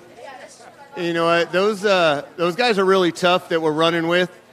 We've been fighting a little bit of a traction issue tonight, and we found basically a bolt that came loose in the car. So we're lucky enough to start up front, and yeah, I think those guys behind us are going to have their hands full trying to get them. So we'll just hope everybody has a nice, clean race, put on a show. We're hoping to bring late models out here to about 5 different tracks next year. We're going to run a little like 10 or 12 car series. So we're hoping that we get to see more of them, and hopefully everybody enjoys watching them.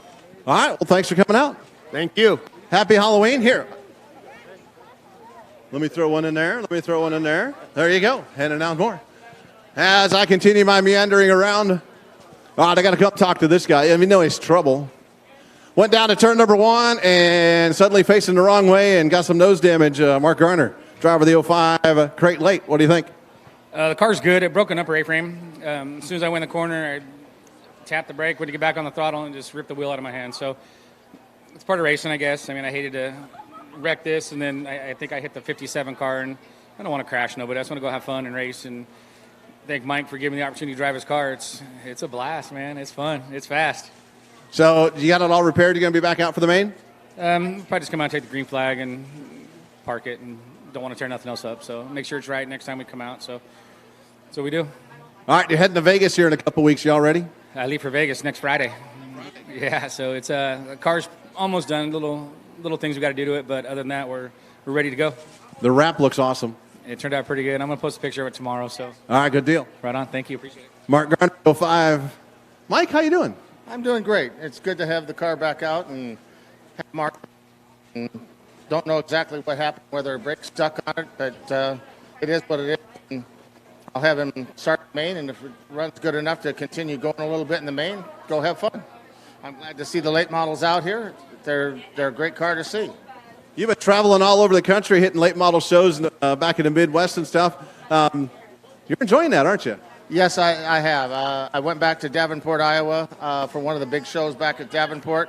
My good friend Devin Moran managed to pull off a win on Thursday and Saturday and brought him a $47,000 paycheck, which was kind of nice to see.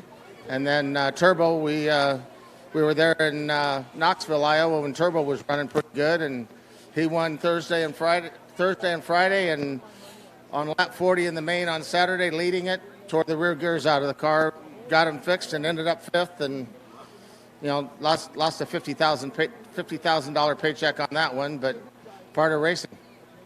Thank you very much. Those guys are extremely fast. They're crazy. Yeah, those guys go. Yeah, I'd love to see one of their shows back there. Well, thank you very much. TV does not do them justice.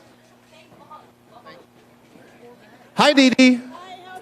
Did you have fun yesterday riding around in that car? Yeah, I did. It was fun. It was fun. It was a rush. First time, right? Very first time, yes. Not the last. Not the last? Okay, we're going to get wheel. You have to ask Mom about that. All right, we'll have fun.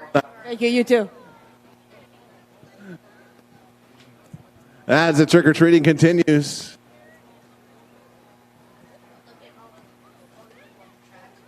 Aiden Ponciano, driver of the 225. Let me come down here and sneak a word with him because, man, the only time you've been on the track tonight is just to warm the car up.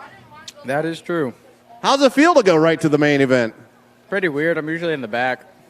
So what's your plan? You're going to start up front, one of the top four. Did you guys draw yet? We haven't drawn yet, right? No, we have not done the drawing yet.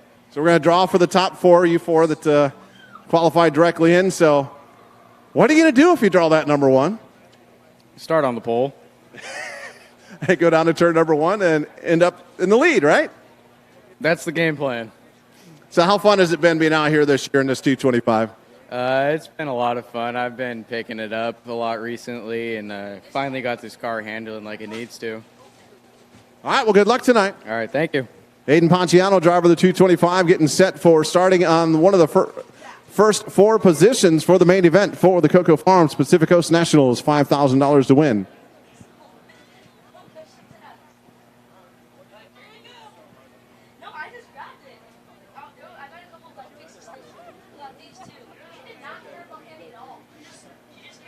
Judy Arth, driver of the 74A.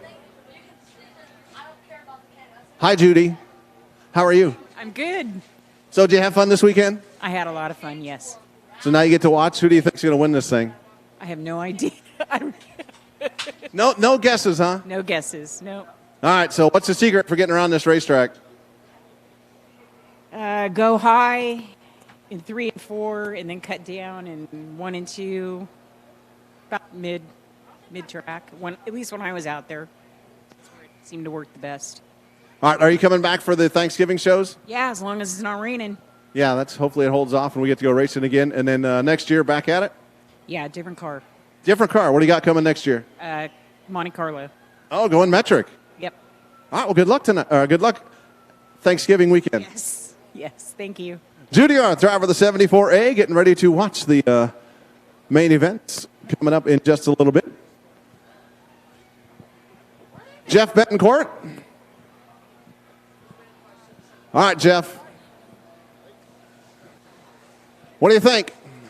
Well, I'm a little bit nervous only because I didn't get the race on the track tonight, so it's going to be a little bit a little concerned.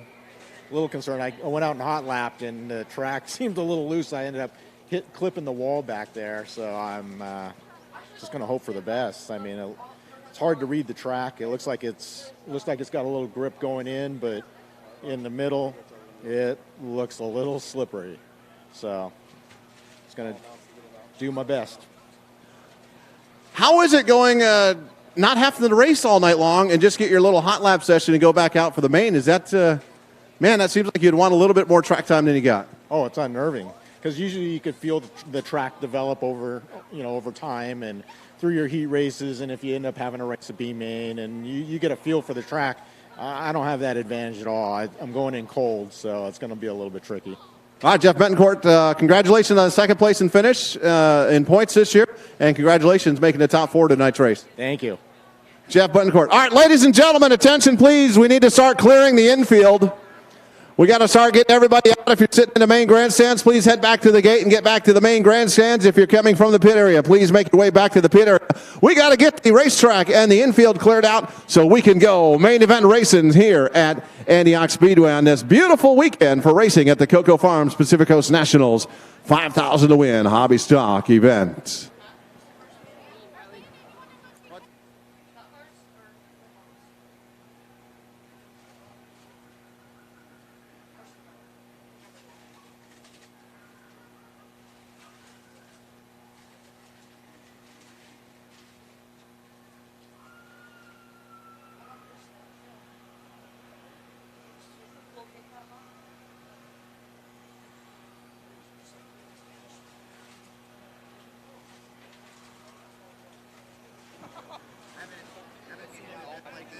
Larry Adams.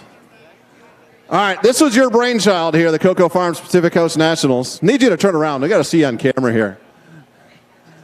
So you came up with this idea. You talked to me about it over the summer. You went to Chad. He said, if you can put it together, I'll make it a national event. And here we are, year 1. We were kind of thinking at the beginning when you talked, maybe year 2 would be a national, and here we are, year 1, and it's a national. Yeah, it's pretty crazy, isn't it? You put hours and efforts and hours and weeks and effort into this thing. What do you think? Did it turn out the way you wanted it? Yeah, well, you know, we got the car count. That's what matters. We're getting the fans back. That's another thing that matters. Now it's just what's next year, guy.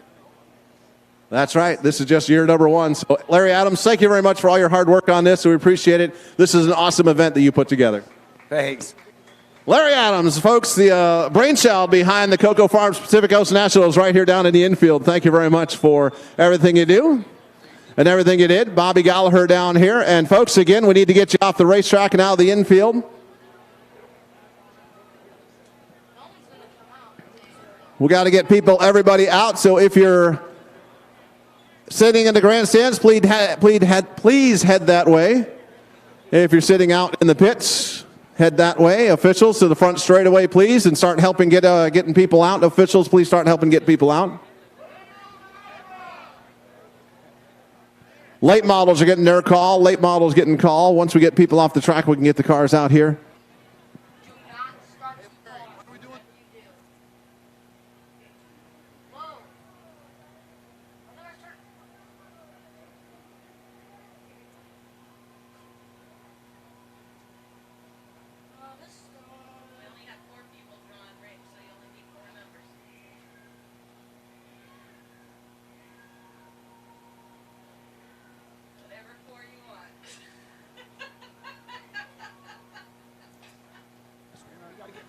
Ladies and gentlemen, we got to get you out of the infield off the racetrack. Otherwise, we're going to have to start cutting laps on our events. We do have to get people out off the racing surface out of the infield. Please head to your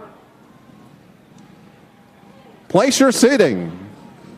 We need to get the race cars back into the pit area. We need to get the people out so we can get this event rolling. The main event's coming up.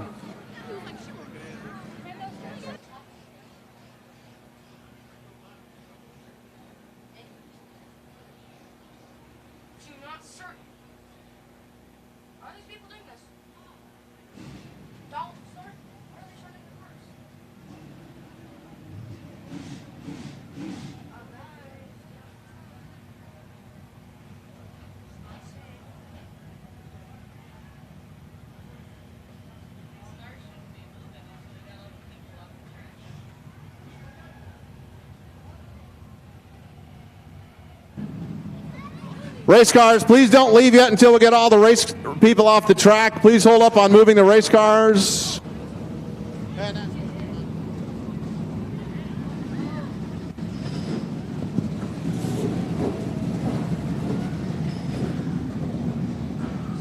Hey, Rich, when are we drawing the top 4 positions, and are we doing it on the front straightaway?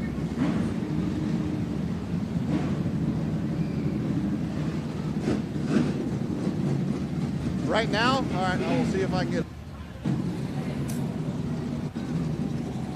All right, if you're one of the top 4 for the hobby stocks, come to the sponsor board, please. Top 4. Aiden Ponciano, Dylan Wilson, Philip Shelby, Jeff Betancourt to the sponsor board, please. Dylan Wilson, Philip Shelby, Jeff Betancourt, Aiden Ponciano to the sponsor board, please.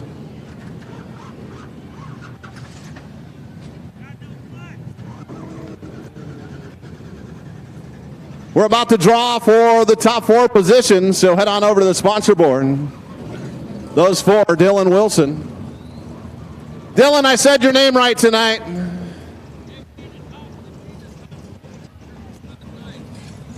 Dylan Wilson, Philip Shelby, Jeff Betancourt, and Aiden Ponciano. Come on over to the sponsor board, please. Victory lane here.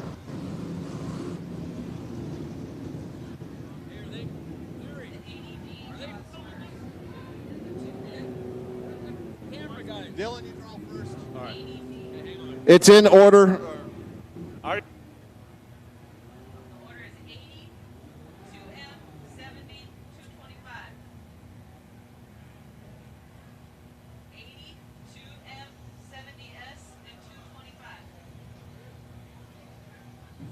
All right, we're getting ready to draw top 4. Dylan, congratulations. You ready to go? Yeah, it's been a long day waiting around, so I'm just ready to get going and get these laps going and over with. How hard is it to sit and wait on that? Pretty hard. This is the biggest race I've ever been a part of.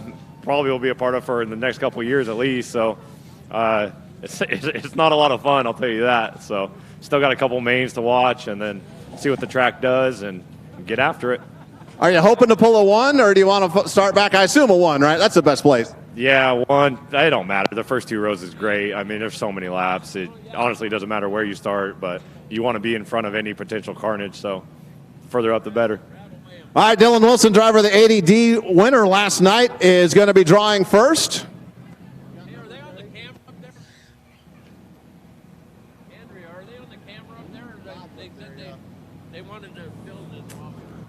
So just stop out of Bob. Wave at me if you got us ready to go. We all good? All right, we're all good up there. All right, Dylan Wilson. You got 4 chips up here. You get to pick which one you want.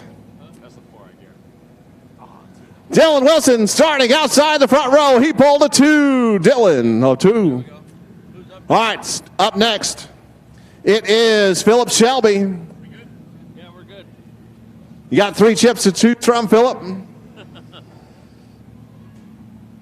Philip pulls a 4. Philip's going to start outside row number 2. Up next, Jeff Betancourt, our 2021 second place points finisher. Pulls. Aiden, come on over. Pull yours now before I tell anybody what it is. You get that one right there. Ladies and gentlemen, our 2021 Cocoa Farms Pacific Coast Nationals pole sitter, Jeff Betancourt. Aiden Ponciano pulling the 3. With the 70F starting on the point. With the 80D outside the front row. 225 inside row number 2. And Philip Shelby outside row number 2. That's your first 2 rows for the main event for $5,000 to win for the Cocoa Farms Pacific Coast Nationals. $5,000 to win hobby stock main event.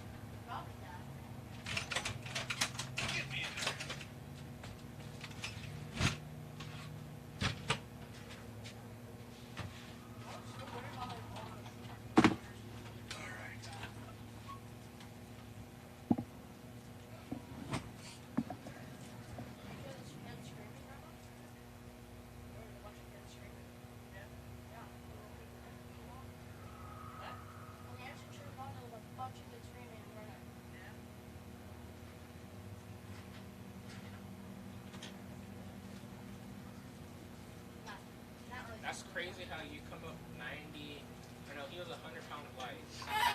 That's crazy.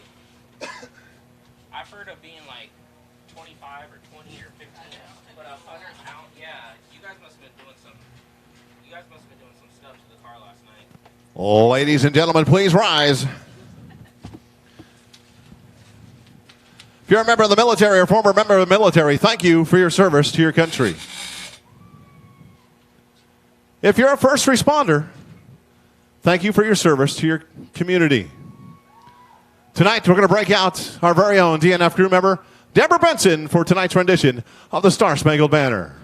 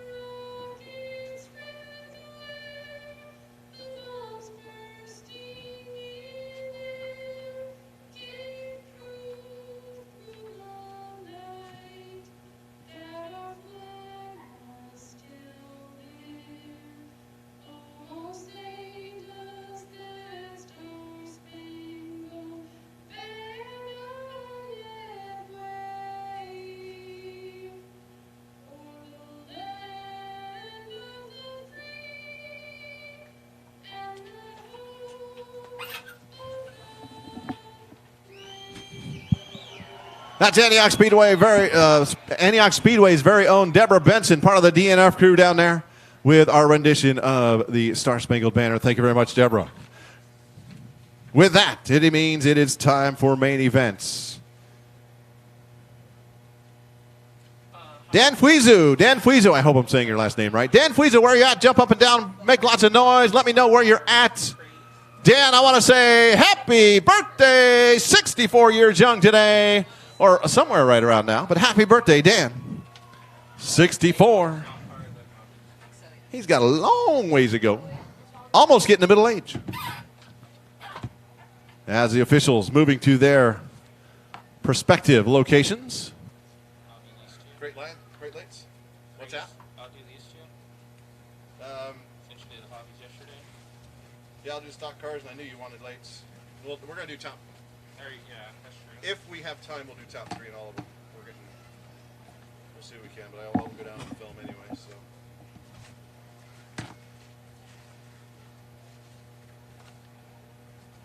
We got late models up first, right? Yes, crate stocks and then Crate late models up first, so we got to break out. Oh, your mic's on.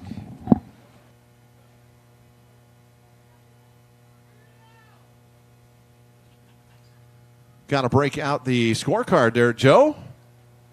You cleaned my clock last night, getting 6 out of 6 possible points in our season-long activity here. This will be our final night because we don't know if we're going to be back next month just due to rain. So you got 6 last night. That's going to give you 117 points. I'm still at 124. Big fat 0 last night.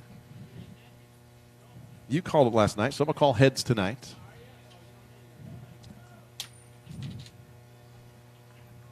Tails, you get to pick. Which one you want to pick first?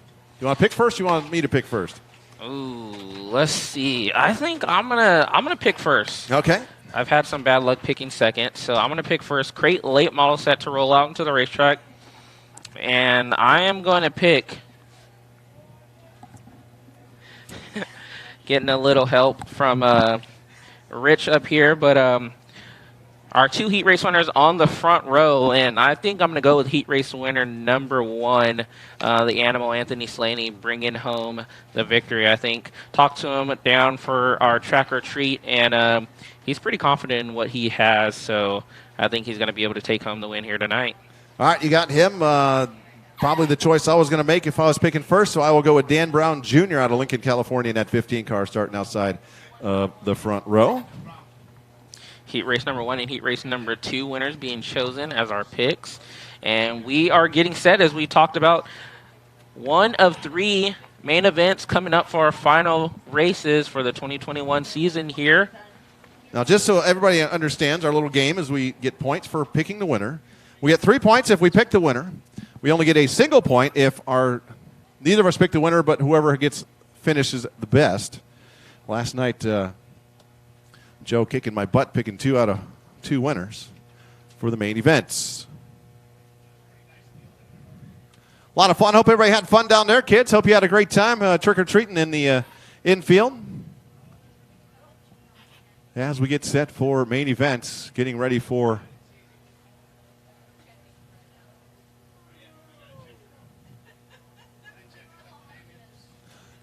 main events as the Crate Late Model is up first. Pit Crew Challenge coming up at intermission or at halftime of the 50-lap main event for the Hobby Stocks.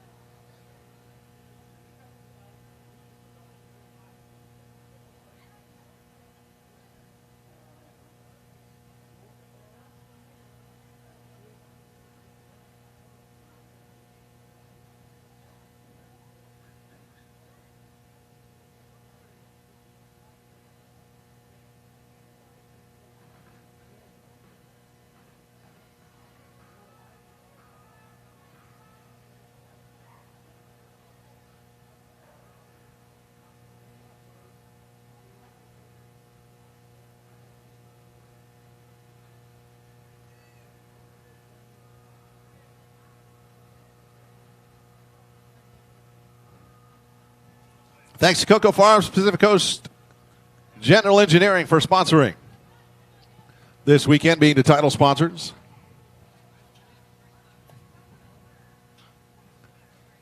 Also got to say thanks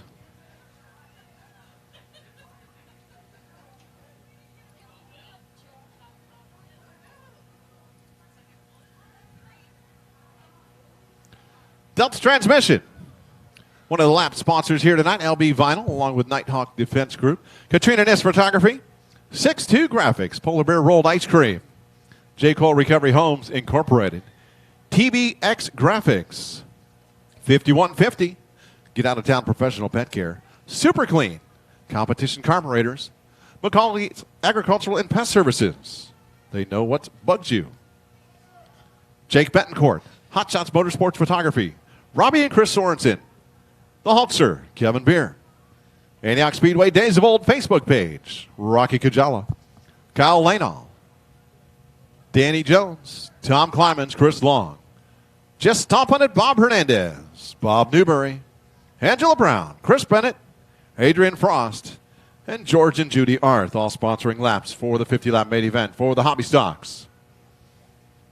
Other sponsors, George Arth III, Trevor Climans, Reggie Brown, Mike Berry, Joey Gilkerson, Stacy Byron, Michael Bridges, Brendan Jarvis, Edward Stevens, Stacy Mills Smith, Stephen Torres, Stephanie Stolkup, Pete Flynn, Josh Olson.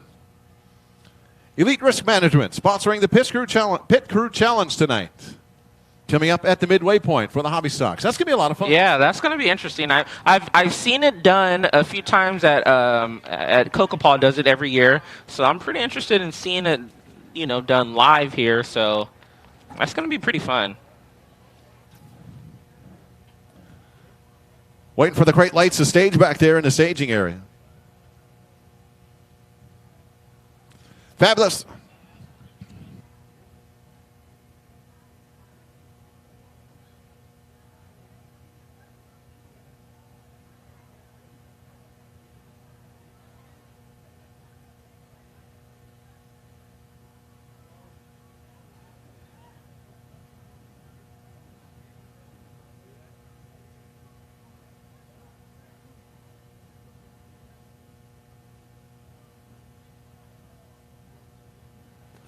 Ladies and gentlemen, let's get Fabulous Bob's attention. Fabulous Bob. Fabulous Bob up on the flag stand.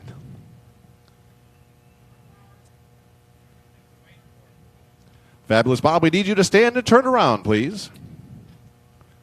Ladies and gentlemen, we have the Dancing Flag Man. He hasn't done this all season long, so we need you to join in and help him out with this dance. So everybody, please, on your feet.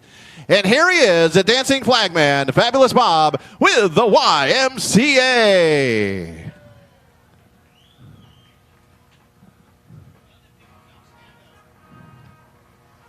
Join in with him as he dances.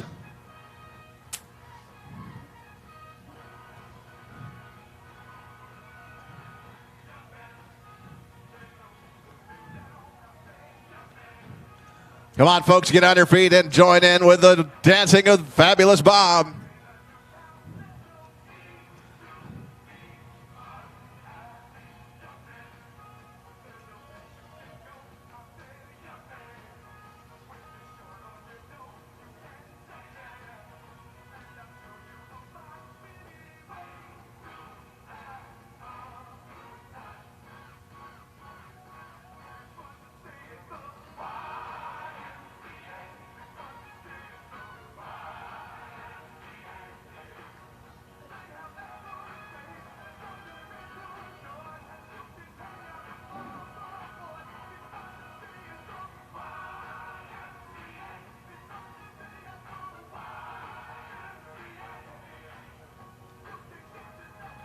Ladies and gentlemen, the only dancing flag man I'm aware of, Fabulous Bob up on the flag stand. Great job, Bob. It's time to go racing.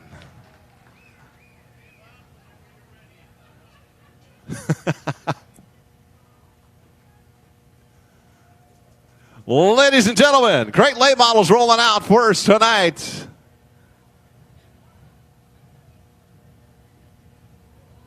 And on your starting order, here it is. Anthony Slaney out of Martinez, California, in the 4X on the point. To his outside, Dan Brown Jr. in a 15 car out of Lincoln, California. Second row is going to be the 15J of Jay Norton out of Garden Valley, California. And to his outside is going to be the 57 machine. The drive out of Yuma City is going to be Rod Oliver. Brian Pierce out of Oakley, California, in a 22G, and to his outside it's the 55, Richard Vanderpleg of Oroville, California. Fourth row is going to be the 37 machine of Ray Trimble out of Auburn, and to his outside is going to be the 28K machine out of Oakley. It's going to be Buddy Niss. At the back of the pack out of Antioch, California, the 05, it's Mark Garner. Not sure how long he's going to make it. He did have a broken part, and he's going to see how things are and see how long he can stay out there after talking to him during our trick or treat. Let's get it started. Ha! Let's get it started in here. Let's get it started. Ha! Let's get it started in here. Let's get it started. Ha! Let's get it started in here. Let's get it started. Ha! Let's get it started in here. Yeah. Let's get it started. Ha! As they come around, ladies and gentlemen, get on your feet, wave your hands, your hats, jump up and down, make lots of noise. Give it up for the great late model. Let's get it started. Let's get it started in here. Let's get it started. Let's get it started in here. Yeah.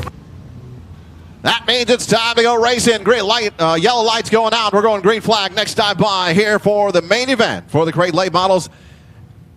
Joe's got Anthony Slaney on his ticket. I got Dan Brown Jr. We're going to see who's going to win some points here in our year-long contest. But right now, we're going racing. Great Late Models. It's going to be a great time. And they're coming around to the green flag this time by for the start. Here's Joe Peterson. As Anthony Slaney brings them over, Dan Brown as well, side by side. Green flag's going to come out. Green flag's out.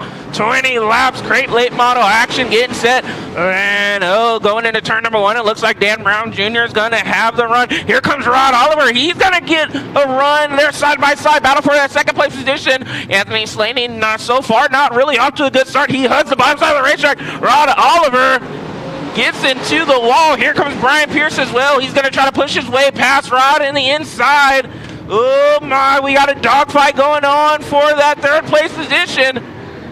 Down the back straightaway into turn number 3. It is the 15J of Jay Norton as our leader, Dan Brown Jr., just checking out over Anthony Slaney. But battle for third. 3 of them throw a blanket over him. He got Rod Oliver on the high side. and Jay Norton on the low side. And right there at the back of that is Brian Pearson, that Paul Guglielmone owned 22G car. Our leader crosses the line, puts lap number 3 in the books as this 20-lap main event for the Crate Late Models continues with Anthony Slaney in second, Ron Oliver third, Jay Norton fourth, Buddy Nitz up to fifth, Brian Pierce back to sixth, Ray Trimble seventh, Richard Vanderpleeg in eighth, and ninth is Mark Garner. The two Oakley natives battling for that fifth place position, or excuse me, that sixth place position between Brian Pierce and Buddy Nitz.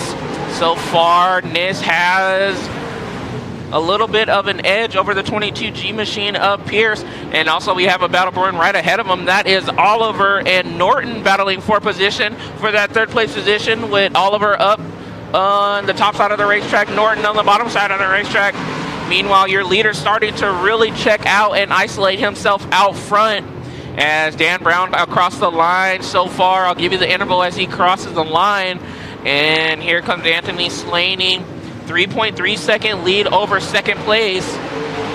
That battle for third down the front straightaway into turn number 1 as Rod Oliver still on the high side and Jay Norton on the low side. Oliver gets a good exit on turn number 2, gets into turn number 3 a little bit higher as Norton now falls in line as he has now got Buddy Nitz on his inside. Battle now is for fourth place through turns 1 and 2, coming up off turn number 2 down the backstretch. Yeah, great battle for position.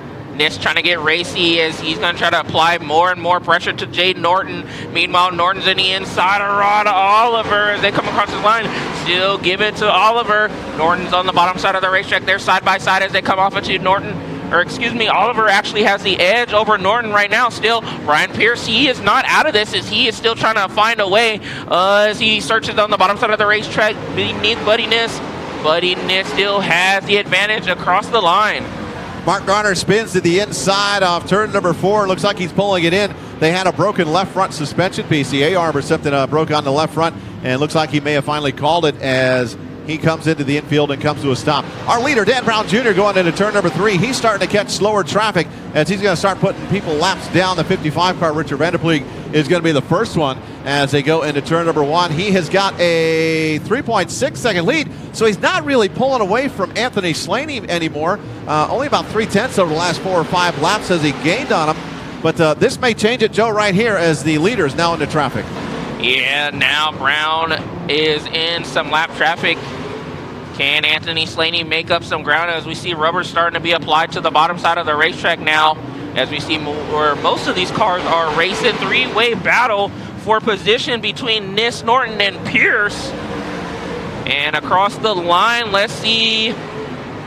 Oh, yes, Anthony Slaney closed in within a second as Brown is not able to get by the 2 lap cars as they are both running the bottom and the middle side of the racetrack where that racing line is. Across the line, Anthony Slaney may have gained some more ground, and he does. 1.7 seconds behind your leader of Dan Brown now. Dan Brown looking in the inside of Ray Trimble, and turn number 3, he's going to try to make the move in the inside.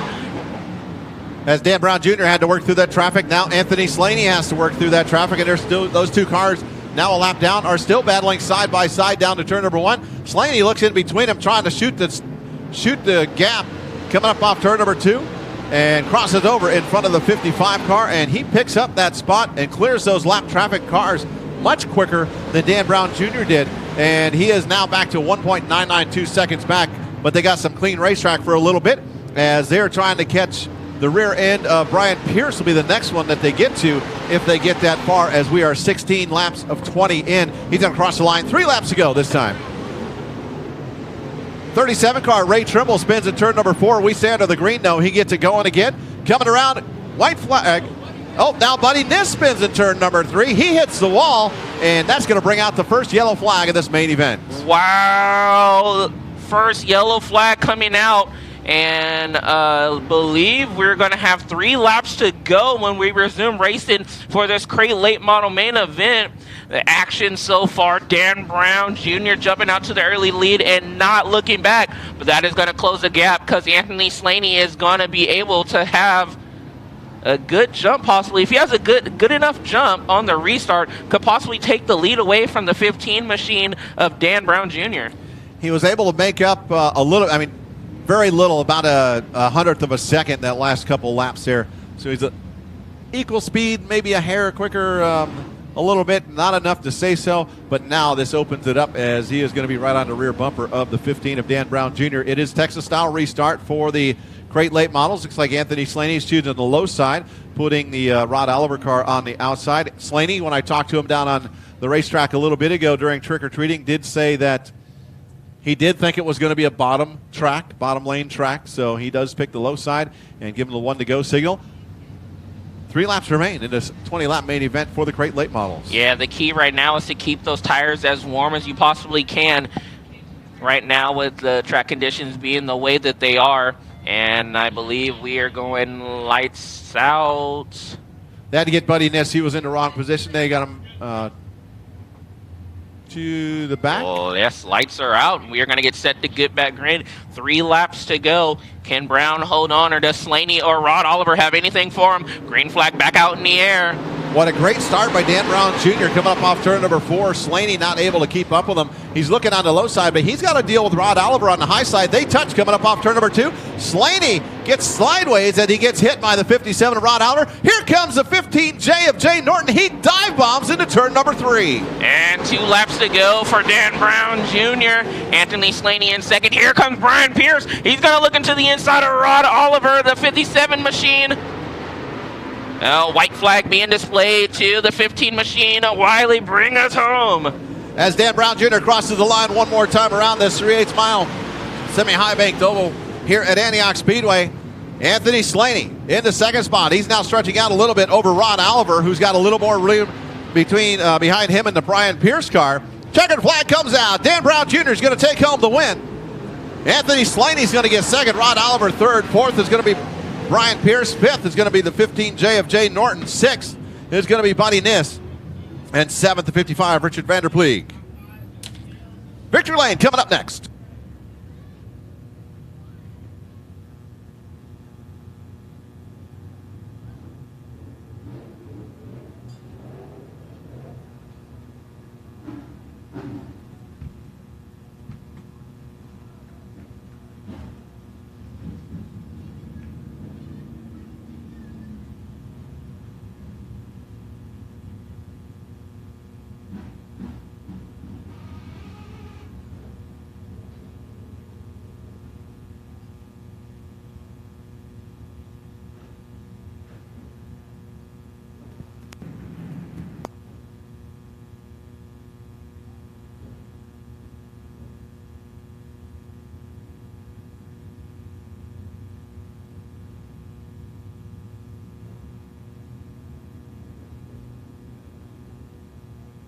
Official.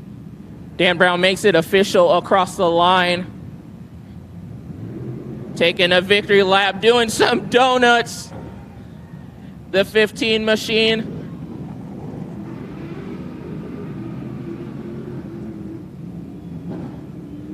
As he's going to make his way down here to victory lane. Get a quick word with him.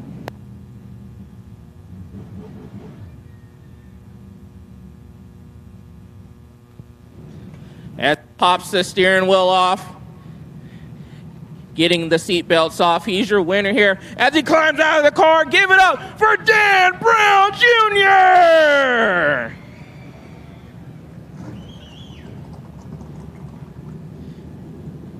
As he's getting all the safety equipment off, we're going to try to get a quick word with them. As he makes his way over to the front of the car.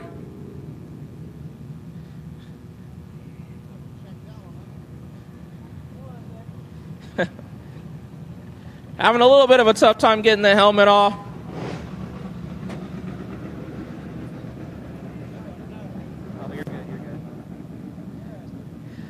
Fantastic race, fantastic racing surface. Dan, you pretty much got the jump on the Ford machine of Anthony Slaney, and you never looked back and started to check out. You had some trouble in lap traffic, but you're able to get through and pick up the win here tonight. Yeah, I mean, I didn't even know how big of a lead I had at all. I was just trying to hit my marks.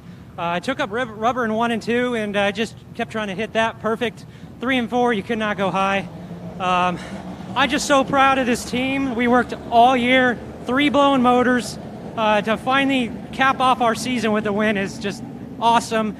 Dennis, absolutely amazing car owner, and Carol for letting me drive this thing. I'm just a driver. I don't really know what I'm doing as far as setup and all that. And then my 3 kids, my wife are here tonight. It's so awesome and special to have them here. What do you look forward to, obviously, closing in on the 2021 season? What are your plans and what are you guys looking forward to for the 2022 season? Obviously, we know this class is pretty much trying to grow, but what do you continue to do for success throughout the 2022 season? Well, I mean, we just finished up, we wrapped up a championship at Marysville. Just the last rain out gave us the championship. So we got 2 in a row there. Placerville is a place my car owner really wants to win a championship, but I'm really starting to love this place. All righty, well, race fans, there you have it. Your winner in the crate late models, Dan Brown Jr. Hey, good job, man.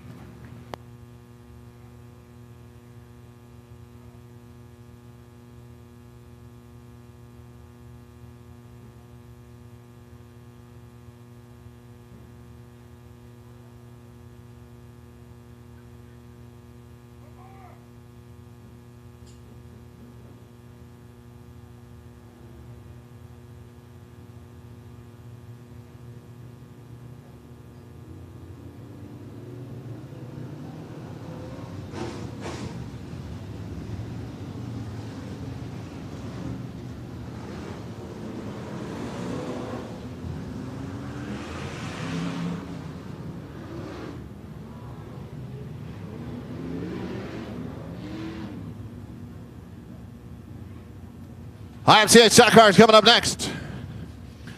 Starting lineup looks like this. Kellen Chadwick on the point in the 87 car.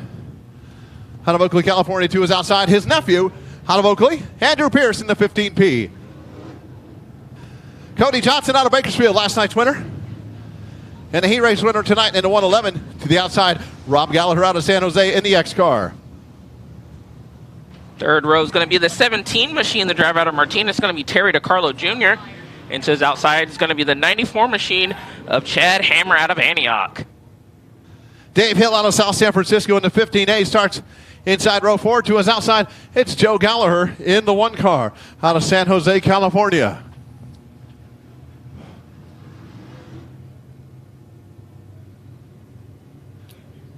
IMCA stock cars. I'm going to call Cody Johnson. So I'm going to pick Joe.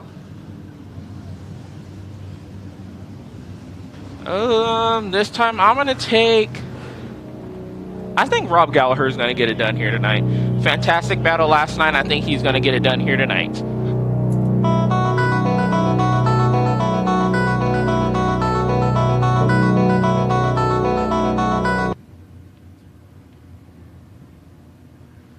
As they come around, ladies and gentlemen,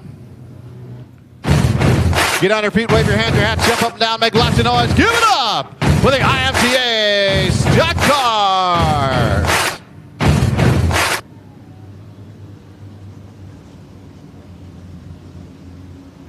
We lost the music.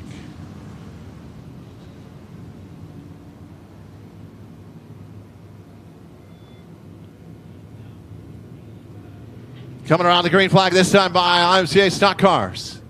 Kellen Chadwick in the 87 car. On the point. His nephew who beat him earlier tonight in the heat race. As Kellen was playing with him, he said. Pushing him. Green flag in the air. Down the front straightaway to turn number 1. Kellen Chadwick on the low side. Andrew Pierce on the high side. They're both getting a little pressure from behind with Cody Johnson in that 111 car and the X of Rob Gallagher. Joe, here they come. And looks like Andrew Pierce may lead his first lap in a stock car. Andrew Pierce, your leader. Here comes Rob Gallagher on the outside of Kellen Chadwick. Kellen Chadwick has a proverbial line on the bottom side of the racetrack, and he's going to try to bump Gallagher out of the outside groove with the 111 machine of Johnson stalking the rear end. Andrew Pierce hugs the bottom side of the racetrack. Rob Gallagher is going to take that second place position from the 87 machine of Kellen Chadwick with, they're going to try to bomb side the 87 machine of Kellen Chadwick. Here comes Terry DeCarlo Jr. as well. We have one around. He gets it going. That's Dave Hill. Chad Hammer gets into the side of the 17 machine. Here comes Rob Gallagher as he is and officially not your leader across the line. I think Still Tackett Andrew scoring Pierce. not caught up here. So Gallagher, your leader as they go through 3 and 4. Andrew Pierce looks low. Trying to come up off turn number 4. He's got his uncle, Kellen Chadwick, on his rear bumper. Down the front straightaway into turn number 1. Rob Gallagher entering about halfway up the racing surface. The blackened dirt is where they're racing right now. Chadwick on the inside of Pierce as they go down the back straightaway. They get together just a little bit as Pierce trying to cut down low. And here they come up off turn number 4. Gallagher pulling away by about half a second over. Nope, we don't have all of them in all the transponders not working right now. Rob Gallagher is your leader. 4-car battle for that second place position. Oh, Terry DiCarlo jumps out of line. He's going to try to pressure the 111 machine of Johnson. Johnson having some trouble. As we've seen last night's winner right now, currently he sits in that 4th place position with Chadwick and Pierce right ahead of him. He's going to try to look to the inside. Oh, he gets into the back bumper of the 87 machine this time by Terry DiCarlo Jr. is in the inside. He's rubbing. Rubbin's racing here as he's trying to get by on the inside of the 111 machine of Cody Johnson. Still Chadwick applies pressure to Andrew Pierce in the 15P machine. Meanwhile, out front still Rob Gallagher doing what he does best in the X machine, trying to lead a bunch of laps and step out away from the rest of the field. Around goes the 111 machine of Cody Johnson, and he just looped it all by himself in front of the 17 of Terry DiCarlo Jr. And it looks like yellow is out. Last night's winner going around in turn number 1. Oh my. Down there, turn number 1, you got 2 cars stuck together. All right, well, we got a second, folks. Hulkster, stand up. Please, Hulkster, stand up. Our cameraman up here in front of us. Let's give him a big shout out. Hulkster, happy birthday. Coming up in a couple days. On Monday, if I'm not mistaken. On the 14th? You're going to be 14 years old? Yeah? Plus what? The Hulkster. Our camera operator. Birthday coming up on Monday. Another year older, shall we say?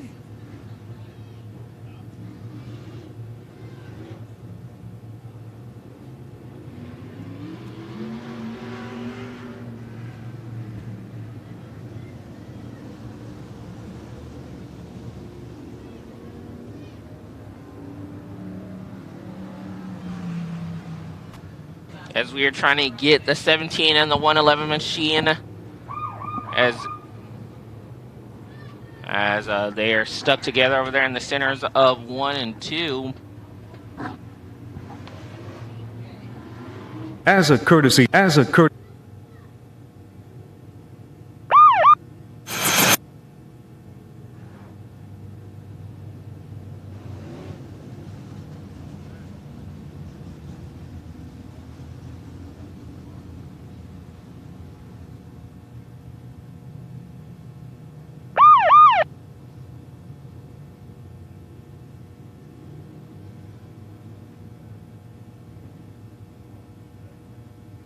You want me to say, let's go, Brandon?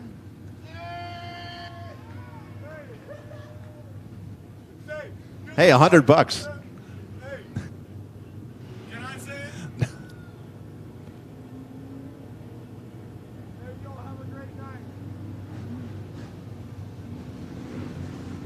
As we get this field lined up and things pushed away over there.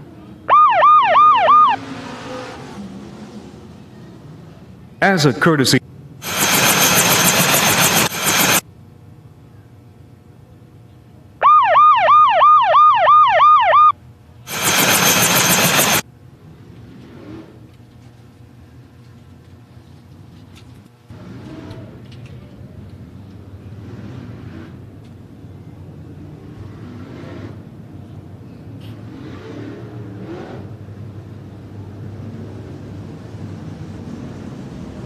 As they get the signal to double up, and we're going to get this thing back underway.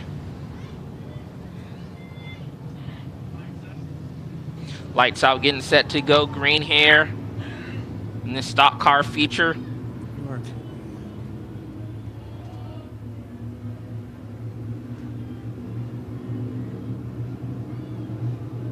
As Rob Gallagher brings them back around. Green flag back out in the air.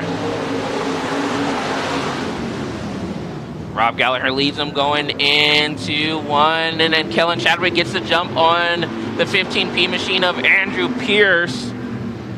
Oh, and Cody Johnson is in the infield. It looks like his night's going to come to an end. Meanwhile, still holding on to the lead is the X machine of Rob Gallagher, followed by Kellen Chadwick, Andrew Pierce, and Dave Hill now making his way up through the field. As here comes DeCarlo Jr. battling with Chad Hammer for that 5th place position.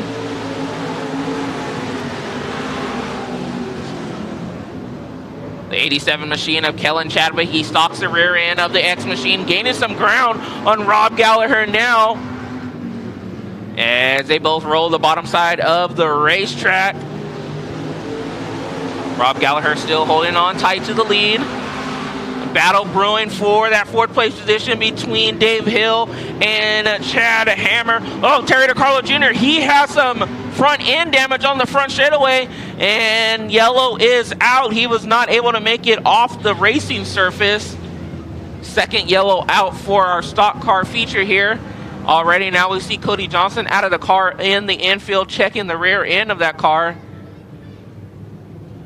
Not the way he wanted to finish his weekend, that's for sure.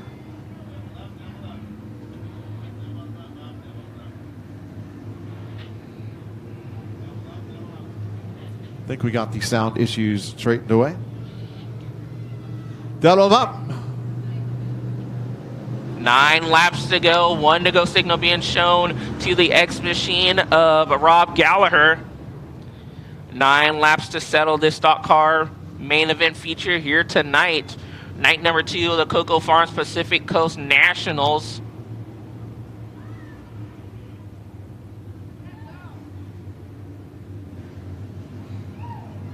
Rob Gallagher leads them as they're all on the back bumper of the X machine. Green flag back out in the air. Oh, and this time Pierce is going to get a good jump on the 87 machine of Chadwick. Oh, and Dave Hill goes in a little bit too hard, and he loops it around. He's going to lose a wholesale position as he's going to fall to the tail end of the field now. So top 4 running nose to tail. It is Gallagher, Pierce, Chadwick, and Hammer. And the leader comes up off turn number 2. Down the back straightaway is the X-Car Rob Gallagher. Kind of nice seeing him out front, Joe, after he started out the year on January 2nd upside down over there in turn number 2 and destroyed a race car. It'd be kind of poetic justice for him to get home the win here tonight in the Coco Farms Pacific Coast Nationals. As they come through, Andrew Pierce holding off his uncle, still down the back straightaway into turn number 3. That battle for second continues. Chad Hammer there in the 4th spot. But here comes Kellen Chadwick down on the low side.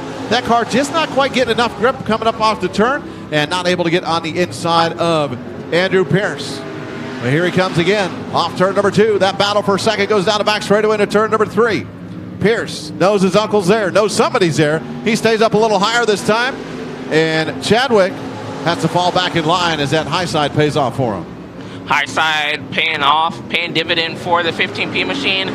Rolling back onto the racetrack is the 17 of Terry DeCarlo Jr. once again. Meanwhile, Chad Hammer closing in on the rear end of the 87 machine. Meanwhile, the X machine of Gallagher starting to disappear from the rest of the field. Almost, I want to say, half a straightaway's length lead on the 15P of Pierce. Pierce doing a great job holding off one of the best in the business in California. Wouldn't you agree, Joe? Kellen Chadwick is now side by side coming up off turn number 2. And they go down the front straightaway. And looks like coming around, I think it's going to be 2 to go this time by. As Rob Gallagher working the high line through turns 3 and 4. Up off turn number 4, 2 to go. We are 2 laps away from the main event finish for the IMCA stock cars. Rob Gallagher is going to see the white flag being displayed next time by, finishing off possibly the regular season here at Antioch Speedway with the win. White flags out for San Jose's Rob Gallagher in the X Machine. Meanwhile, Kellen Chadwick gets by the youngster Andrew Pierce for that second place position. He's going to try to bring along Chad Hammer. Chad Hammer tries to get in the inside. Meanwhile, coming off of 4, your winner in the IMCA stock car feature here tonight, Rob Gallagher. Second is going to go to the 87 machine of Kellen Chadwick. Third, Andrew Pierce. Fourth, Chad Hammer. And I believe fifth is going to go to the 15A machine of Dave Hill. I believe being granted that Terry DiCarlo was a lap down.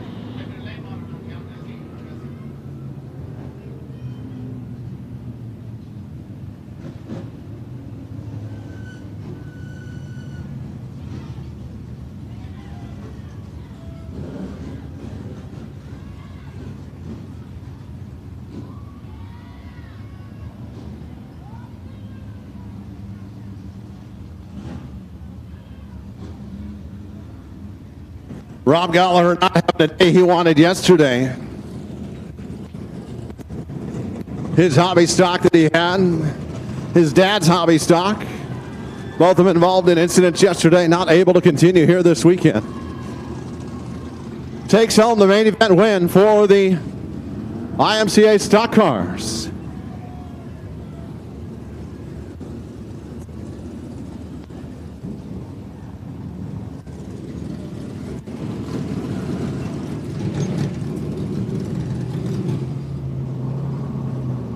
Gallagher comes to a stop here in Victory Lane, getting his safety gear off.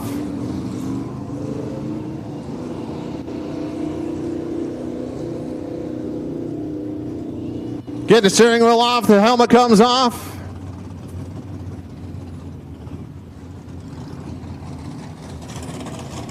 Andrew Pierce pulling up to say congratulations.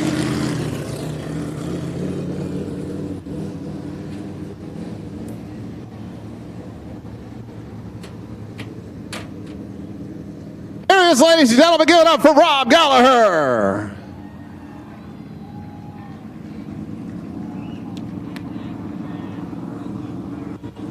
Rob, you started out the weekend hoping to run for $5,000, but unfortunately yesterday did not work out the way you wanted it to. But today, you put it in Victory Lane in an IMCA stock car. It might have been the win we wanted tonight, but we'll take it. Yeah, we worked really hard all week. My dad worked really hard, my brother, to bring out 2 really good hobby stocks, and we did. We proved that yesterday. We were running top 5. And just some, hobby stock racing. Stuff gets tore up sometimes, and that's the way it goes. So we'll be back. Thank you, Coco Farms, for putting that up for those guys. You know, they can be hobby stock guys, and sometimes they're looked down upon, but these guys are racers. These guys are Saturday night America, beer drinking racers, and they're here to entertain you. So thanks for coming out. Rob, you put it in Victory Lane, and we talked a couple times this weekend on the air about how you started out this year, January 2nd, upside down in turn number 2 with your other stock car.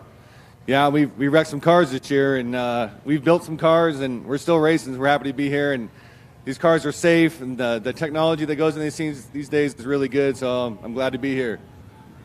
You checked out on the field. No one could touch you out there. Did you know you were that far out in front? I mean, you're out in front and just kind of rolling on your own. I had an idea. You know, yesterday I had a fast car too, and I was overdriving it. I watched the video right before this main event, and I just was over-ending the corner and being way too aggressive. And tonight I just came out here. I didn't have any caffeine today. Be relaxed and just hit my marks and be smooth. Ladies and gentlemen, give it up for Rob Gallagher, winner of tonight's IMCA Stock Car main event.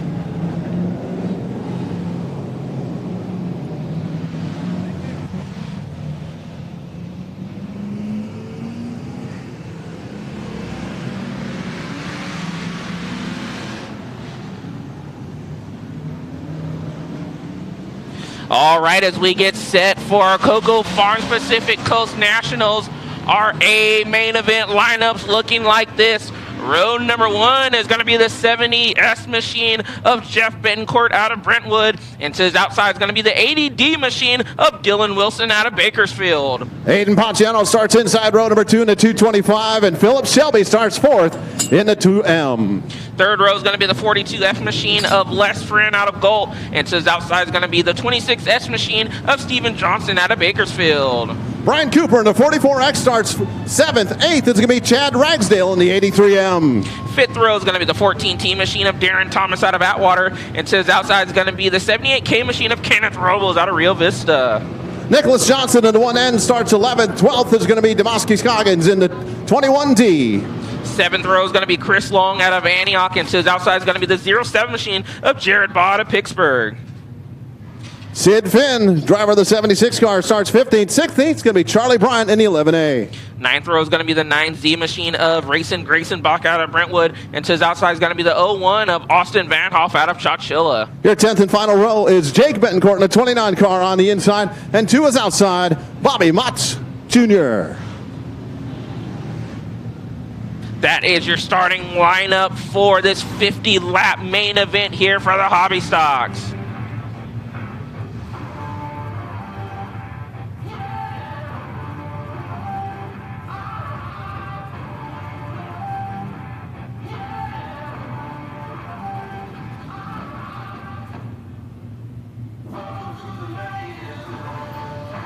As they come around, ladies and gentlemen, get on your feet, wave your hands, your hats. Jump up and down, make lots of noise. Give it up for the Cocoa Farms Pacific Coast Nationals starting lineup for the main event. Hobby Stock, 5,000 to win.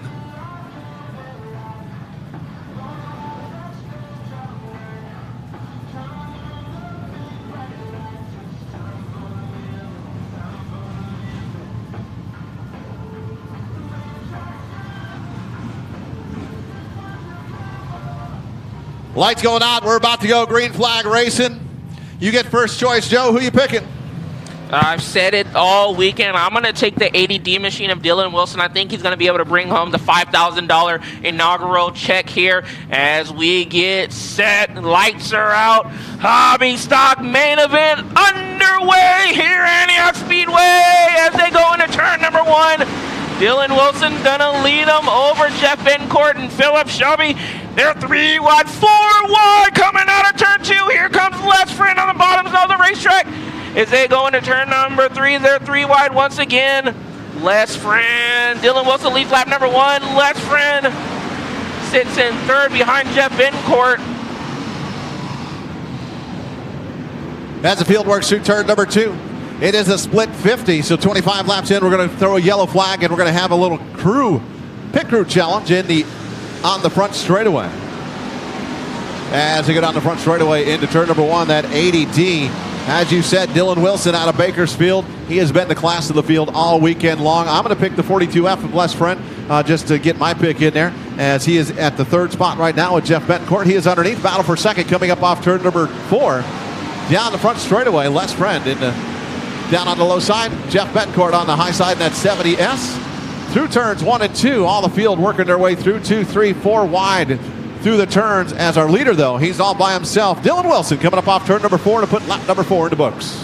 Already Dylan Wilson over the field, 2.5 second lead over Jeff Betancourt. Jeff Betancourt holding his own, trying to hold off Les Friend as they are going to drag down the back straightaway going into turn number 3. Meanwhile, there's a battle brewing for that 3rd place position between Steven Johnson and Brian Cooper, and they're going to bring along the 2M machine of Philip Shelby as well. All different distinct lanes here for this racetrack on this racing surface. A little bit of dust coming up at turn number 4 as our leader, Dylan Wilson, crosses the line to put lap number 6 in the books. That means we've got, 18 laps to go, 19 laps to go before we throw the yellow flag for the competition caution, as they will stop on the front straightaway, and 1 crew member can come out and with tires or fuel. And the first 3 crew members to get out there with those will take home some prizes from Elite Risk Management. Right now, 1 car going down the back straightaway very slowly and brings out the yellow flag. That looks like Chris Long, yeah. Right? Not sure what happened with Chris back there, but he brought out the yellow flag. And flat right front, it does look like, on the 99 car. He's hoping he gets it fixed and back out here before they get the lineup and we get the green flag once again. As we are 6 laps into this 50-lap main event for the Hobby Stocks on the first annual Coco Farms Pacific Coast Nationals. $5,000 to win.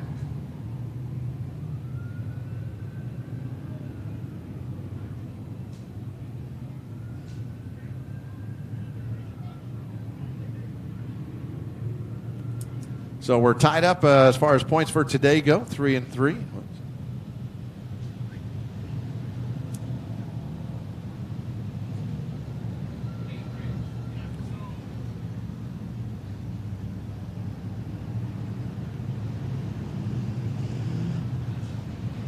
Running order looks like this. Dylan Wilson on the point. Les Friend in the second spot. Jeff Betancourt third. Fourth is going to be Steven Johnson. Fifth is going to be Brian Cooper. Sixth, Philip Shelby. Jaron Thomas seventh. Eighth, Aiden Paciano. Ninth, Chad Ragsdale. And 10th, Nicholas Johnson.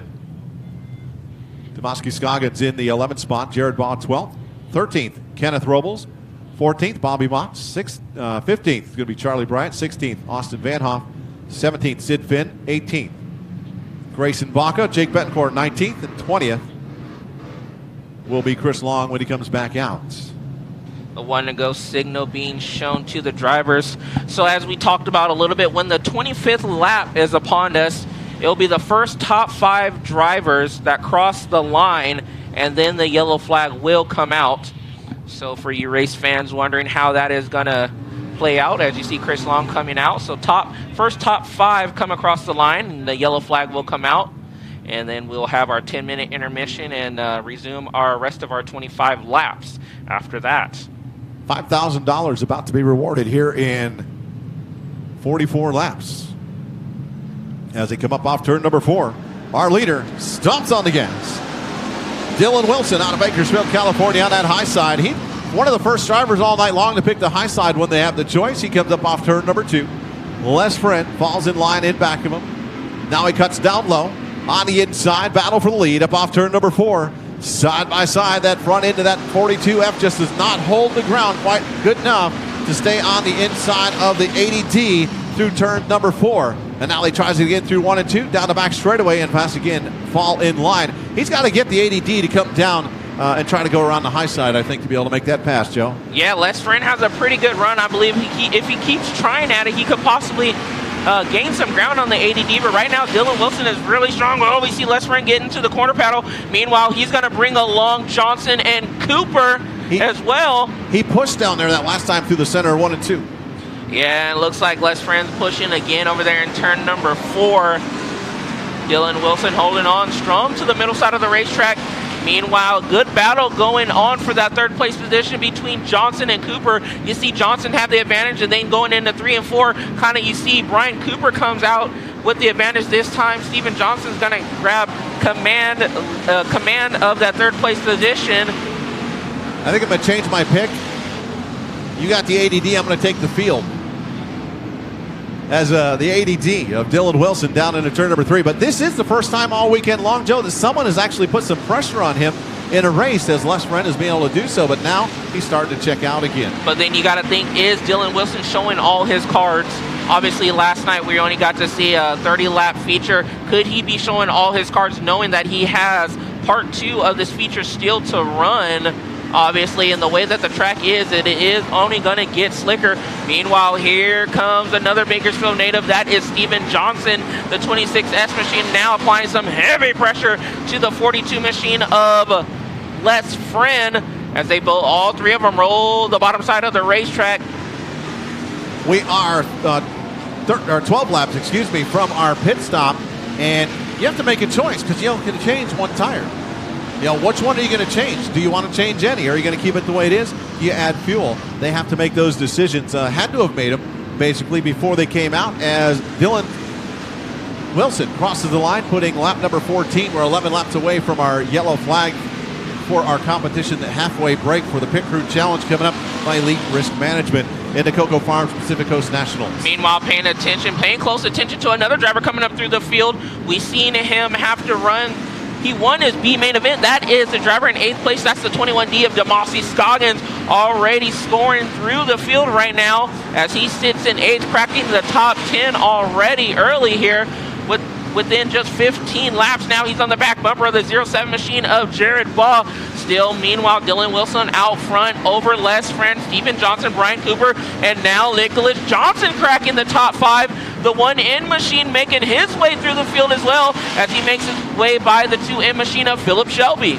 Nicholas Johnson, one of the drivers that had tech trouble yesterday after the event. They do all have to, top 10 will go through tech after the races tonight, and you won't get the top 5, official top 5, until 5 cars pass tech. So Dylan Wilson going down the back straightaway and getting off the gas into turn number 3. Les Friend is now 1.9 seconds back last time by. We'll check it again as we cross the line, 18 laps in.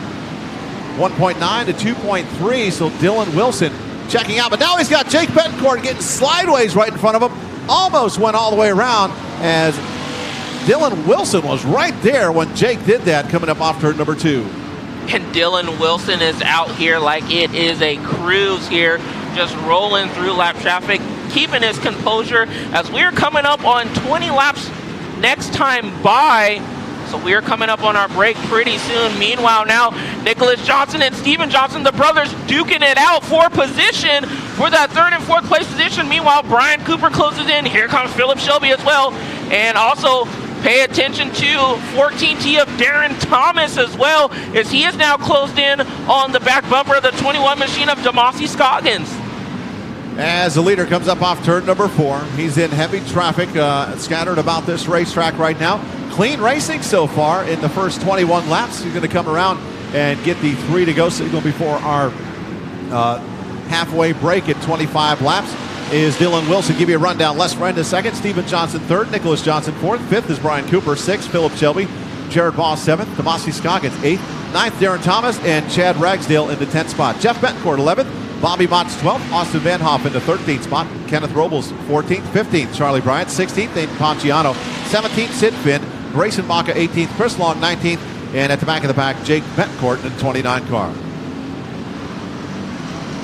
We are coming around to lap number 24 as the leader enters turn number 3. He's got 2 cars side by side right in front of him. Trying to work his way around them, see if that's going to hurt him. Right now he had a 3.968 second lead last time by, when he's got 2 cars right in front of him, and he crosses the line 3.946, so didn't really lose any ground. Aiden Ponciano's right in front of him. The 76 of Sid Finn down on the low side. They got him boxed in tight over there. Dylan Wilson not knowing where to go. He might have to use that bumper, and yes, he does. He's going to get into the back of the 225 machine of Aiden Ponciano. Aiden was one of our top 4 that locked himself in from last night. Could possibly be going a lap down, unfortunately, for the 225 machine.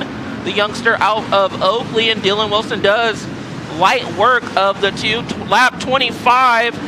So the first 5 coming across the line, and we should see the yellow as we are lap 26 now.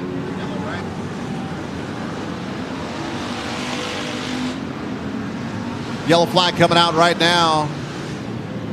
10 minutes is what the break is. Dylan Wilson on the point. Les Friend in the 2nd spot. Steven Johnson 3rd. 4th is going to be Brian Cooper. Nicholas Johnson in the 5th spot. Phyllis Shelby 6th. 7th is Jared Baugh. 8th is Demasi Scoggins. 9th, Darren Thomas, and 10th, Chad Ragsdale. 11th, Jeff Betancourt, our runner-up in points for 2021. Bobby Motts in the 12th spot. Austin Van Hoff 13th. 14th is Kenneth Robles. 15th, Charlie Bryant. 16th, Aiden Ponciano. 17th, Sid Finn in that 76 car. Grayson Baca in the 18th spot. Chris Long 19th. He did not lose a lap when he went and had to change that tire and brought out the yellow flag first. And Jake Betancourt rounding out the 20-car field here for the Cocoa Farms Pacific Coast Nationals, as a crews are getting ready to cross the racetrack. Again, the first 3 will win money from the Pit Crew Challenge, $100 to the first place. Second will get $50. Third will get $25. Brought to you by Elite Risk Management. Also want to say thanks to George Arthur III, Trevor Clemens, Reggie Brown, Mike Berry, Joey Gilkerson, Stacy Byron, Michael Briggs, Brandon Jarvis, Edwards Stevens. Stacy Mills-Smith, Steven Torres, Stephanie Stalco, Pete Flynn, and Josh Olson. Also sponsors for the Cocoa Farms Pacific Coast Nationals, of course. We got to say thanks to Cocoa Farms and Pacific Coast General Engineering, Delta Transmission, LB Vinyl, Nighthawk Defense Group, Katina Dress Photography, 6'2 Graphics, Polar Bear Rolled Ice Cream, J. Cole Recovery Homes Incorporated, TBJ Graphics, 5150, Get Out of Town Professional Pet Care, Super Clean, Competition Carburation, McCauley's Agricultural and Pest Services, Jake Betancourt, Hot Shots Motorsports Photography, Robbie and Chris Sorensen, Kevin Hulkster Beard, Antioch Speedway Days of Old Facebook page, Rocky Kajala, Kyle Linall, Danny Jones, Tommy Climans, Chris Long, Just Stomp on a Bob Hernandez, Bob Newberry, Angela Brown, Chris Bennett, Adrian Frost, and George and Judy Arth. All right, we're about to let them free over there on the back straightaway. They're going to have to run across carrying a tire or a can of gas for the Pit Crew Challenge. Here they come. Got one guy running. Oh, there goes somebody down. That.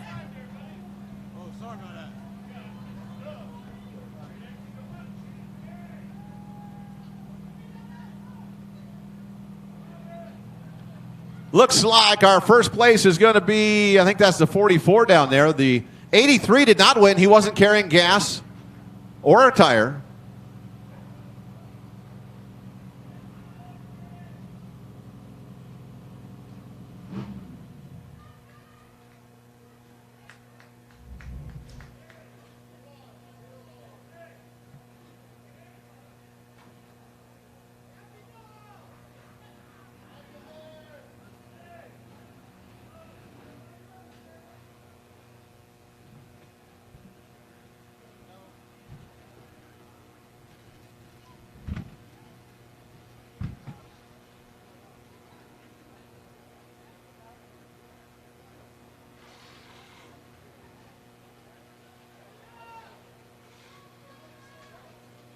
Pit Crew Challenge.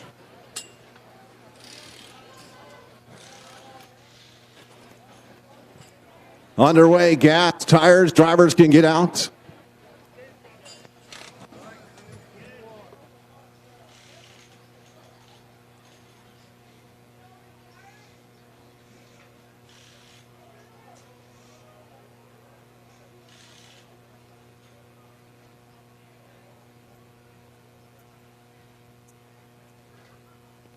I'm here with the 21D of Demasi Scoggins. Let's turn really quick to the man. Picked up the obviously at Merced Speedway. You hear this is kind of track conditions here. Just talk to us. You're pretty much kind of coming through the field right now, sitting in 8th place. Just trying to be patient, you know, because I mean I knew this break was coming, so now it's go time. Yeah, that's about it. Had to change a whole bunch of stuff on the car to make it legal here. A lot of the tracks run different rules and stuff, but we got it done. Whole bunch of borrowed parts, so I'm just trying to figure it out. We done pretty good. Moved up a little bit. Hopefully we could get up to the front. That 25 laps went by fast. So, yeah. We see you a little bit. Is this track kind of wearing you out here? No, I had a newborn. Well, my lady had a newborn about a week ago, and I only had like 6 hours of sleep all week. So, yeah. Actually, I'm lying. She let me sleep a little more than she did, but I'm still tired. And, yeah, we've been thrashing on this thing all day, so hopefully give you guys a good show, and you guys enjoy the time that you guys came out. All righty, well, they're having the 21D machine of Demasi Scoggins. Down here with Dylan Wilson. Dylan, well, you've led from the drop. For the first time all weekend, you've actually had somebody putting some pressure on you. Les Friend trying to get underneath you and ran with you for a little bit, but then you were able to pull back out. Yeah, when you get these big paying shows, you're going to get the best of the best. So anybody in the top, like actually in the main, you know, is probably capable of winning this race on any given night. So everybody's going to be fast. Just got to survive the restarts. And from what they tell me, I was pretty checked out there. So just need to run a smooth race and survive the restarts, and we should be in good shape. Saw you add gas. Are you changing a tire during this break? No. I ain't got that. I barely had one tire to put on it if we made the show. So, yeah, that was it. So the one good tire that I had is on the right rear right now. So it looks like it's holding up pretty good. So the set is pretty balanced. All right, Dylan Wilson, leader so far the first 25 laps here tonight for the Cocoa Farms Pacific Coast Nationals. I'm here at second place, the 42F machine of Les Friend. Les, I just talked to you a little bit right now. You've been the only one really kind of pressuring and applying pressure to the ADD machine of Dylan Wilson.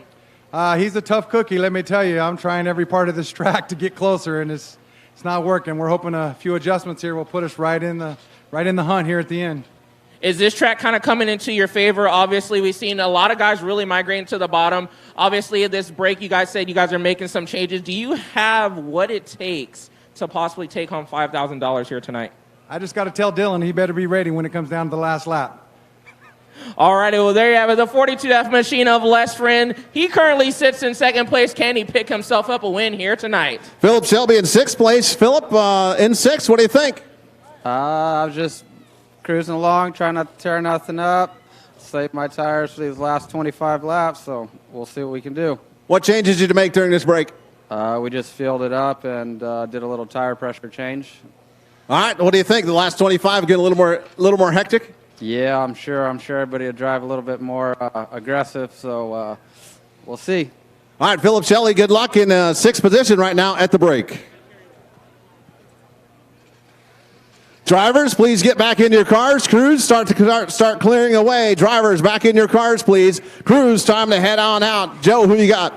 Really quick, I'm going to grab a quick word before they make their ways to the cars. Darren Thomas. Darren, we kind of seen you. We had to see you run through your heat race. You picked up the heat race win, made it into the $5,000 show. You're running your way up to the field. You're currently sitting in the 9th place position now. It's about where I started. Yeah, we just wanted to get through this first 25. The pace is pretty quick. That went faster than I thought. But we're going to see what we can do. The changes that you make, do you think you can make your way up to the front and pick up $5,000 here tonight?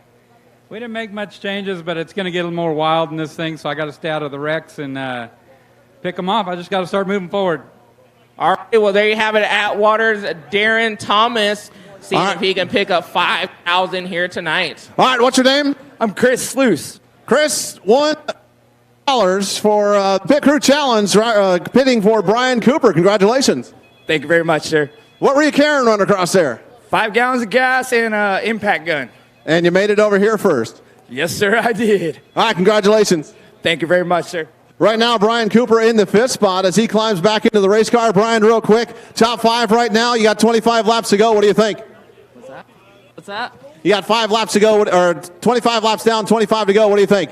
Yeah, we should be all right. I don't know if anybody's got anything for Dylan, but we were kind of getting on a roll there at the end, getting it figured out. Be on the outside now. It'll be a little tough, but we'll do what we can. All right, Brian Cooper right now, 5th place, looking to take home the win if he can. All right, what's your name? Cy Cooper. Cy, what'd you get? You got 2nd place. What were you carrying? 5 gallons of gas. 5 gallons of gas. Congratulations. You come 2nd place for our Pit Crew Challenge, and you're pitting for the 2M car. Yep. Yeah, it was, yep. All right, congratulations. Drivers in your cars, crews starting to head out. And 3rd place as he puts a mud plug in. And what's your name? Oh, what? Richard? Richard, congratulations. You got 3rd place for the Pit Crew Challenge, pitting for the 83M. Thank you. All right, 83, $25 for Richard in that position there. So crews need to hedge out. Drivers, make sure you're getting buckled in, as we have 25 laps remaining in this 50-lap main event for the Cocoa Farms Pacific Coast Nationals 5,000 to win event. Bobby, really quick, want to get a quick word with you. Started dead last year. You're currently running in that 12th place position. You think you got what it takes to charge up to the front and pick yourself up $5,000 here tonight? Oh, we're going to give it hell, that's for sure. Me and the daughter here is having a blast right now. This is fun. Yeah, normally we see you running your modified here in the hobby stock. What do you think you need to do for the next 25 laps? Be smart and try to keep this thing straight. Don't slide. All righty, well, there you have it. Bobby Motts currently sits in that 12th place position, seeing if he can come up through the field. Austin Van Hoff, buckled back in. Austin, you're in the main event after problems earlier. And what do you think? How far can you get forward? We're trying hard, but my right rear tire sealed over about 7 laps in, so kind of stopped moving forward. But got a good tire now. We try our best to get up there put on a show for everybody. All right, good luck. Austin Van Hoff in the 01 getting ready to head back out for the last 25 as crew members are leaving the racing surface. Drivers back into the car. We're going racing. 25 more laps. Farms, Pacific Coast Nationals.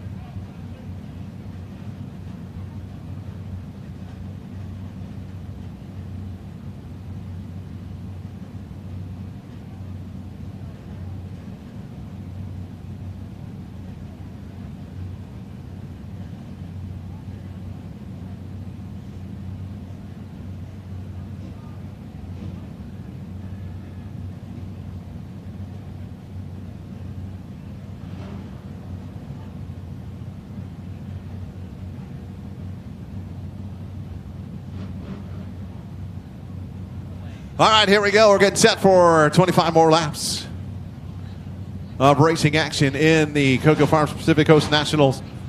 $5,000 to win. Cars rolling off. Green or yellow flag back underway. Joe, I don't know. The one thing I see after talking with Dylan, and you talked to Les Friend, Les changed that right rear. Dylan didn't have a tire to put on. All he did was add gas. Are the tires going to hold up? That might be the only thing that keeps him from winning this thing. Yeah, depending on how smooth Dylan Wilson is. And like I said, Dylan Wilson is no stranger to racing on these dry slick racetracks. So I think he has what it takes. But like I said, you got to pay attention to the rest of the field.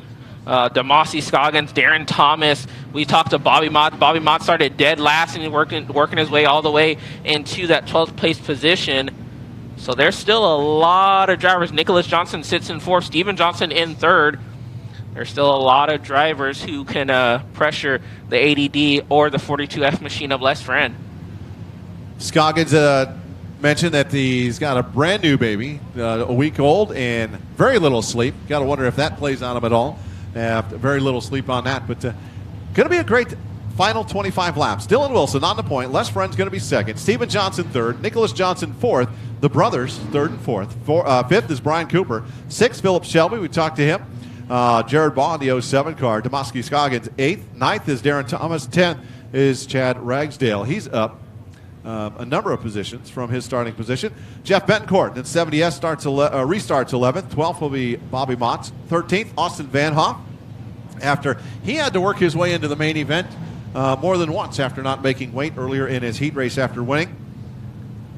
14th, Kenneth Robles, our local driver in that 78K.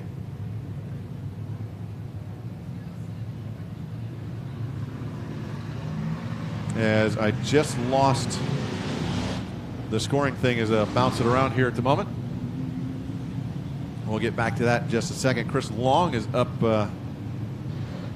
lists him in the 19th position at the moment. We'll get a better rundown here when they get it all finalized. But our leader, Brian Cooper, finally got some pressure from Les Friend in this race. First time all weekend long. That car has just been on a rail, but did not have a tire to change. His best tire he has is on the right rear already. Les Friend put a new tire on that car. Dylan takes that high side as that car has just been working so well on the high side. Puts Les Friend down on the low side. Doubling them up. 25 lap main event, or 25 laps remain in the main event for the Cocoa Farms Pacific Coast Nationals. Lights out, coming around to the green flag this time by Dylan Wilson in the ADD car is our leader on that high side of row number 1. Les Friend down on the low side. Him and his crew have been working on that car for weeks, getting ready for this event. Green flag back in the air. Great restart by the AD of Dylan Wilson. Maybe maybe a situation where the heat in the tires was better than what was in the 42 because he changed that right rear tire. He's getting pressure, his left friend, from the outside by the Nicholas Johnson car. It's the one end. Yep, Nicholas Johnson. All the way up to second at the line right there. That time he had a slight advantage over left friend. Friend dives back down on the inside. Johnson looks like he might have something to offer Dylan Wilson as they go down the back straightaway. 3 wide, almost into turn number 3. 3 wide going into turn number 3. Still Dylan Wilson holding on to the lead. Nicholas Johnson moves his way into that second place position. Oh, last friend still trying to fight. Here comes Philip Shelby, looks her on the inside. Here comes the 21D of Demasi Scoggins. He's going to make his way into that top 5. As he's trying to look around the 2M machine of Philip Shelby. And he does. Merced Speedway's track champion into the top 5 currently as they run. Now here comes the brothers, Nicholas Johnson, Steven Johnson. They're going to pressure. Whoa, we have one into the wall. That is Jake Betancourt. As he is in the turn 4 wall. Yellow, yellow, yellow. Up there all by himself is Jake Betancourt at 29J.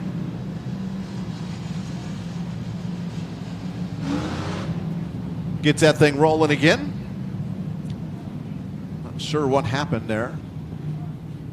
He's not moving real quick. Trying to gauge how things are as we are 28 laps in. Jake was running at the back of the pack and going very slow, leaving the racetrack towards the pits. Dylan Wilson, Nicholas Johnson worked his way up. He's in the second spot. Les Friend third. Steven Johnson fourth. And Demasi Scoggins in the fifth spot. 6th is going to be Philip Shelby. 7th, Brian Cooper. 8th is going to be Jared Bond. 9th is going to be Chad Ragsdale.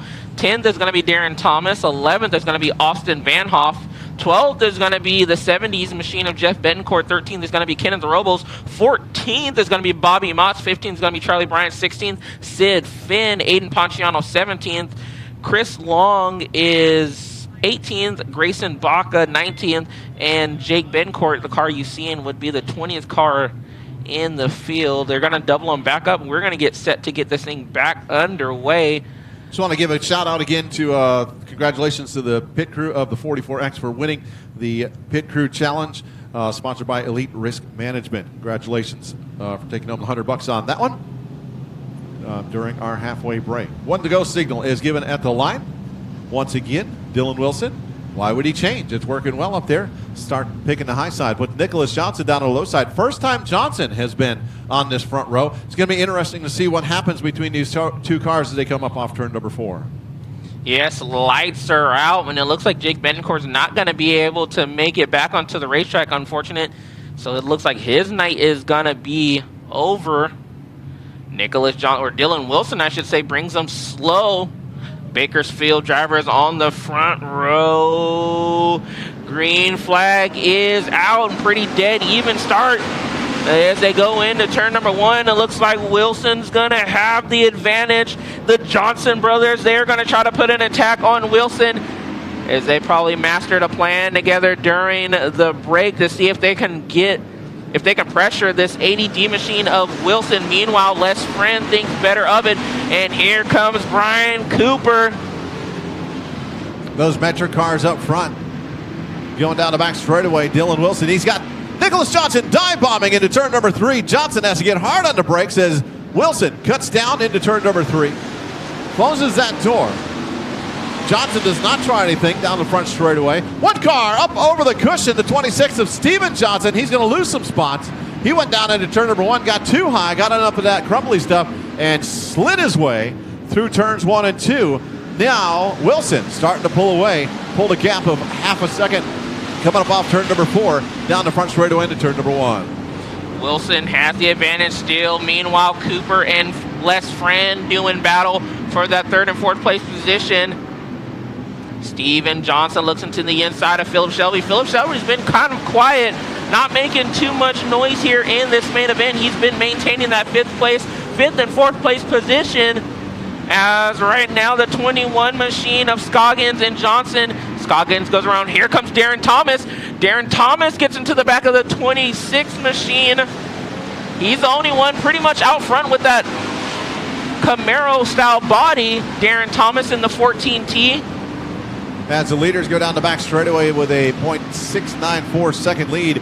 Dylan Wilson over Nicholas Johnson coming up off turn number 4. We are going to put lap number 34 in the books. That means 16 laps remain in this 50-lap main event for the Coco Farms Pacific Coast Nationals Hobby Stock main event. As the gaggle begins at about the battle for the 4th spot. Right now, Philip Shelby has it. Les Friend is right there. Tomasi Scoggins there as well. He's trying to get involved in this battle. As the top 2 pulling away, Brian Cooper got a little bit of breathing room on the 3rd spot over 4th place Philip Shelby. But here comes Tomasi Scoggins. He's all over the back bumper of Shelby and on the outside of Les Friends. Who's going to come out ahead here with Scoggins? Getting a little bit of bumper tag going on, going into turn number 3 on Shelby. Yeah, Tomasi Scoggins getting a little bit impatient. Meanwhile, Brian Cooper looks like he had some trouble getting in to 1 and getting off of 2. Still 3-way battle as Scoggins gives a love tap once again to the 2M machine of Philip Shelby. Oh, and he has damage on that front nose of Scoggins. This could cinch trouble for the 21D machine.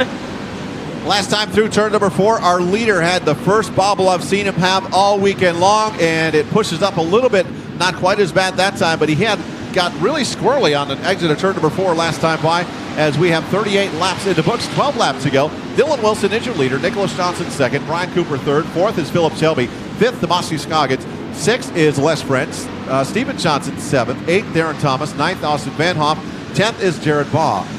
Chad Ragsdale 11th, Kenneth Robles 12th, Jeff Betancourt 13th, Bobby Motts 14th, Charlie Bryant 15th, Aiden Ponchiano 16th, Sid Finn 17th, Chris Long 18th, 19th Grayson Baca, and 20th. And out of the race is Jake Betancourt. Meanwhile, Dylan Wilson still. Oh, we have one slow in the front straightaway. That's the 07 machine of Jared Baugh. Oh, and Nicholas Johnson got close and almost contact with the 07 machine.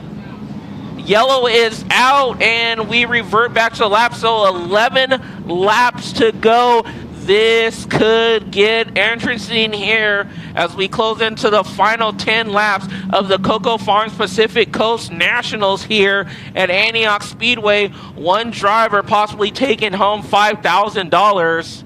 And could it be our leader, Dylan Wilson? He has been the one to beat all weekend long, but can he hold on? How's his tires going to hold up while everyone else behind him most likely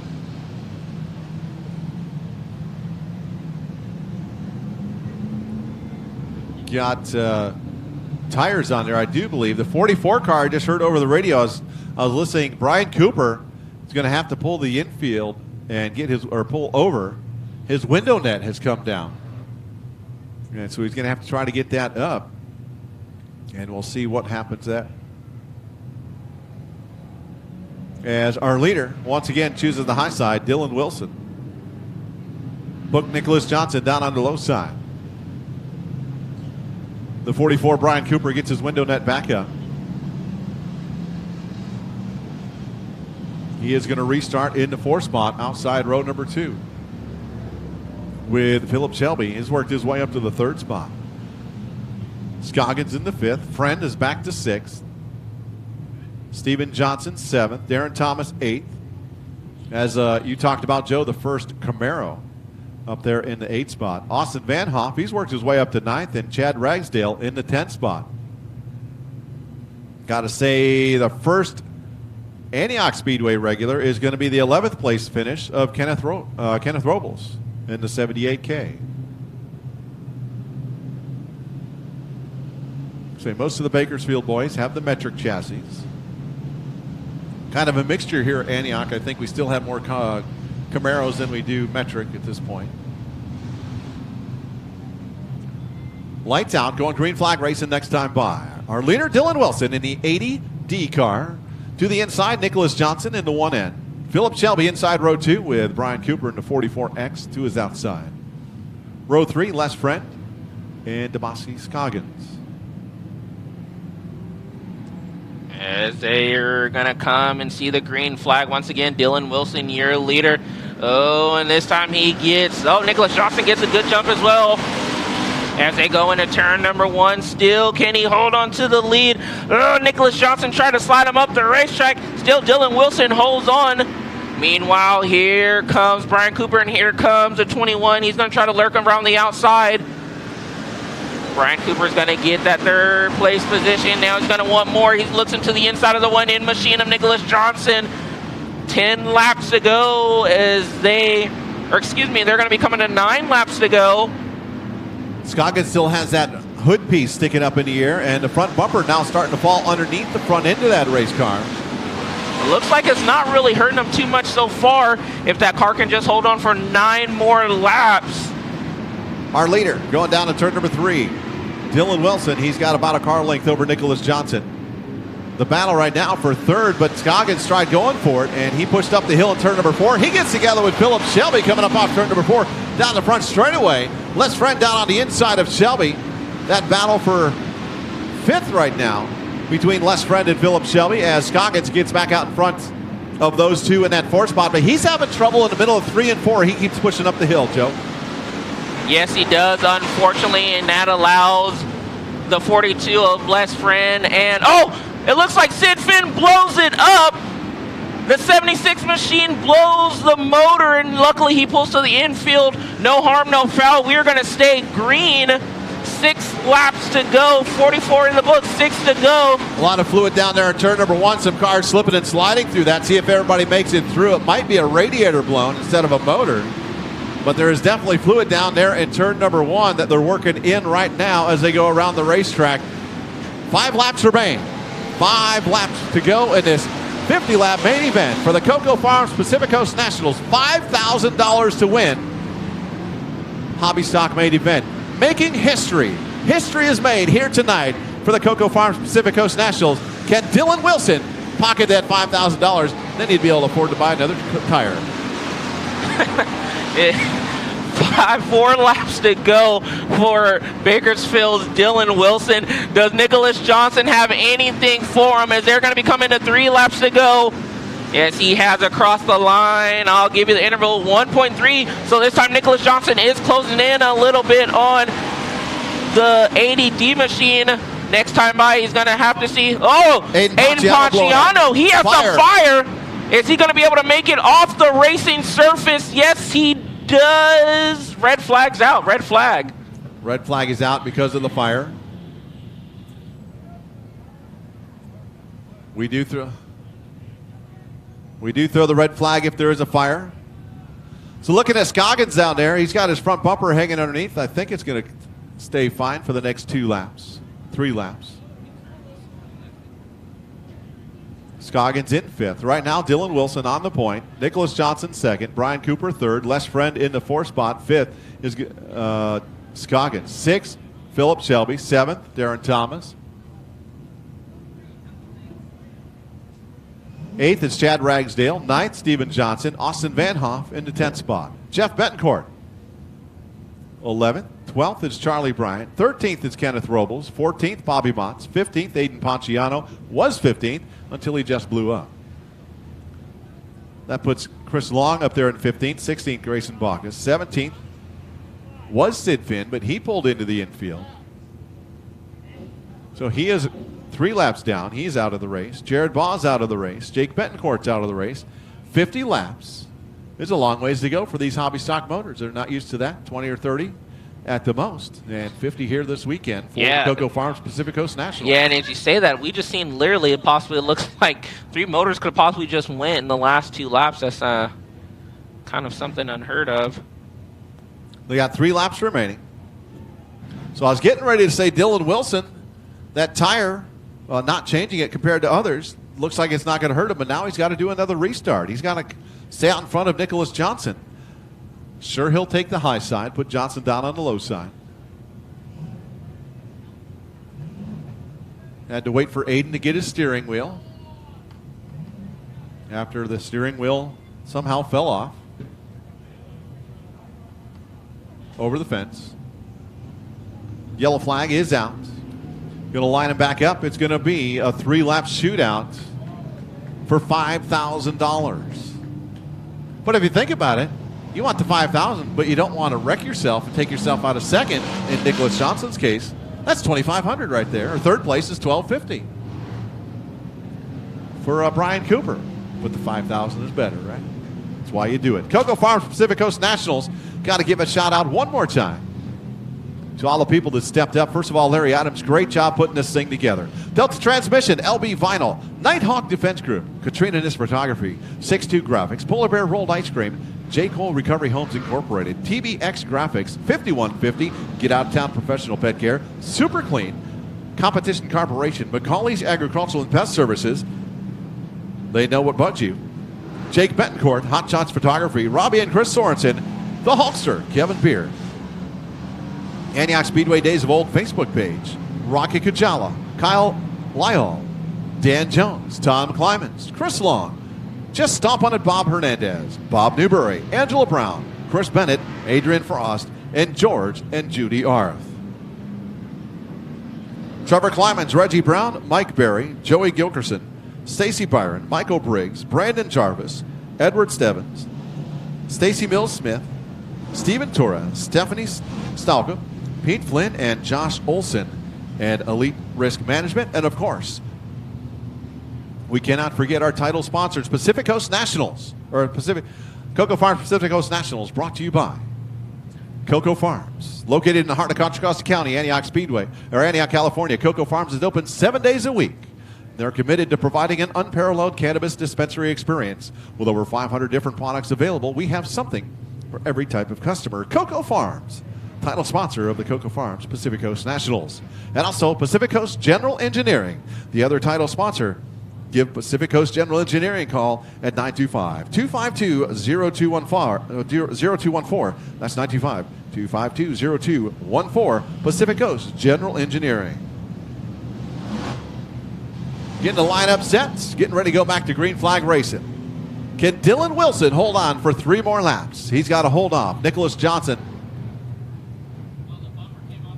down on the low side, and debris on turn number 1.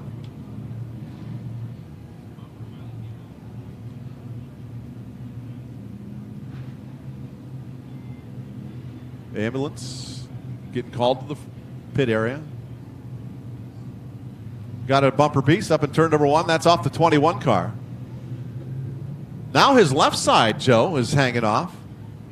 Must be that car finally, he's trying to get it caught under the wheel or something to get it ripped off.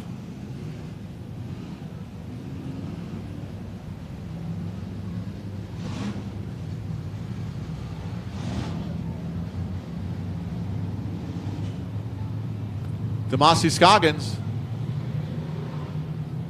going to have to bring out the red flag because the ambulance is in the pits.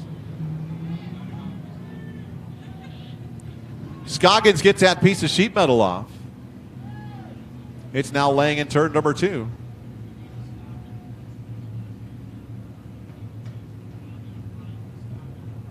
Going to red flag this race because the ambulance had to go to medical emergency in the pits. 3 laps remain in this 50-lap main event for the Cocoa Farms Pacific Coast Nationals. Hobby stock $5,000 to win.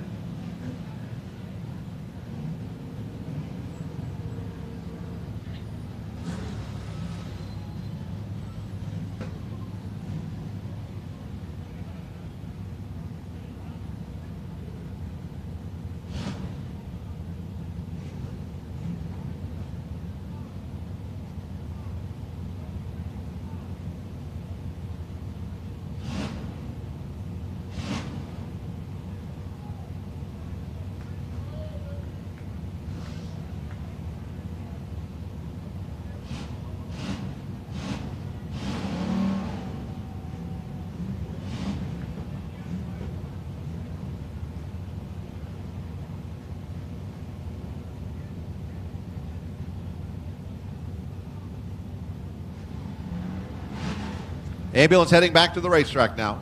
We'll roll these cars once it gets back out here. 3 laps remain.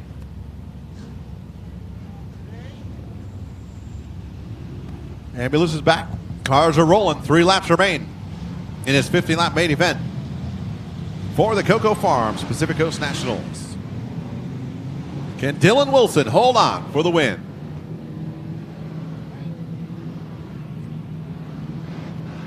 I think Dylan Wilson picked the best chip he could have, picking a number 2 in our redraw for the top 4 earlier tonight. That high side has worked out perfectly for him, but he's got to do it one more time. As Nicholas Johnson down on the low side, he's going to try to get down there. 1 to go signal being shown to your leader here. Can Dylan Wilson hold on one more time, or does Nicholas Johnson have anything to say about it? Brian Cooper could be a threat here in the 44X machine, as well as 4th place Les Friend. You can't forget about him. Kenneth Robles just left the racetrack. 78K leaves the racetrack as we're coming around to the green flag. As they get set, green flag's gonna be displayed as they get set. Green flag out once again, and Wilson this time gets a really good jump as he has a commanding lead going into turn number 1. He's gonna slip up the racetrack a little bit. Oh, Nicholas Johnson, he's gonna try to get by. He's going to try to get into his door down the back straightaway. He goes in hard and heavy into turn number 3. 2 laps to go being displayed to the ADD machine as he goes into 1. This time Nicholas Johnson, once again, he's going to try his best as he's right on the back bumper of the ADD machine as they go into 3. White flag's going to be displayed. Wiley, bring us home. As it comes up off turn number 4, white flag is out. Can Dylan Wilson hold on one more lap? Here comes Nicholas Johnson. He dive bombs into turn number 1, pushes up the hill. They touch in turn number 2. Johnson gets out of the gas, down the back straightaway. Here comes Dylan Wilson into turn number 3. One more time around. Here he comes up off turn number 4. Ladies and gentlemen, give it up. Dylan Wilson with our winner. Nicholas Johnson 2nd, Brian Cooper 3rd, Les Friend 4th, and Philip Shelby rounding out the top 5. Demoski Scoggins 6th, 7th, Darren Thomas 8th, Stephen Johnson 9th, Jeff Betancourt 10th. It's Charlie Bryant, but our winner, Dylan Wilson.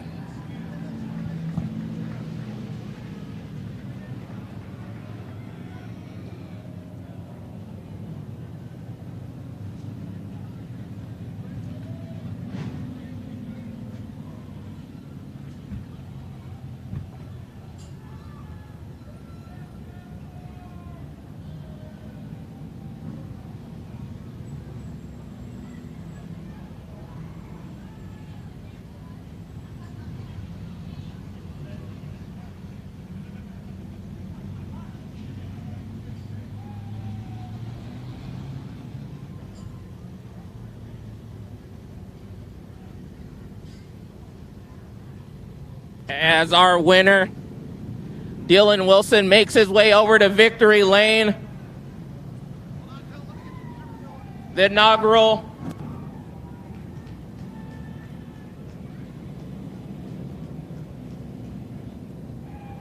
as he the helmet off, he climbs out of the race car. Your winner, Dylan Wilson! Your inaugural winner for the Coco Farms Pacific Coast Nationals, Dylan Wilson. As he gets a congratulations from Cody Johnson. Dylan, make your way over here. Oh my goodness, Dylan, fantastic door you're going to be taking home, and $5,000. That's unbelievable for a hobby stock race. I got to thank Coco Farms for putting this deal on. I know they're the main sponsor if there's anybody else. This is fantastic. What a great race. The racetrack was in phenomenal shape all weekend. So hats off to the track crew. I know this thing was ready for boat races on Monday. So fantastic job to them. Thank you to Antioch Speedway, just everybody involved. Yeah. Just talk to us about that 50-lap main event. You're not really used to running 50 laps, let alone having a break in between, having to break your momentum, gain back your composure here. Once again, gets a congratulations from Nicholas Johnson. Nicholas Johnson and Les Friend pressured you throughout most of the race. Les Friend pressuring you throughout most of the first 25. Nicholas Johnson pretty much kind of through the later parts of the last 25 laps. Just talk about the battles you had going on with them and having to hold them off on each and every restart. Yeah, for the first half, I knew it was just about finding the right line, finding a groove. I wasn't expecting to go that many green flag laps, so that was fantastic. Hats off to all the racers. And the second half, I knew Nicholas would be up there. When he shows up, you have to beat him for the win. So I knew he'd be there, and he raced me clean. I appreciate everybody that raced. I mean, we could have junked some stuff for $5,000, and everybody raced really respectfully for at least the lead. So I really appreciate that. Was honestly not expecting that. Yeah, this is just fantastic. Looking through the pit stops, I don't know if you're paying attention. A couple drivers did change tires. You were one of the drivers that neglected not to do the change of tire. With the way that the track was coming in, do you think possibly you may have made a mistake? On the restart, I thought I was screwed because I don't know if the tires just didn't fire off or what, but after the break, for 3 laps, I was just tight. I could not turn in the center, and then all of a sudden, it just came back to me. So, yeah, I just thank God it did because I thought I was in trouble because you have to be on your game. The car has to be working perfect to beat these guys. So it was. We got a good starting spot. We had a good Friday night, so we put a weekend together, and that's what you want to do for these big races. Give a shout out to your sponsors and who helps you get up and down the road. I don't know if this is closing your 2021 season or if you have a few more races on your schedule, but give a shout out to your sponsors who help make this possible. Yeah, first and foremost, I got to thank my wife, my kids. Hopefully they're still awake. They're probably crashed on the couch. They're watching back home. I know they're excited, ecstatic. So I'll be home at 3 in the morning, but we'll be there. So we'll celebrate a little bit tomorrow with the kids and family. And thanks to Matt Wonkum Race Engines. This thing is a beast. And he was top 2, so Matt builds a great motor, so appreciate him. H&S Body Works, Nick Kaufman with CRG Graphics, the Johnson family, Chad and Cody were like our pit help this week, so I appreciate them and the help they gave me this weekend, because if not, I was solo. So all the help is appreciated. Everybody back home watching, the fans, Antioch Speedway. Nicholas, because he gets mad, I don't thank him. Just everybody that makes this happen, I appreciate it. Well, Dylan Wilson, you are the inaugural winner here for the Cocoa Farms Pacific Coast Nationals, and you are taking home $5,000. Ladies and gentlemen, let him hear you, Bakersfield, Dylan Wilson! Nicholas Johnson, as he congratulates Dylan. Nicholas, come on out here if you would. Just come on over by your car. Well, you had opportunities. Nicholas Johnson taking home second here tonight. Had opportunities. You had what you needed, but you just couldn't get there. Yeah, he's fast. I did what I could without wrecking him. Racing with family, it's hard to race him hard and fast without a little bit of drama, so I did the best I could. Little bumps here or there, didn't hurt no one, you know. But he was the class of the field all weekend. I did all I could, but he was still driving away from me.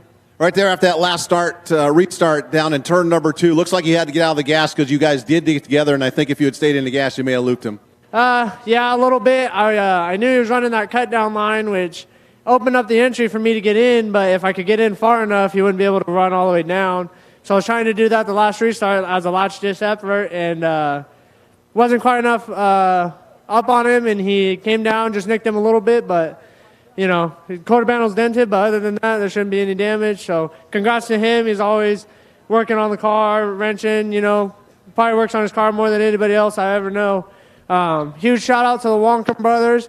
This is their power plant, this thing. I can't thank you guys enough. My mom and dad, grandma, grandpa, all lit up, RPM, Gil's Transmission, Skinny's Automotive, my brothers, all my family at home, my uncles, Dylan, Tyler, and Stevie, Tina, Casey, Kirsten, my girlfriend, she wanted to be here, but she couldn't. The whole fleet that helps us out, I can't thank you guys enough. Well, you didn't get to 5,000, but if I'm not mistaken, second gets 2,500. Yeah, you know, a $2,500 more payday would have been nice, but I'm glad we kept it in the Johnson family. He might not have the Johnson last name, but he's family. Ladies and gentlemen, give it up for second place, Nicholas Johnson in the 1N. All right, we're here with our third place finisher, Brian Cooper. Brian, you finished third. You were battling up there, obviously. You were kind of mid-pack and battling fifth, fourth. Just didn't have what it takes kind of to get the leader, Dylan Wilson, though. Yeah, Dylan, he was class of the field, no doubt. And then Nick, them two guys right there are tough to beat, no doubt, anywhere. I am thrilled to come home with a third. I was hoping to be top 5, so I'm very happy with how it turned out. Normally now we see you behind the wheel, obviously, of a sport mod, but to get behind the wheel of a hobby stock, obviously, I know has to be a change for you. Did you enjoy it? Did you have fun? Will we see you doing it more often? How's that going to go? Yeah, the plans are the car goes next week. I'm having passenger door bars and stuff put in it. I just bought it from Tim Elias just to have some fun. Going to put the wife and my young son in the car up at Marysville and just have some fun with it. So I wanted to bring it out here to this big show since, it's great what they did for the hobby stock class, and this track is amazing. I wish we got to race on stuff like this weekly. Talk about throughout the halfway break, the changes that you make. Do you think that it helped you or not too much with the way that the track was going off? Obviously, you pretty much checked your tires. You pretty much said they're kind of sealed over a little bit with how much the track took rubber. So let's talk about that a little bit. Yeah, the car was pretty good. Most of it, to be honest with you, is driving. It's only second weekend in the car. A lot different than driving the sport mod, and really haven't raced that much this year to begin with, and just something I got to get used to, do a better job on my end. Give a quick shout out to your sponsors and who helped make this happen. I want to thank my dad, David Pierce, all our crew guys back in the pits that made it possible, R&J Landscaping, L&T Towing, Thornton Family Racing, Max Auto Body, Escalera, HRT Shock Service from Bobby Hogue, and then just once again want to thank the track and Coco Farms and everybody that put this deal on. All righty, well, there you have it. Third place finisher, the driver out of Yuma City. That is Brian Cooper. Let's come on over. Well, fourth place. Not bad. Nope, I'm happy. You know what? The car's in one piece. It's really the first night on the car besides last night, so everything's new. So I'm happy, thanks to my crew and everything else. I mean, we wouldn't be where we're at if it wasn't for them. I'll tell you, you know how it is. It's one in the shop, not on the racetrack. As I say, I've been watching on Facebook. You guys have been beating on this thing for a few weeks. Yeah, we took the power glide out of it because I did not like it. Went to a transmission standard shift, trying to get all the stuff lined up, stock clutch, all that stuff. Wouldn't work right. And like I said, luckily I got some good guys in the shop that took care of it, handled it for me. And like I said, it was a blast out here racing with all my buddies, man. We had a nice, clean race. I mean, we rubbed some doors. We were 3-4 wide, but you know what? Thank you, sir. At the end, you know what? We're all here and we're having a good. We're all here and we're having a good time. Cut us off. You're still on the radio. Go ahead. Okay. So, like I said, I just want to thank everybody and then say hi to my girlfriend at home. I know she's watching on TV. I wish she could have been here tonight, but she had some other stuff to take care of. But love you, honey. All right. Well, you first half of the race, the first 25 laps, you were able to keep up there, and you were involved in the battle for the lead. But then the second half, you kind of fell back a little bit. What was the difference between the two? Well, we made some changes. Was hoping to tighten the car up on the bottom. I mean, it did. I can't say. I think I could have overdrove it a couple times, but it started. It wasn't there like it was the first 25. And like I said, Dylan was a fast car, man. I was trying to follow his line, see if I can gain, but he just pulled away. I mean, his car worked really good, middle, up to the middle. And us coil spring cars, we're all bottom feeders. I mean, there's some of us that can run through the middle, but it's tough. I mean, Dylan, he's a good kid, man. I've been watching him for a while, and he's running up front with all these guys, and he's showing that those leaf spring cars will work. So, hats off to him for driving a hell of a race. You know what I mean? Congratulations to him, and thanks to all the Bakersfield guys, Johnsons, and all them for coming down. You know what I mean? To make this a show. I mean, you guys put on a heck of a show, and you know what? This is what it's about. You know what I mean? We're all done at the end. We're all shaking hands, hanging out, drinking a beer together, and that's what it is. I mean, for as long as I've been racing, I've been racing since 17. You know what I mean? And it's a lot of laps everywhere, and I really enjoy coming back here every time. Who's the sponsors you want to say thanks to? I got Davis Roofing, J&J Heating and Air, Price Racing, Ryland Racing.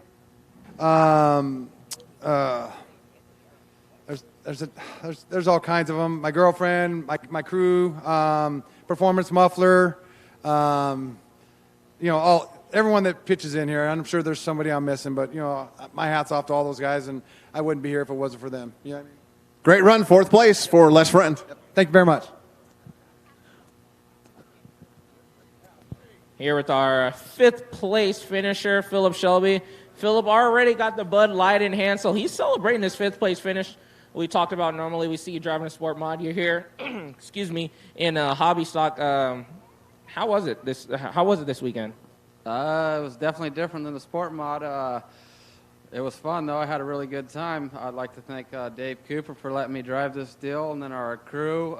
My son comes with me both nights. We got Chris, David Pierce, Robert Aruda, and Cy. Thank you guys for all the help. That's about it. Going into this race, did you have any expectations, or was this more kind of just, you know, they lended you a car, you came out, you wanted to have fun? Obviously, you knew you were going to be pretty competitive with the car that you have and the drive ability that you have. You're battling up front, top 5 pretty much all night. I mean, you got to be pretty satisfied with your results. Yeah, we were just happy to make the main and run top 5 both nights, and the car's in good shape, still in one piece, and that's all we can ask for. What do you have for the future for the 2021 season later on? Or is this your final race here? I think that's probably it here. We go to Vegas in a few weeks, and then probably Cocopa in January, and then I'm not sure after that. Alrighty, well, there you have it. Your fifth place finisher in the 2M machine, the driver out of Olivehurst, that is Philip Shelby. And that is going to do it for our top 5 field here. And our Cocoa Farms Pacific Coast Nationals is come to a conclusion. We had an inaugural winner, Dylan Wilson, taking home $5,000. I don't think anybody can say it was not a good weekend. What an amazing weekend of racing. And I think Dylan pointed out the fact that we didn't trash a lot of cars. And that was one thing that had been talked about over the weeks leading up to this event this weekend was $5,000 to win on a hobby stock race. There's going to be some carnage. And there wasn't really. I mean, it was actually quite surprising how well they did. I mean, they took it and drove in a great way. Yeah, fantastic job once again by the track crew, all the competitors as well. Once again, can't give a big kudos to Cocoa Farms and Pacific Coast for helping out, as well as Larry Adams for putting this on. I really look forward to this next year. Hopefully, possibly, I can be in attendance here for this next year. This event was fantastic with the amount of cars that we got. And, yeah, this is just unheard of. Today we got to say thanks to our sponsors for this special event, of course, Cocoa Farms and Pacific Coast General Engineering, the title sponsors for the Cocoa Farms Pacific Coast Nationals, but also Delta Transmission, LB Vinyl, Nighthawk Security Group, Katrina Nis Photography, 6'2 Graphics, Polar Bear Rolled Ice Cream, J. Cole Recovery Homes, TBX Graphics, 5150, Get Out of Town Professional Pet Care, Super Clean, Competition Carburation, McCauley's Agricultural and Pest Services. Also, Jake Betancourt, Hot Shots Photography, Robbie and Chris Sorensen, Kevin Hulkster Beard up there on the camera, the Antioch Speedway Days of Old Facebook page, Rocky Kujala, Kyle Lyle, Dan Jones, Tom Clemens, Chris Long, just stomping at Bob Hernandez, Bob Newberry, Angela Brown, Chris Bennett, Adrian Frost, and George and Judy Arth, all sponsors here for this very special event. And Larry, you came up and you stood next to me. All right, I think you got to pat yourself on the back. What a great inaugural Cocoa Farms Pacific Coast Nationals you put together. I'll tell you, this was fun. This was the best racing I've seen in a long time. You know, I can't wait till next year. Were you nervous coming into this weekend? Oh, if you watch the video, I was pacing back and forth all night long. I'm just, you know, but I don't want to take any kudos for this. This wasn't me. This was Tina that told me straight up. Well, you put a lot of effort in it, and it wouldn't have happened without what you did. Right? You know, I just did what needed to be done. Made some phone calls. That's it. Ladies and gentlemen, Larry Adams, the brainchild behind this event here this weekend. And Larry, it was a great event, had a great time, and can't wait for next year. Joe, we're wrapping up our season. We're hopefully going to have one more weekend of racing coming up on the 26th and 27th in November, where we'll have the sprint cars and the mini stocks on the Friday night, and the IMCA cars, the modified, sport modifieds, and stock cars, along with the hobby stocks on Saturday night. And can't wait for that. Hopefully the weather holds off when we do run, because that is weather contingent. But with that, this is the end of our regular season. for 2021. It has come and gone in a hurry. Keep an eye on the website, first of all, AntiochSpeedway.com, the Facebook, Antioch Speedway by Promotions, also Antioch Speedway TV. Keep an eye on Wiley's Race Report on Facebook and on YouTube. On the Hammer podcast, you guys going to continue through the off season, or do you take a hiatus? There's no off season when it comes to podcasting. I mean, there's racing always going on, so you got to stay up to date with that, and we stay up to date with you guys and what's being changed locally, and yeah, we will continue. So we're actually coming up on our 1-year anniversary, November 8th. So 1 year of On the Hammer podcast coming up is actually pretty cool. One of your partners, Ryan DeForest, said he's going to change his car color. Yeah, he's talking about it. I'll let him debut that. All right. With that, ladies and gentlemen, thanks for tuning in all weekend long here and all season long on Antioch Speedway TV. It has been a great season. Look forward to 2022. We're going to have more fun, more racing, more streaming, and all kinds of fun. You don't want to miss it until I come out with Wiley's Race Report later this week, and then again in about a month for the Turkey Nights 1 and 2. I'm Wiley Wade. And I'm Joe Peterson. Good night, everybody. Yeah, dude, that was really good.